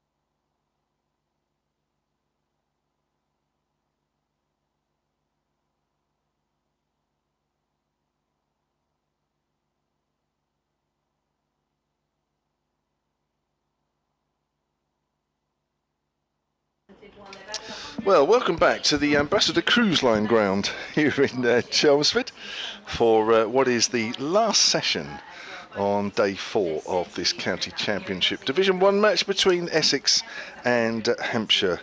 And it's been a pretty good day on the whole for Essex, because they started it a little precariously in their second innings, 108 for 3. They were still trailing by 49 runs, but Tom Wesley, the captain, and Michael Pepper have seemingly batted Essex to safety, and they are Wesley 114 not out, Michael Pepper 118 not out. They put on 183 without loss for the 6th wicket. I'm Kevin James. Next to me is Paul Hiscock, who's now a freelance journalist, and it won't have escaped him because I know he knows absolutely everything that there is to know. That is a record 6-wicket partnership against Hampshire. Welcome. Thank you, Kevin. Thank you for the I'm going to take you on. Hang on. There you go. There you go. Thanks for the introduction, Kevin, and welcome to everybody. And yeah, you mentioned Tom Wesley's performance. He's actually batted through 3 sessions, hasn't he? Started before tea yesterday, and for a man who wasn't in the greatest of form when he arrived into this game, Kevin, that's a superb effort. So all credit to him. And Michael Pepper, he wasn't bogged down, was he, when he first came in? And Pepper is a very influential player when he's allowed to get in, and he showed us that today, I think. You do wonder sometimes when batsmen like Pepper that like to play with a tempo, try and dig in, they last half an hour and then they're out for 15, and you die wondering what might have been. There was no evidence of that with Pepper. It's been a superb partnership. You would tend to think that perhaps it's almost drifted beyond Hampshire now, but really, Kev, I mean, they're up to 5 and over almost, aren't they, for what they would require. Possible, of course, with all 10 wickets in hand, and you having had recent experience in T20 of a 6-over thrash with Middlesex, of which the first over was a maiden, wasn't it?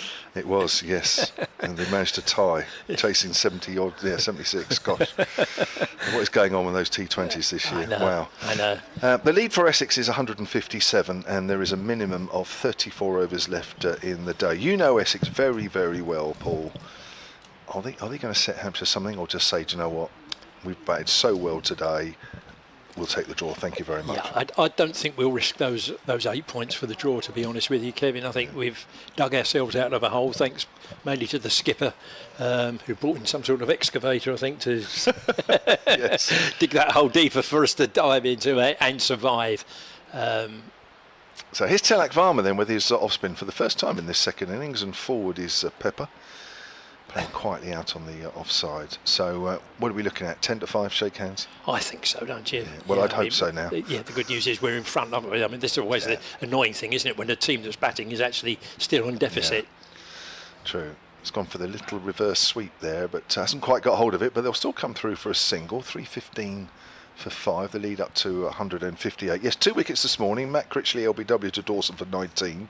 Charlie Allison caught by Tom Prest at mid-wicket, also off Dawson for 13. We're in the first hour, but not a wicket since, and a barren afternoon session for the Hampshire bowlers. I have to say, I think they've worked hard, the seamers and the spinners, but it's just not happened for them, and this partnership has been immense.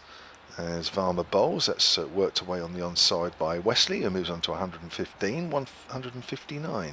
Yeah, I think you're absolutely right, Kevin. I think sometimes you can look back, reflect on a game and think, perhaps we could have done this, perhaps we could. I don't think Hampshire could have done any more than you. Certainly this morning when he got that second week, you thought Dawson was going to run through Essex. Yeah, that's for sure. Forward is Pepper. Yeah, I mean, for me, there's never been quite enough turn, and there's never been quite enough pace in the wicket to really, think, do you know what, we will run through this side. No. Well, you won't get 2 better exponents of spin bowling than Liam Dawson and Simon Harmer, and both have had to earn their wickets by just nagging away at a length, haven't they? They certainly have. There's a little dab sweep. That's going quickly down to fine leg for 4. Pepper advances to 123, 320 for 5. Now the lead up to 163. Yes, you're right. And I'm going to count up the number of overs those two have bowled in this game, and you're right. We've been, certainly with Harmer, so used to seeing him run through, well, not just Hampshire but many sides, but he had to earn his wickets big time He did. Fortunately, he had the incentive of getting his 500th for Essex, and that took some while in coming, didn't it? But he Didn't it? got there in the end. Yeah, 45 overs he bowled for his 2 wickets. Yeah. This gives you an example of how hard it's been. There's another sweep shot there from Pepper, and that could be 4 more going to the other side of Kyle Abbott this time. Just teasing him either side of him with 2 boundaries. And Pepper moves on to 127. Well, there was a few scoring shots there. I don't know. Yeah. Can we read anything into that? No, I just think that's Pepper playing the spin bowling. He's got a whole range of shots, hasn't he? We didn't get any reverse sweep, which I was pleased to see. I don't think they need any. Don't think the nerves will stand any of those at the moment. A good exponent of them, but it has done for him in the past. So no, I just think from here, just keep it simple, don't you? Treat every ball on its merits. I think survival is the name of the game, really, for Essex, Kevin. I really do, and I think they can come off with a lot of pride if they survive. Hampshire have done everything they can. Probably held the advantage for 3 days of this game. Is it not unfair to say that, is it? Well, I think yesterday, just before lunch, and certainly in the early part of the afternoon, I think they had Essex, there under their thumb, and they let it go a little bit. I think that lead of 157 should have been more on the first innings, personally. Yes, yeah. But then they got the 2 quick wickets, didn't they, when Essex batted again, and you thought, well, OK, if they had the initiative had slipped, it was back in their grasp again. And Felix Organ's going to continue his lengthy spell of bowling. But bowled quite a spell before tea, didn't he? I think it's quite interesting, isn't it? Hampshire's attitude. I was surprised. All right, they've bowled Felix Organ. They haven't been tempted to reintroduce Liam Dawson back into the attack, have they? True. Maybe they're saving him for the next game. He's bowled so many overs. Yeah. Well, he's entitled to have a break anyway. It's Tom Wesley on 115. And Tom Wesley gets the scoreboard moving again as he turns it into the leg side. 116 now. And Essex 3-2-4 for 5. And every run and every over is heading towards, I feel, the inevitable draw. And as you alluded to earlier on, that handshake at 10-5. But I have been wrong before, as you very well know. So have I many times, Paul. This game does have. The more I see of these games, the less I seem to understand them sometimes. But still, I can't believe Essex would imagine that they would bowl Hampshire out in what would be about 29 overs now. No, not with the attack that they've got. With all due respect to the support act for Sam Cook, I mean, missing Jamie Porter with a new ball, Porter and Cook would arguably be certainly right up there with the best new ball pair in the country. Harmer, we've already discussed the wicket, haven't we? It's not a lot of help there for he or Liam Dawson, so it would be a tall order to get 10 wickets, I think, to win from here. Dot ball there, which Essex would be quite happy to see. We're in a state, I think, where the old cliche, isn't it? The bowler's bowled and the batter's batted, and not a lot else happened. No. There's probably just not been enough pace in the pitch either, is there? No. And we've seen that quite a lot this season at Chelmsford, Kevin. It's been, I won't say a feature of the ground, but we had this game against Yorkshire, which possibly you've been talking about earlier on, where they just couldn't break that last wicket partnership. Jamie Porter and Simon Harmer. But we had, that was, you could almost say, that was down to Yorkshire's lack of initiative. They batted on after tea for 14 balls and then declared. That ball played out into the leg side. Well fielded, another dot ball. When Johnny Bairstow was out, they declared, but that cost them ultimately 5 overs. I would ask you, another dot ball there, played into the leg side, repeat of the previous ball. That's one thing I don't understand, and as a former player you might be able to show some light on it. Why would you declare an innings in the middle of an over?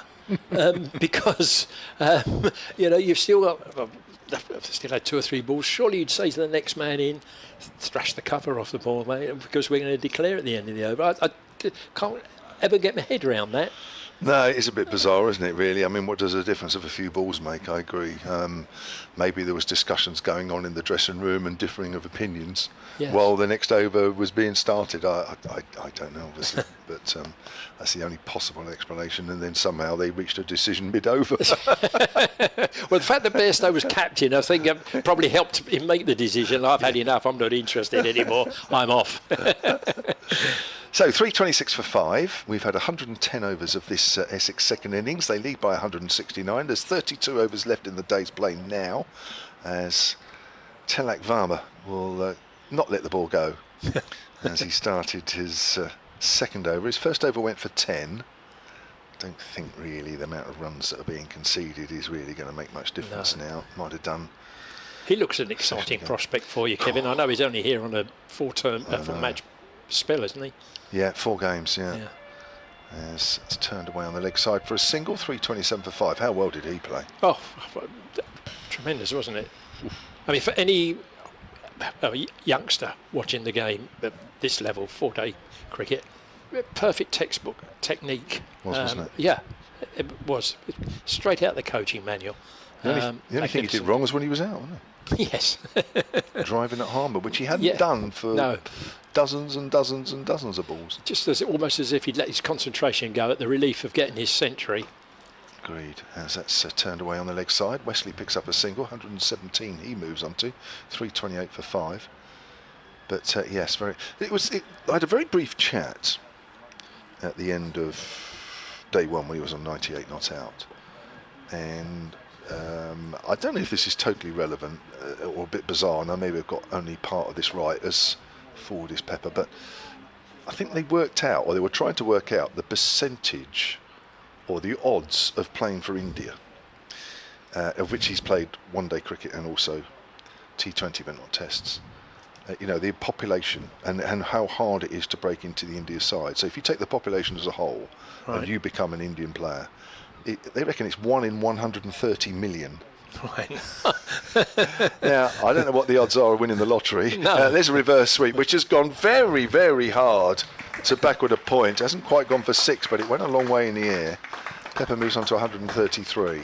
Well, there you are. You see, it shows that what I know about the game. I was just advising not to do that a couple of overs. Indeed. But back to that Barber, where he's got more chance of winning the lottery or getting into the England side. India side. Yeah. India side, sorry. Well, the odds of winning the lottery is 1. I'm going to come back to that in a minute. The jackpot chance is 1 in 13 million. Oh, right. 13, almost 1 in 14 million. Well, so you've got a better chance of winning the lottery than you have of playing international cricket for India. Yeah. There we go. That puts it in perspective, doesn't it?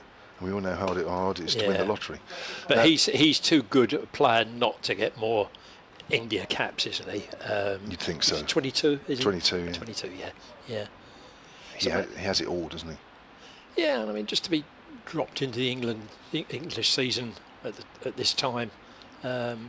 Okay, I suppose weather helped him a bit, didn't it? Yeah. Wasn't that bitterly cold April? No. Conditions.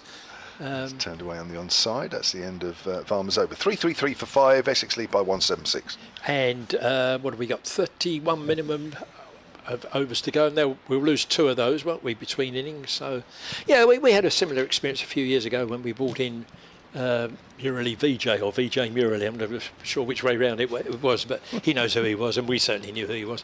Came over for the last 4 games of the season when we were looking over our shoulders at potentially relegation, and the guy came in, top opening batsman, and looked as if he'd been here all summer.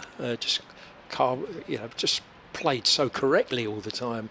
Very, very aesthetically pleasing, as indeed, was Varma. Yeah, wasn't he? Yeah. I said at the time, he reminds me, and I don't know if you saw him play in these few games he's played for Surrey, Sai Sudarsan. Right, yes. Just has a very similar type of technique, both left-handers, both simple. Yeah. Happy to just push the ball to nowhere for long periods, but still accumulate and still hit their boundaries. Make it look so easy. Yeah. And Felix Organ to continue. Herbert just guides that behind square and picks off or walks another run. Almost a look of inevitability about it, isn't there?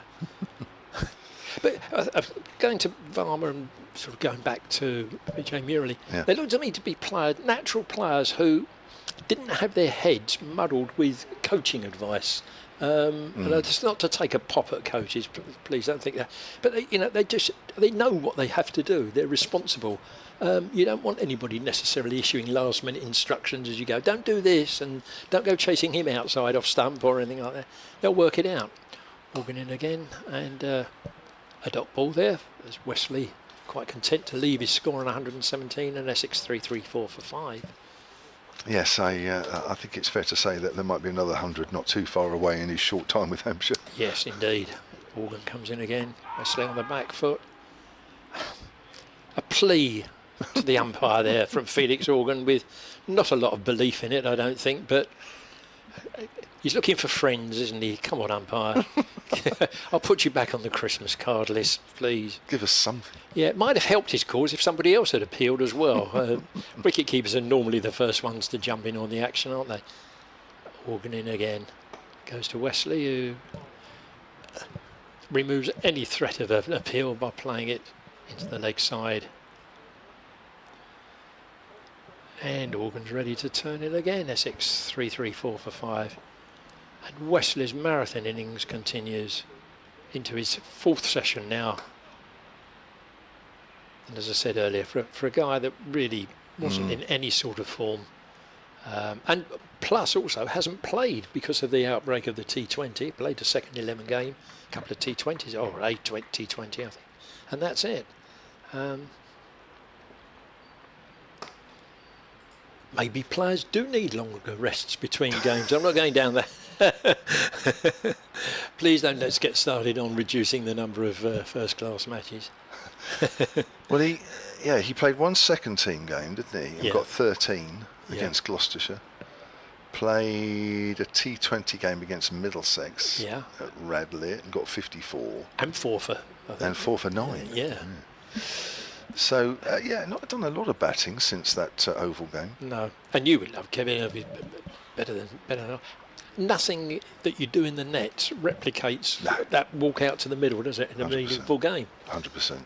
20 balls out there is worth 200 balls in the nets, 300 balls in the nets, whatever figure you want to put on it. I mean, if in the nets you get castled, you pick the bails up, put them back on and say to the bowler, hey, good delivery that, Chuck, send the next one down. It's no substitute. It's okay and it has its place. Yes. But no more than that. 3:35 for 5, 178 the lead, and I'm looking at the time now because potentially we're half an hour away from the finish. Yes. And I'm hoping that word potentially turns very quickly into we will finish at 10-2. Here's Varma from the Graham Gooch end. Forward is Wesley. Which, as and when it does happen, they shake hands. It will be an honourable draw for Essex. Perhaps one tinged with a slight disappointment for Hampshire over the 4 days. I think you're right. I think it's turned away on the onside. A big stride from Wesley once more. Yeah, I mean, Essex probably should have scored a few more in the first innings. As I mentioned before, Hampshire should have scored more in the second. But when you see the way these two have batted, even another 50 or 60 in front, would that really have made much difference? I don't know. I don't think, in the end of the day, I don't think this pitch has broken up quite as much as perhaps maybe both sides were thinking. Maybe certainly Hampshire. I think Hampshire were certainly thinking this would turn a bit more. I think single up to mid-off means it's 3:36 for 5.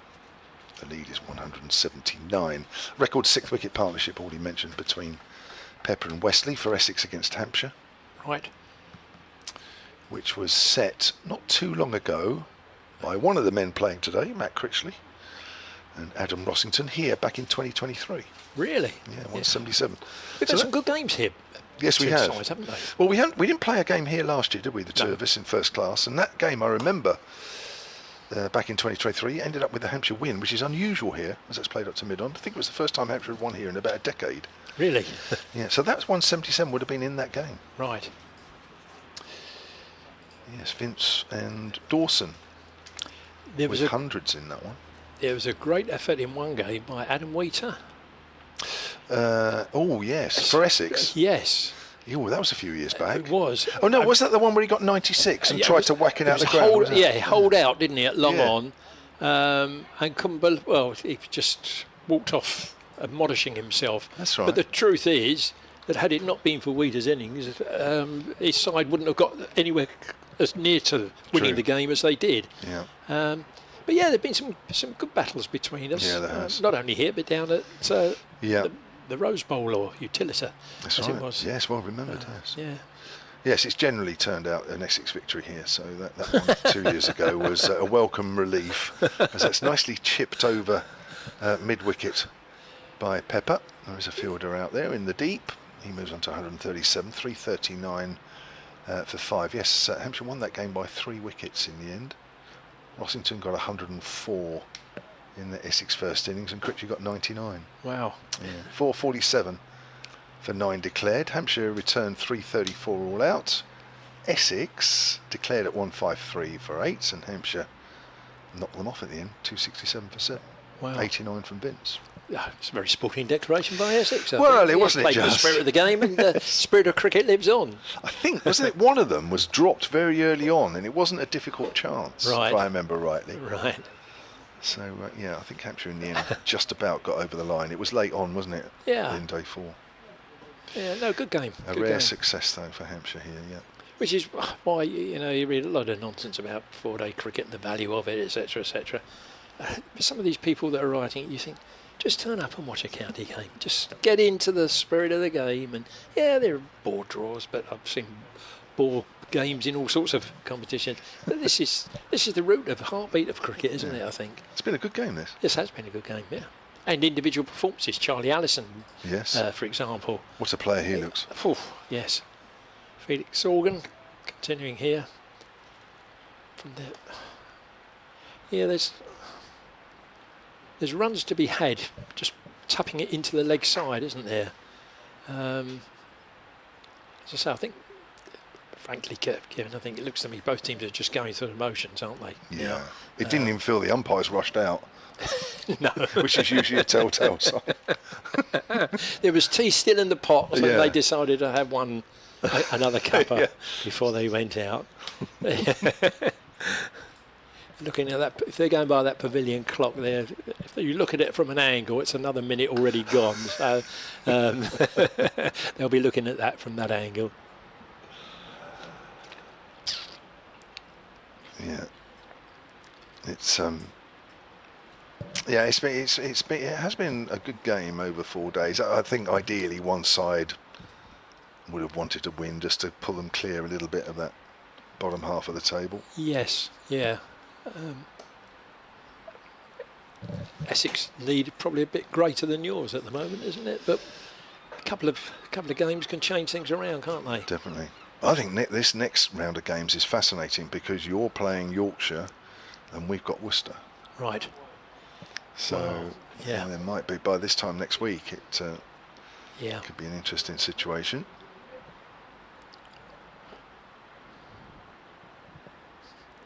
Organ to bowl to Wesley, who turns it into the leg side, declines the run, which, as it turned out, they probably could have strolled through, but judgment was the better part of valour there. 342 for 5, Wesley on 121, and Michael Pepper on 139. I don't know how impressed by stats players are. I suppose they should be, because it's all about stats in this game. But it would be nice for Wesley and Pepper to have a red inker, wouldn't it, after their efforts here, particularly Tom Wesley. Agreed. I think we're in that territory now where there is no point in giving your wicket away, is there? No. Organ into Wesley, and he does steal a run there. Ambled, shall we say. Run is probably a little bit exaggerated. Dave Allen, who you all know well, Yes. former honorary archivist at Hampshire, who doesn't do any commentaries with us anymore, which is quite sad. He's talking about the Kookaburra ball, which of course this one is being played with, and it doesn't do a lot, let's be honest. He says wickets are falling with this super ball, as he puts it, and almost one every 14 overs, so it would take 550 overs or 6 days to take all 40 wickets. Well, fortunately, we're not here for that long. It might have felt 6 days at some points, but we're certainly going to get a full 4 days in. And only had, well, it's actually, how many wickets have we've only had 25, haven't we? Yeah. Well, some people go abroad on a 6-day holiday, don't they? 6 days in Chelmsford. Nice though Chelmsford is. I don't think we'd get too many people rushing to book a holiday here. Is it not a holiday destination? The Chelmsford Tourist Board might have to be working overtime for that. We've got Tom Prest coming in from the Graham Gooch end, which is formerly the Hayes Close end. And Wesley greets that ball by turning it into the leg side, out deep wicket boundary. And they amble through for another single. Is there a Chelmsford tourist office? Possibly not, which is why people don't come here for 6 days holiday. Perhaps they should do. I don't know. There are places to go. I know Victoria was talking to you yesterday about the delights of a walk by the river, wasn't she? I don't know. Yes. It's a nice park behind us. Yes. Well, you got the cathedral and the cathedral. The Essex Museum. Did you go on the walk, or were you? No, I didn't bother. No, I'm too lazy. Too lazy these days, Paul. Now you see, there you go. It's people like you that probably stopped Chelmsford from getting a tourist board. Victoria could not have sold you that idea better. She couldn't have been more enthusiastic in trying to encourage you to go down that, and you just, just turned a deaf end, didn't you?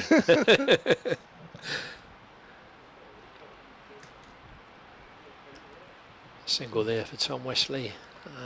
345 for 5. Tom Wesley 122.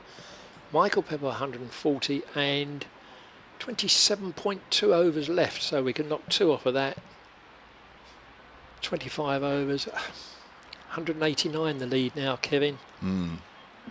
It's immaterial now, isn't it? Prospects of a win for your boys look becoming a little bit more distant, I think. Yeah, just in fact, you might need binoculars to see it.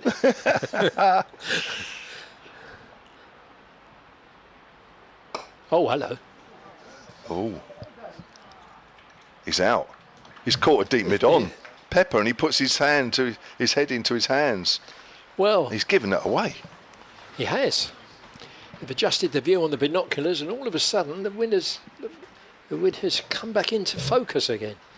I think it's too little too late as far as Hampshire are concerned, but... What is he doing? I don't know. It was such a rash shot, wasn't it? For a man who'd played so well. Kyle Abbott took the catch right on the boundary. Yeah, nevertheless, it was a very, very, very good innings. Yes, don't let the voter dismissal cloud the value of that innings for Michael Pepper. 140, a terrific innings, playing a great role, with Tom Wesley in that partnership, which should have saved Essex from potential defeat that they were looking at when play started this morning. Simon Harmer's coming to the crease now, not exactly walking briskly to the middle, I must be honest, and why would he? His job now is just to see off the next 4 or 5 overs, with Essex 189 in front. Tom Wesley still there, 123 not out. We've just seen the departure of Michael Pepper for a wonderful 140 until he holed out to long on, where Kyle Abbott took the catch to give Tom Prest a wicket. Yes, well, Tom Prest is a developing off-spinner. I think it's hasn't actually been used too often this year. You might have thought on this wicket he might have had a couple more overs, but Varma has been preferred to him so far. But a 215-run 6-wicket partnership there, which is just to confirm a record for Essex against Hampshire for that wicket. The problem you have, which spinners in Essex have, is when you've got somebody like Liam Dawson, who could sometimes holding up one end, as Harmer does for us, there's not a lot of opportunities for other bowlers to get in on the act. But get in on the act he did. Yeah, it was a sad demise, really, for an innings that was so important. Yeah. And so full of good shots and just a proper innings coming in at a time when he did. And that was a bit sad the way he's given it away. No, it's the way he plays, but... Yeah, And you wondered what he was trying to, I know what he was trying to achieve by it, but you just thought, well, a bit of patience. Gathered, if you were looking for 6 runs, probably against, with all respect to Organ and Varma, the 6 runs were there. Yeah. A single, a ball, weren't they? But it's an easy game from here, you know. I'm surprised more people don't play it. Is this the start of a new over? Felix Organ. It is, isn't it? Actually, I might quickly come off if that's all right. Victoria Polly, because sure. I've got to do an update in a minute. Yeah, okay. Thank you, Paul. Felix Organ in, and Tom Wesley turns into the leg side. One more accrued on the score, 347 for 6 now. Tom Wesley on to 124. Simon Harmer about to receive his first ball. He's come to the crease to replace Michael Pepper, whose innings of 140 was a sight to behold from an Essex point of view. Kept company with Tom Wesley and extricated Essex from a situation where they might have been looking at defeat. But now I think it's fair to say that the game has been saved, although Victoria, who's just slipped into the seat beside me, may have a different view on that. No, I think you're entirely right, Paul. And Organ again, and Harmer's off the mark. Drive into the offside misfield there in the covers. A lot of singles being ambled here rather than run, I must say. I'm not too sure that Hampshire got overexcited by that last wicket. Tom Press certainly did, and why not? And Organ in again now to Tom Wesley. I think he actually misread that one, didn't he? Yeah, just no danger. Trickles away. So the lead 191, but really that 6th wicket partnership between Michael Pepper and Tom Wesley has taken the game away from Hampshire. 213 in the end, and yeah, as you say, a disappointing end, but how well they've battered. Yes, indeed. And Hampshire, well, still keen in the field anyway. Single saved there. But 5 o'clock, those hands on that clock are ticking away. 25 minutes, and I feel we should be getting the handshake. Organ in again, and Tom Wesley a bit firmer there into the leg side. And it produces another run for him, 125. 349 for 6. Good to see him with a century. Absolutely, yeah, absolutely.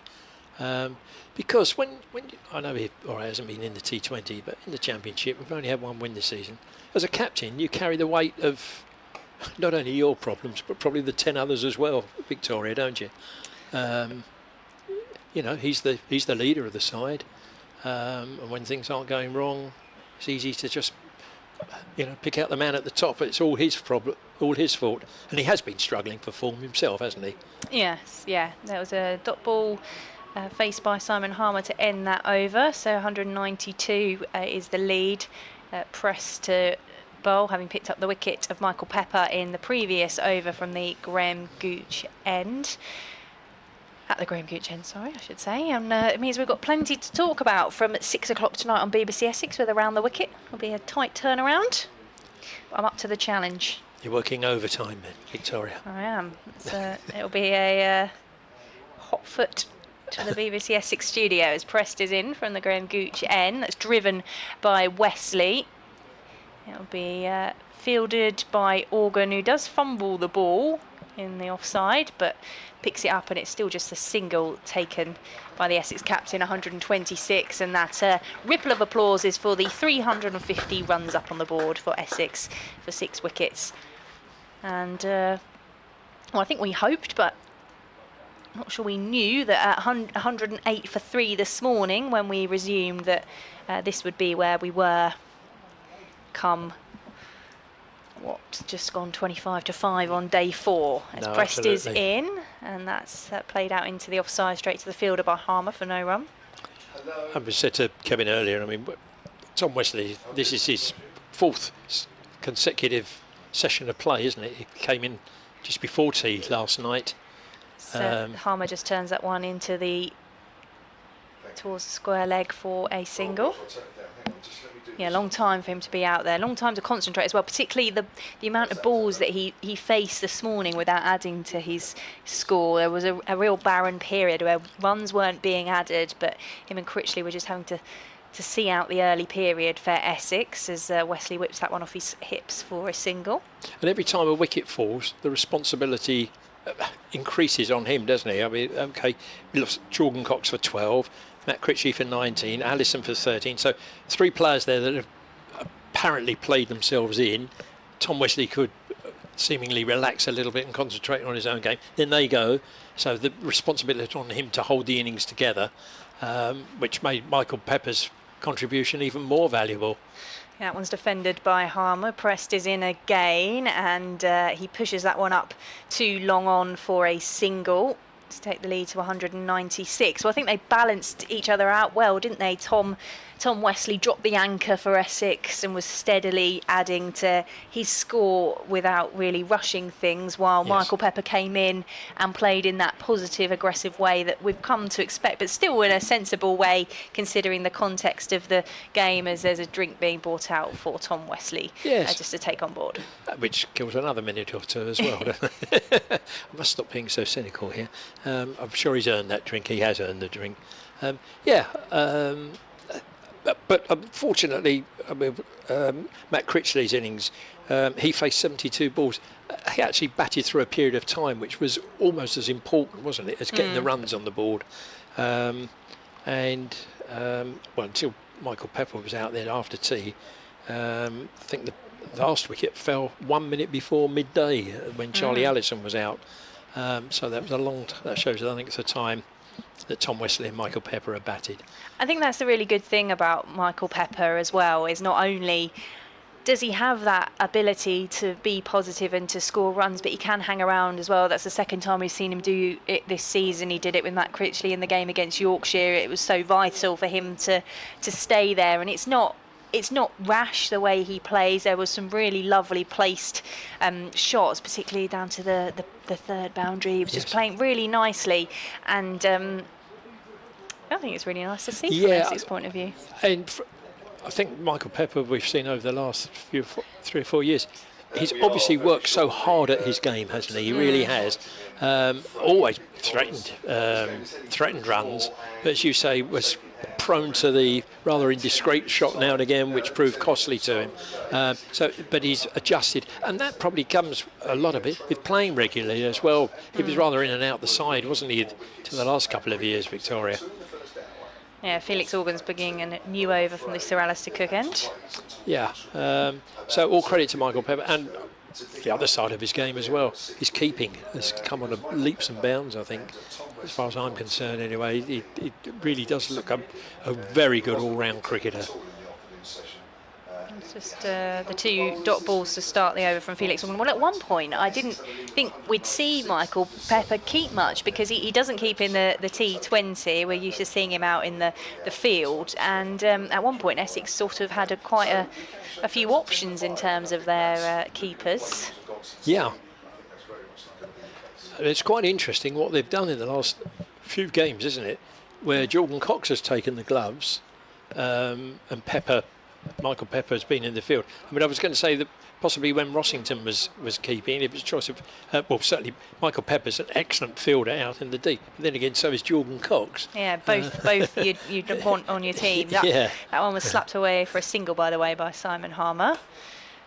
And that one's driven by Tom Wesley as well. Sorry, I've interrupted your No.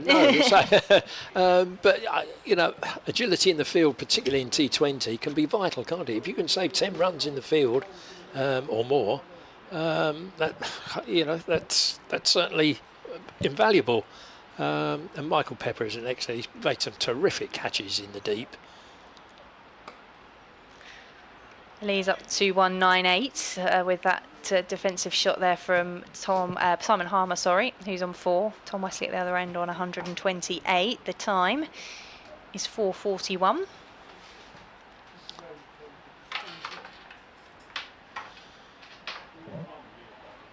That one's down by Simon Harmer. He was sort of wandering away and asking a question about that one, wasn't he? Yes.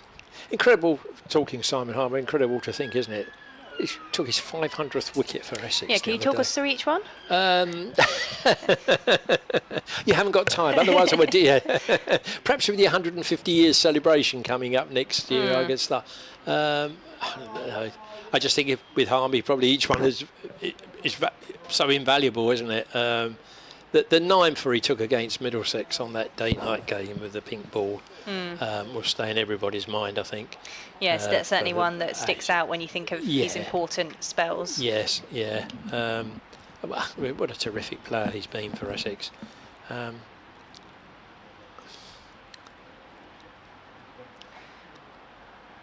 he's on at the non-strikers end on 4. Tom Wesley is taking his time here at the crease with Tom Prest waiting to bowl. We've seen 2 overs from him so far, 1 for 7. Wesley's now ready. As Prest is in on the back foot, Wesley just turns that one past the square leg umpire for a single as they just casually come through. And I do think Harmer was restricted somewhat last season. He had this back injury, didn't it? It seemed to affect him. Certainly the amount of overs that he bowled, but I didn't think he was quite as effective last season. Prest is in and Harmer hits that into the covers. Again, it's just fumbled at the first attempt, so they can come through for the single, which will take the lead to 200 for Essex, 357 for 6. And 23.4 overs to go, although we can knock 2 off of that for change of innings. I can't imagine Hampshire getting anywhere close to 10 and over, and they probably need more if they were to strike. Around the wicket comes Prest, and that one's clipped into the leg side by Wesley. Still time for Tom Wesley to get his 150 though, isn't there?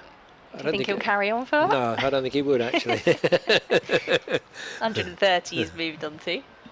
The lure of an ice cold bath might be more attractive than a 150 to him. That one's just dabbed down by Harmer. I wasn't thinking ice cold bath, I was thinking ice cold beer probably. Yeah, well, yeah. Do they drink then, cricketers? I wouldn't fit know. athletes, aren't they? Certainly not in Kevin's day, anyway. Teetotal, weren't you? 358 for 6. The press coming into Harmer. Is forward and defending that one. Back to the bowler. Nice breeze coming across the commentary box now. Very welcome. Probably not as breezy as we've had over the past couple of days, but a little bit of break from the sunshine. Been very well looked after though by the Essex media team. We've bought some nice cold, talking of ice cold bottles of water which have gone down very well. Yes, they were very mindful of us, weren't they? We actually had an air conditioning unit put into the. Oh, don't tell me things like that in the when you no, what you've had too next excited. door. Well, it seemed to work if you were in the immediate vicinity of it. And when I say that, within 2 foot of it, Martin Smith was beautifully situated there, right in front of it. But whether it was his body that was stopping the air getting to anybody else, I don't know. So dot ball to finish. Tom Press over Essex 358 for 6. And there's conferences going on here, isn't there? All... Yes, it's the umpires chatting with Wesley and Harmer, and I think the players are going to come together and shake hands because they're all coming into the middle of the pitch. So that may be, yes, there's a shake of the hand. So at that point, we may well just bring Kevin back in. Thank you very much for your company, Paul, just to have a quick chat about what's going on here. But there was a shake of the hands there from the umpires, but that looks premature because then they've stayed out there. They haven't continued to do any more shaking. It was just a polite shake of the hands between one player and an umpire. So they've obviously said, hang on a minute, you've got to carry on for 5 more minutes, but it's probably just delaying the inevitable here for Essex and Hampshire, who look likely to play out this draw. But we will bring Kevin back in anyway. Thanks very much to Paul Hiscock for joining us here on BBC Essex and BBC Solent. You listen to commentary on the BBC Sports website and app. So it is just a drink and a chat for the Hampshire players and the Essex players. Yeah, it was. It's just wasting a bit more time, really. Scott Curry coming on with some drinks, and the players, Hampshire players, just moving towards Scott Curry, which is towards us, and Ben Brown just handed the umpires the ball. So it did look. It looked like they were shaking hands. Momentarily, you're right. It did look as though they were. I was looking at the time, thinking, oh. Yeah, I mean, there was technically 5 minutes to go there. I think by the time they sort of meander back to their mark, we probably will get one more over in. So this is all just about, well, you know, what's the point sort of stuff. The over rate's fine, don't need to worry about that. Essex are happy, Hampshire, I suppose, reasonably happy. And yeah, one more over and we'll be done, I think. Yeah, Ben Brown has come across to talk to Tom Wesley. So they are all just having a chat out there in the middle, which is eating up a bit more time in this match. A long drinks break, isn't it? As I say, there really is no which is why it was a real shame that Michael Pepper did what he did and get caught on the boundary. It is his game.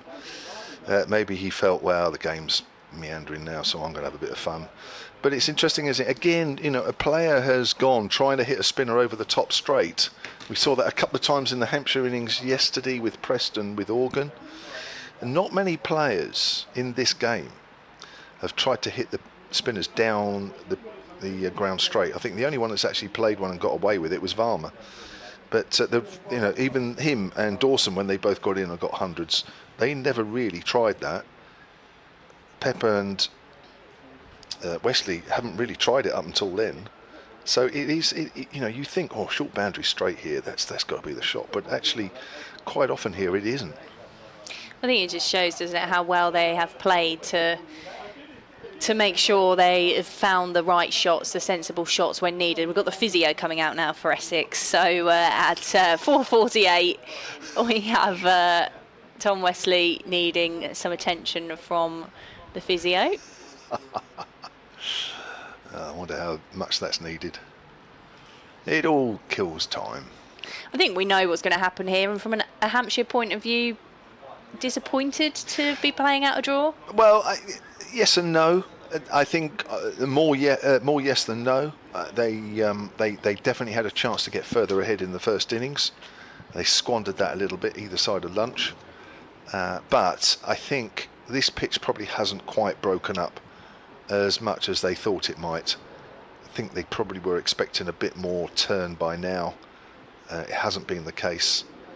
And the life, such as it was seems to have been taken out of the pitch as well in the last couple of days. And you know, we are playing with a Kookaburra ball, which again is hard to make things happen. So you know, Kookaburra ball's probably had something to do with it, but I think you take nothing away. Essex have batted superbly today, absolutely superbly. I'm not even sure we're going to get another over in here.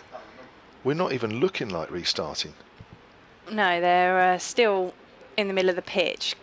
Tom Wesley's finished having some treatment and is slowly putting things back on, although he is putting his gloves in his hat and shaking hands. So after all of that, that is the inevitable. Essex and Hampshire have shaken hands on a draw here at Chelmsford in the County Championship match, and Essex have battered out day 4 to ensure that they will take a draw from this match.